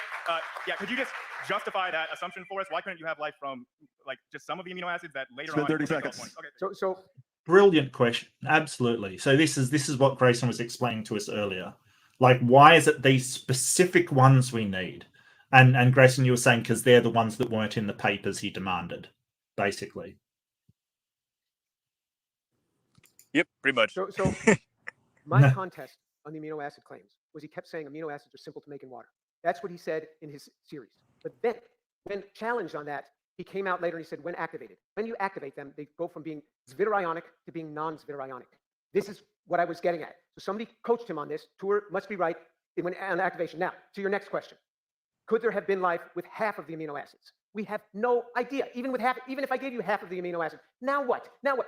Let me tell you, because if you have 100 amino acids, the chances of getting anything with prescribed information is say you have half of them, is 10 to the 100th. Yes, it is. Now, Pause it for a the chances second. of that You yell out, no, it isn't. Yeah, I just shouted like, Okay. no, it isn't, and Yeah. or maybe I said that's a lie or something. I forget what I said, Yeah, but like sure. they cut like my no, it mic isn't. off so that like they cut off my question. They said, "Oh, your 30 seconds is done." So they cut off my question. Fine, but then like they cut off the mic so that I couldn't call Tour on any of his bullshit. Which like he wants to say that you calculate all these his math is fundamentally incorrect here. That's why I shouted, "No, it isn't," because like again, the math that he's using to try to say, "Oh, this is like 1/4,000,000th chance of happening," like that math lies on more unjustified assumptions. Like he thinks that it has to be like a specific sequence rather than like sequence robust enzymes, which are a thing. Like you don't need a very specific sequence. Like the entire premise for how he's doing these calculations is flawed and unjustified. And like I mean, I'm just in the audience and I don't have a hot mic. Like I can't call him out on that. But like they're like literally like I was getting like tour level heated almost at the end of this question period. I was definitely shouting at him. Yeah. That folding, a 100 mer. The chances of it folding are what? 10 to the 90. All right. Okay. So at that point, so one form. But Time. Don't let him speak. Someone get the mic away from him. Yeah. So that point, I was shouting like amyloids are sequence robust and they form naturally. Like, and I cited Greenwald et al. Like 2016. So I was citing a reference. But like, yeah, you really just can't hear anything that I'm saying in the audio here. One form, but Leventhal paradox. No way. The vast majority do not fold. Time is up. They don't fold. And then I think the last thing that I shouted there was that I literally emailed you this exact paper 3 months ago. Right. So he's aware of this paper and he acknowledged it, and he responded to it by saying, "Oh, well, they didn't use lysine in your paper." But like, he still read it and still presumably would have read that you do not need a specific sequence for these reactions. So his entire basis and math there is unjustified, but also none of what he just said answered the question I asked. Yeah. And on this side. So I was just wondering, what's your opinion on Tour just constantly yelling over you, not letting you speak, and just screaming the entire time? Okay, you could not say anything. Hey, look at everyone doing that right now to the question, right? Yeah, you guys are. Yeah, that's really all I want to say. I just want to know why. Why do you think he's doing it? Why is he just yelling over you the entire time? Well, the more he yells, the less I can say, and the less I can prove him wrong. Right? It's a pretty obvious tactic. Next question. Mixed crowd. Well, and in fairness, I think that Tour was really angry about the opening. Like, there was just like, I think he absolutely got his cage rattled. Which, all right. It definitely, if it was trying to make Tour mad, it worked. Yeah.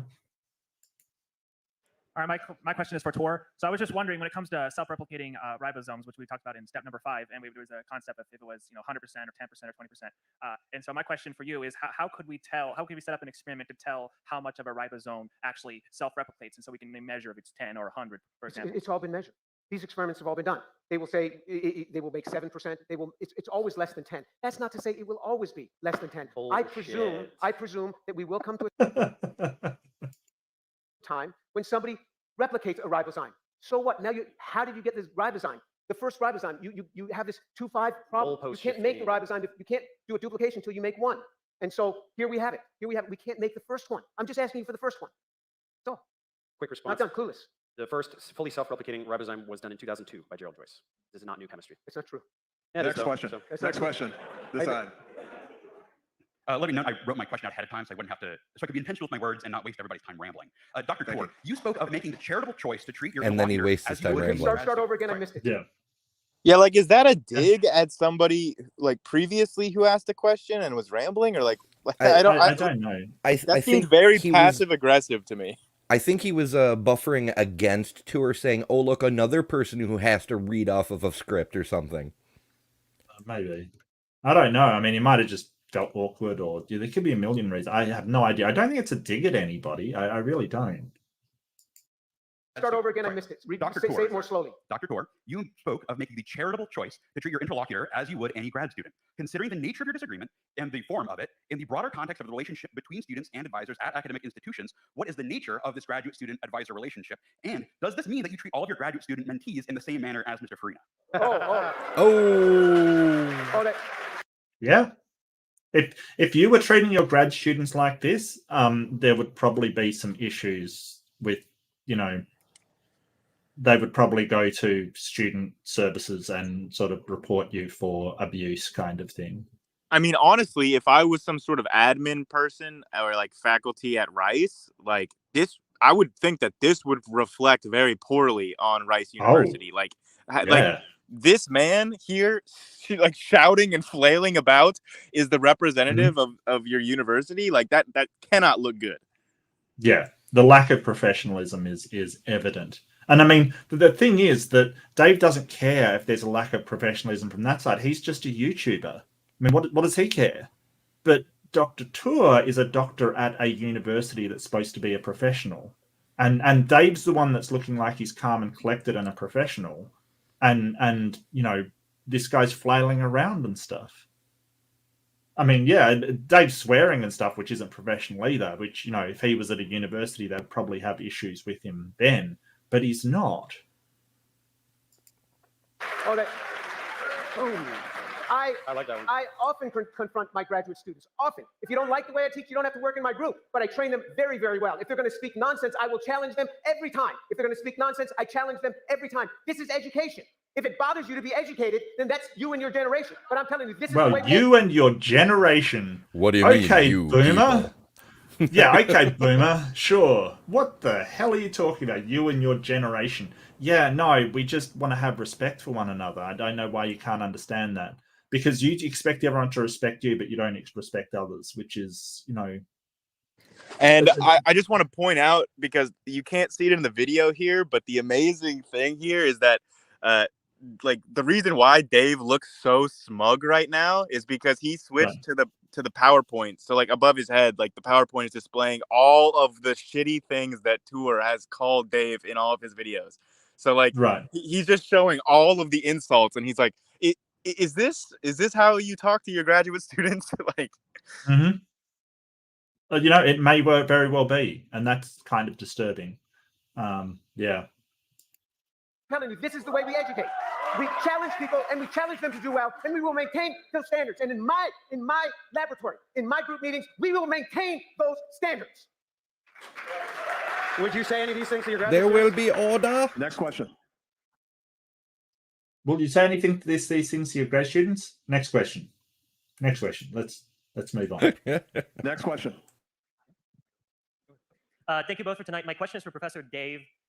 Since Dr. Tour's worldview was a major part of your argument, I'm curious to ask about your worldview. Coming from a more materialistic view of the world, a naturalistic view, a debate presupposes the ability of people to actually think rationally, and I know someone might be tempted to say right now, well, there was no rational thought in this debate. But setting that aside, what do you actually think people are capable of thinking rationally if ultimately all that exists are cells in our brains that react chemically with no meaningful difference from 30 interjections? seconds. Can people think rationally if the world is How is rational thought possible in a naturalist worldview? We have brains, and the way brains work. I mean, I don't.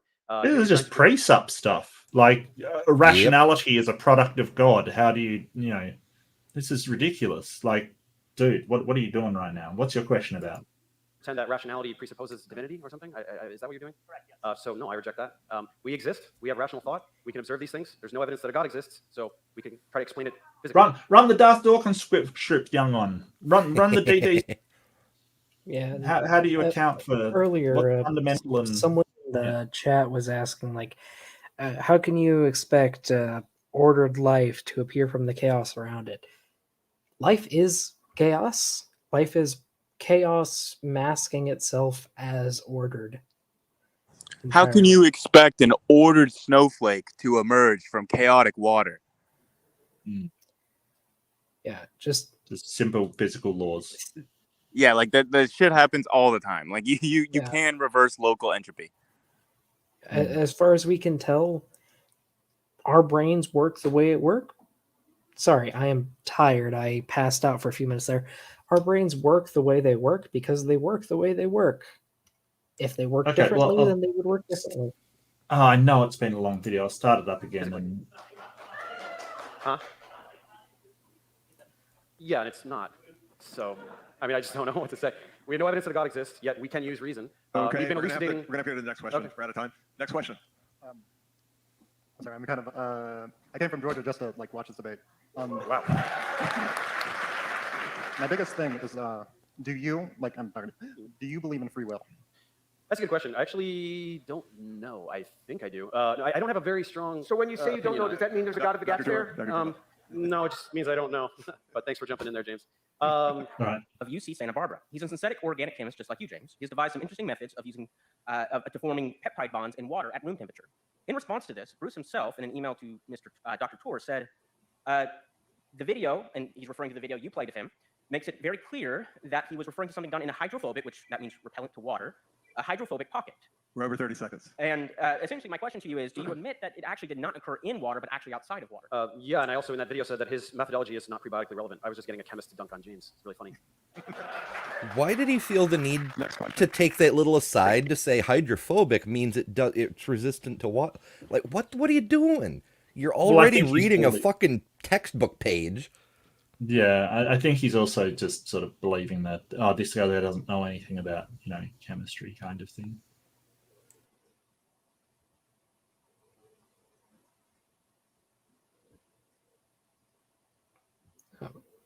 Anyone else not hearing audio? Yeah, I thought the audio video was like paused or something. Oh, hang on a sec. I don't know. Whoop. You can't hear that? Nope. No, silent. Oh, what's happened? What's happened? What's happened? Wait, this whole time you guys could hear audio? Shut up, Grayson. Ears. Yeah, Grayson was just remembering. Can you hear that? No. What the hell? The volume set. Is it on the StreamYard, goddammit, that's in the window, like the add to stream, remove from stream? Sometimes there's a way to mute the stream without actually muting the video. No. Let me.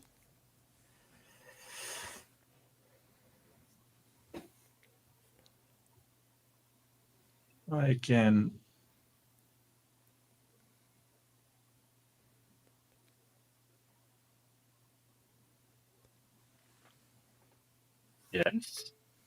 Yes. Share audio tab is definitely on. I could just do the entire screen, I guess. If this doesn't work, I'll give it a try with the entire screen. Sometimes StreamYard has like an issue with this kind of stuff. Is it still muted? Mm-hmm. Nada? Okay. Nope. I hear the sound of silence. But are you hearing Simon? It was going so well. It was Disturbed? going so well. Like, so well. What if I told you yes? Let's share the entire thingo and see if that... Next question. That's better. We need a fact and evidence, right? So Yeah. if we're talking about the origin of life and how this happens, one of the facts and evidence would be the combination of embryology and the molecular biology and the fossil record and so forth, and demonstrated observed evolution and everything, that we know that there's no vertebrates, no terrestrial vertebrates 300 million years ago. There's no land animals at all 400 million years ago. There's no vertebrates at all 500 million years ago, and so on. Protists at best are maybe 1 billion years ago, and prior to that, We're at 30 seconds. First microscopic anything alive would be 3.8 billion years ago, and so there's nothing multicellular for that whole billion years. Wouldn't that be an indication that it happened, since prior to that there's nothing at all? We are obviously here. So that we are here tells us that something happened. What we are trying to discern is how that might have happened. I don't contest that we're here. I don't contest that there were cells. I don't know what you're getting at. That we are here already tells us that this can't Total be done. dodge. You get material. Yeah. I think we all believe that. We all concede. That is a total dodge. Just saying, hey, we're here. Yeah. Yeah, like Aaron's argument was not, hey, we're here, so abiogenesis happened. Like there was like his argument was like the ordering of the fossil record basically like goes all the way down to more and more simple life until you're only at single cells for like over 1 billion years. And in between that and before that, there was no life at all for 1 billion years kind of thing. So, wouldn't that suggest that there was no life and then very, very basic life, then yeah. I don't know why he's going to, it's weird. I think it's because this is very similar to something that was brought up in his conversation with Lee Cronin, where like he agrees with Lee. Like he Lee says the same thing, where like the very earliest fossils that we have are all single-celled organisms. And so and Tour agreed with that statement. So like Tour agrees with, or at least acknowledges everything that Aaron was just saying. But I don't think that scientifically he agrees, but spiritually, as in really, he doesn't agree. Right. Yeah. Well, we have science all the way down. Except for right there. And then because it's, pre-cellular, so we don't have fossils, I agree something happened. It could have been scientific, or it could have been magic. Who's to say? Yeah. And he tries to fit God into that absolutely minuscule gap. Yep. You don't know how it happened, therefore, God. I'm going to wrap it up there. I know you guys are tired, and I'm so sorry. I didn't expect it to go for so long, but it seems like the more panel members we have, the longer it takes to get through a video, apparently. Well, which, in fairness, this is not our longest. Yeah. What, just me and you, Ember? Did we do a longer one? Yeah, I know we've done at least 5.5 hours and possibly even a longer one. Well, but everyone's tired, and I get that, and it's daytime for me, so I'm not tired at all, and I'm sort of, just fine. So I'm feeling kind of guilty. That's okay. That's okay. And we've seen the best two people in the video talk, and that's Aaron and Grayson, of course. Exactly. That's what I was here for. Yeah. So maybe just some final thoughts, Ben? Oh yeah. I'll just wrap it up. It was a complete shit show. I think Dave did well for what he was trying to do, but what he was trying to do was not have a genuine debate. He was trying to show to the audience what he thinks of Tour, and basically get Tour to implode, which he just absolutely fell into that trap and did. Like, he absolutely imploded. He looked like an idiot. Him running to the audience and flailing. This is not the mark of somebody who you want to trust in your like sort of research labs and stuff. So I think he did well for what he was trying to do, but was that honest? No, absolutely not. He wasn't there to have an honest debate. So yeah. Yeah, I would say that anyone in the audience who was on the fence pretty much just saw two dudes yelling insults at each other, and I don't think that they were nudged one way or the other. But I, for one, I am reminded of the scene in Gladiator. Are you not entertained? And the answer to that is yes. Yes, I was. Yeah. I mean, yeah. Earlier I said like one could pull me to either side as an unbiased observer. At the beginning, I would have been firmly towards Tor, just because he started out much more polite, or at least he pretended to be. However, your views on that go, but that's how he appeared. But as the debate went on, Dave kept whittling away at him, and I think finally exposed just how dishonest he is as just how dishonest he is. So by the end, I feel like Dave, quote unquote, won the debate, but he could have done a lot better. What do you think, Emma? I'm thinking of that bit right at the end where basically Tour says that Dave is nothing. He's just a YouTuber. I'm a distinguished professor, whatever.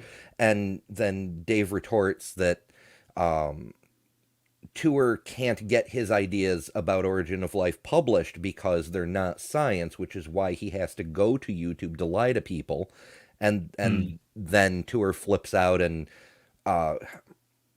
just straight out screams, like top of his lungs volume, runs over to the board and says, I retract what I said about people being clueless. Origin of Life research is a straight up scam. It just, the way he totally loses his shit right there, I think that really sums up the whole debate. Did I show that part? No, we that's at the very, very end. Do you want me to see if I can find it? I mean, if you guys are happy to hang around, I mean, I'm happy to go. I didn't see the very, very end. I quit out halfway through the Q&A. I thought I'd covered that already. Oh, it's like a Marvel movie. You got to stay for the post-credit scenes. Fine, I can. The post-credit like scenes for this out again. The post-credit scenes for this debate were actually pretty great because you don't know it from the video, but underneath of this lecture hall, there's literally a pub, and everyone just went downstairs, got beers, and we're hanging out with Aaron Raw and Dave, and Dr. Tour went home to go pray or whatever. Probably cry. Yeah, for real. Yeah. I really do want to meet Aaron. He seems really cool. Are you guys getting audio or not? It's paused. Yeah, but were you? No. Nope. Okay. Oh, StreamYard, I'm gonna sacrifice your children. That's what I'm gonna do.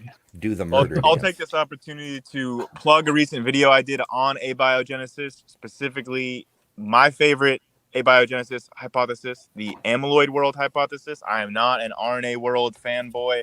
Amyloid world all the way. Nobody knows about amyloid world. I went and I asked Dave afterward. He said that he didn't know about it. I asked Dr. Tour. He said he didn't know about it, even though I emailed him about it like months ago. And I just really gotta say, if you're curious, Amyloid World is my favorite. It explains literally all of the critiques that Dr. Tour had, and it's pretty awesome. So if you're interested in learning about that, I made a video about it. Check it out. And that video is in the chat because I am amazing. Damn, that was like the fastest draw in the West, buddy. Yeah, man. I don't fuck around. Yeah, let's go. Let's go. Where is this thing? I want to see this thing. Cells. I don't know what you're getting sound. at. We got sound. Already tells us that this can be done. More 2.5 languages, or possibly both. Okay, so certain there might be. It was somebody asked a question about peer review, right? Something like that. It looks like the question is at an hour 56:59. You've said in podcasts and YouTube videos that you do not claim God as an explanation for the origin. Prolific history. It's this guy. Yeah, I remember this. My question is for Dr. Tor. Dr. Tor, given the significance of criticisms that you have on current research in the origin of life field, and given your prolific history of publishing, my question is, why aren't you publishing your critiques in reputable journals? Why are you? Yeah, this That's gets got to it be the started. best question of the night. Yeah, that was the best Absolutely. question of the night. Because if he has genuine critiques and he's a professor or a doctor in that field, then the place to do that is with peer review journal. Or in the peer review process. Yeah, but this one is important because it gets it started, and then the next person finishes them off. Community, the benefit of your expertise. Why are you limiting your critiques to Discovery Institute publications and YouTube that the researchers you're talking about don't look at? 30 seconds is over. Okay. First of all, it's very hard for me to publish a critique that is negative because it has to get through peer review. But that's not the main reason. There have been many critiques like this. So Bob Shapiro wrote critiques. Carnes Smith wrote a whole book on his critique of this. Clement Riker has more recently written his critiques, all of them speaking the same types of things that I am saying. None of them peer reviewed. Continue on. None of them peer reviewed, yeah. As if it was never written. I am not trying to reach. That's because they don't go through the peer review process. The origin of life researchers. I am trying to reach the masses. And there is something called social medium that is allowing me to reach the masses. Never read the primary. He's literally Because like, the masses. yeah, I'm trying to reach the people that don't understand science. There's the reason I can't publish this is because of this thing called peer review, where people that actually understand science would tear it apart. Mm-hmm. Yeah, and it's almost like you can't comprehend. People can do both if they do good science. Yeah. What? I'm not trying to convince the origin of life researchers. I am trying to show the masses that there is another way of looking at this data. I am going after the people that do not read the scientific literature. That, to me, We know. is what I want to do. And just so that... Why, though? Because why? Because it's they just- can't correct him. Yeah. You know, I'm not a YouTube guy like this guy is. I sit in my office and I work very hard at this. You make a I'll lot turn on my, of YouTube I'll videos turn on for my not being a camera, YouTube guy, buddy. and my camera is on, and I forgot to Zing! have the camera turned on properly. It takes me hundreds of hours to do a series like that. I could certainly write articles. What has that got to do with anything? How long it takes you? Like, that's got nothing to do with it. He literally just said he's not a YouTube guy, and then literally immediately afterwards said, I spend hundreds of hours making YouTube videos. Right. In that amount of time. Translation I've of chosen this is, to I use can't this publish medium. my critiques because they're full of lies, so I'll lie to the public instead. Boom. We have time for just one more. Go ahead Oh, he's not happy, is he? He is not happy. Tour is. and ask your question, please. I mean, Dave is really happy. He's just the kettle is steaming. Yeah. Question is for both Dr. Tor and Professor Dave. My question is, I think that this debate has kind of strayed from the original premise of, are we clueless about the origin of life? So if both of you could, using examples from the primary literature, Dr. Tor, I'd appreciate it if you could explain why we are clueless beyond a doubt, that there is no, that we are clueless about the origin of life. And Professor Dave, I'd like you to explain why we are 100% not clueless about the origin of life. Okay, you go first. Go ahead. So really, James, all he can do is just write the word clueless a bunch of times. So we're not, right? All this research we've been talking about, despite his objections, we do have prebiotically plausible synthetic pathways to all of the important biomolecules and systems chemistry. It's only been going about 20 years, but again, he pretends the research doesn't exist. I would like to point out he made a 10-hour series about abiogenesis and never brought up replicators once. What more proof do you need how clueless he is and how much he is hiding from this research? We certainly would never say we know exactly how life began. That would be ridiculous, but we are far from clueless. We have a mountain of research. For James to train people to say that we've never done anything since Miller-Urey in the 50s is the most insane lie imaginable. It's been 70 years of incredible research, especially in the past 20, what we've been doing with systems chemistry. It's astounding work. Will we ever figure out exactly how life began? Maybe not. Honestly, probably not. But it's only because we have so many ways it could have happened. Here comes the head explosion. Okay, so first of all that astounding work for 70 years. 70 years of Nobel Prizes, both in chemistry and physiology and medicine, which includes biology. That's 70 times 3 with 2 Nobel Prizes. So you've got 210, 420 Nobel Prizes have been given since Miller-Urey was discovered. 0 have been given for origin of life. 0. All this wonderful chemistry. 0. That I'm honestly, sorry, that's scared me when I heard that. Man, jumped. it's like I said, someone called The Exorcist. That is some. The demon took over. The demon took over. Shit, yeah. I gotta ask Eric over on Skeptics and Scoundrels about that. He's been doing the demon study thing lately. Be like, which demon is Tour possessed with? No. Wonderful chemistry. 0. 420. 0. None have been given. You don't want me to say clueless? You don't get a I won't say clueless. How about I just agree with Cronin? Scam. How's that? Scam. You can't answer this. You can't answer But he doesn't agree with you. I say You are we're clueless witnessing on this. the That's unraveling of a lunatic. Okay. Okay, well, this concludes the question and answer session. But you're both. Yeah, that's all, folks. And once again, Tour loses his shit and the mod comes in to be like, okay, we're done with this section.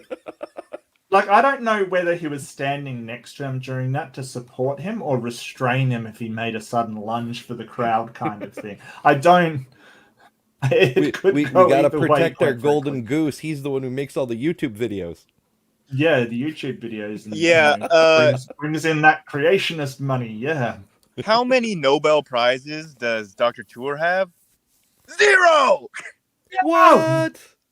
How many Nobel Prizes does young Earth creationists have? So sorry, I decided to look up Nobel Prizes for a second, and this popped up for some reason. It is, oh my gosh. What do you get the Nobel Prize in? I don't think he did. Also, one of the researchers that they brought up earlier, like a Origin of Life researcher, Shostak, or like, isn't he a Nobel laureate? I don't know what he won for, but he has a Nobel Prize. What? A Japanese he claims. Oh, this is the Ig Nobel Prize. Oh. I thought he won a Nobel Prize. I was ready going, 1,000 extinct mini species? What? Yeah, just it's the Ig Nobel Prize. It So is if you're not rumored that in familiar- 1978, an elderly paleontologist who walked into his lecture became so angry he suffered from high blood pressure and died.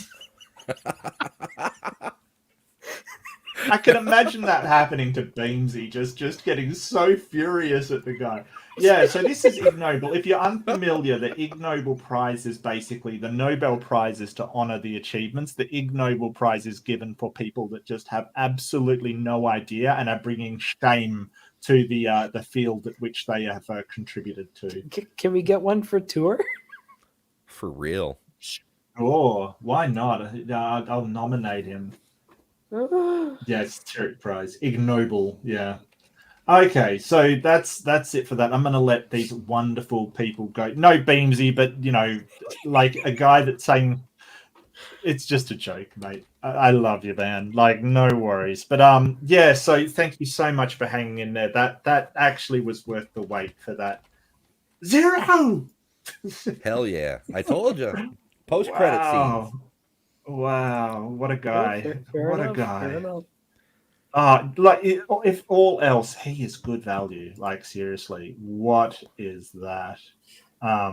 But thank you so much for everybody coming. Thank you for giving me your time, and that was a whole heap of fun. I couldn't imagine a better bunch of people to do it with. That was awesome. Yeah, thanks that for was a great debate. Well, thanks for joining me. entertainment. And yeah, absolutely. I mean, you know, occasionally you do like a good dumpster fire, but that was. Oh, I just feel like Dave was playing him, you know, just like a fiddle. Like, oh, let's get him mad at this point, and then, you know, just sit back and watch the drama unfold. Yeah, what a weird place to find a PhD chemist in. But yeah, it was great. But thank you all so much. I'm really glad you contacted me and wanted to be on this one, because it certainly made it absolutely fantastic. Please do give a like and a subscribe if you feel like it. If you want to help me out, that would be great. If not, that's cool too. I might have a look around and see if anybody else is streaming, so I've got somewhere to direct you people. I also didn't post Ember's link as well, but I'll have all the links down in the description below. And people came in last minute too, so I'll definitely add you. And I do apologize for not doing that. It was kind of last minute. No one's really streaming, so yeah, except for the 24-hour atheist experience, of course. But yeah, no worries at all. Does anyone else anything else to say before we pack it up? Avoid nightmares about Tour screaming Avoid... 0. Oh yeah, yeah. Don't yeah. God, Tour's coming to fail me at my next test or something. I'm fine. He's not in my country. Origins or bust is a horrible argument. When people debate evolution, stop using it, please. Hey, biogenesis is cool and interesting. It certainly is, and you know, even if we can't demonstrate how it was done, it gains us knowledge. I think somebody was quite right when they said that it helps us discover a lot about things. So yeah, absolutely true. But thank you all so much for coming. Thank you to the audience for being here, and don't forget to be nice to yourself and be kind to each other. And until next time, and next dissection from the surgical team here, I bid you a fond farewell. Night, everybody.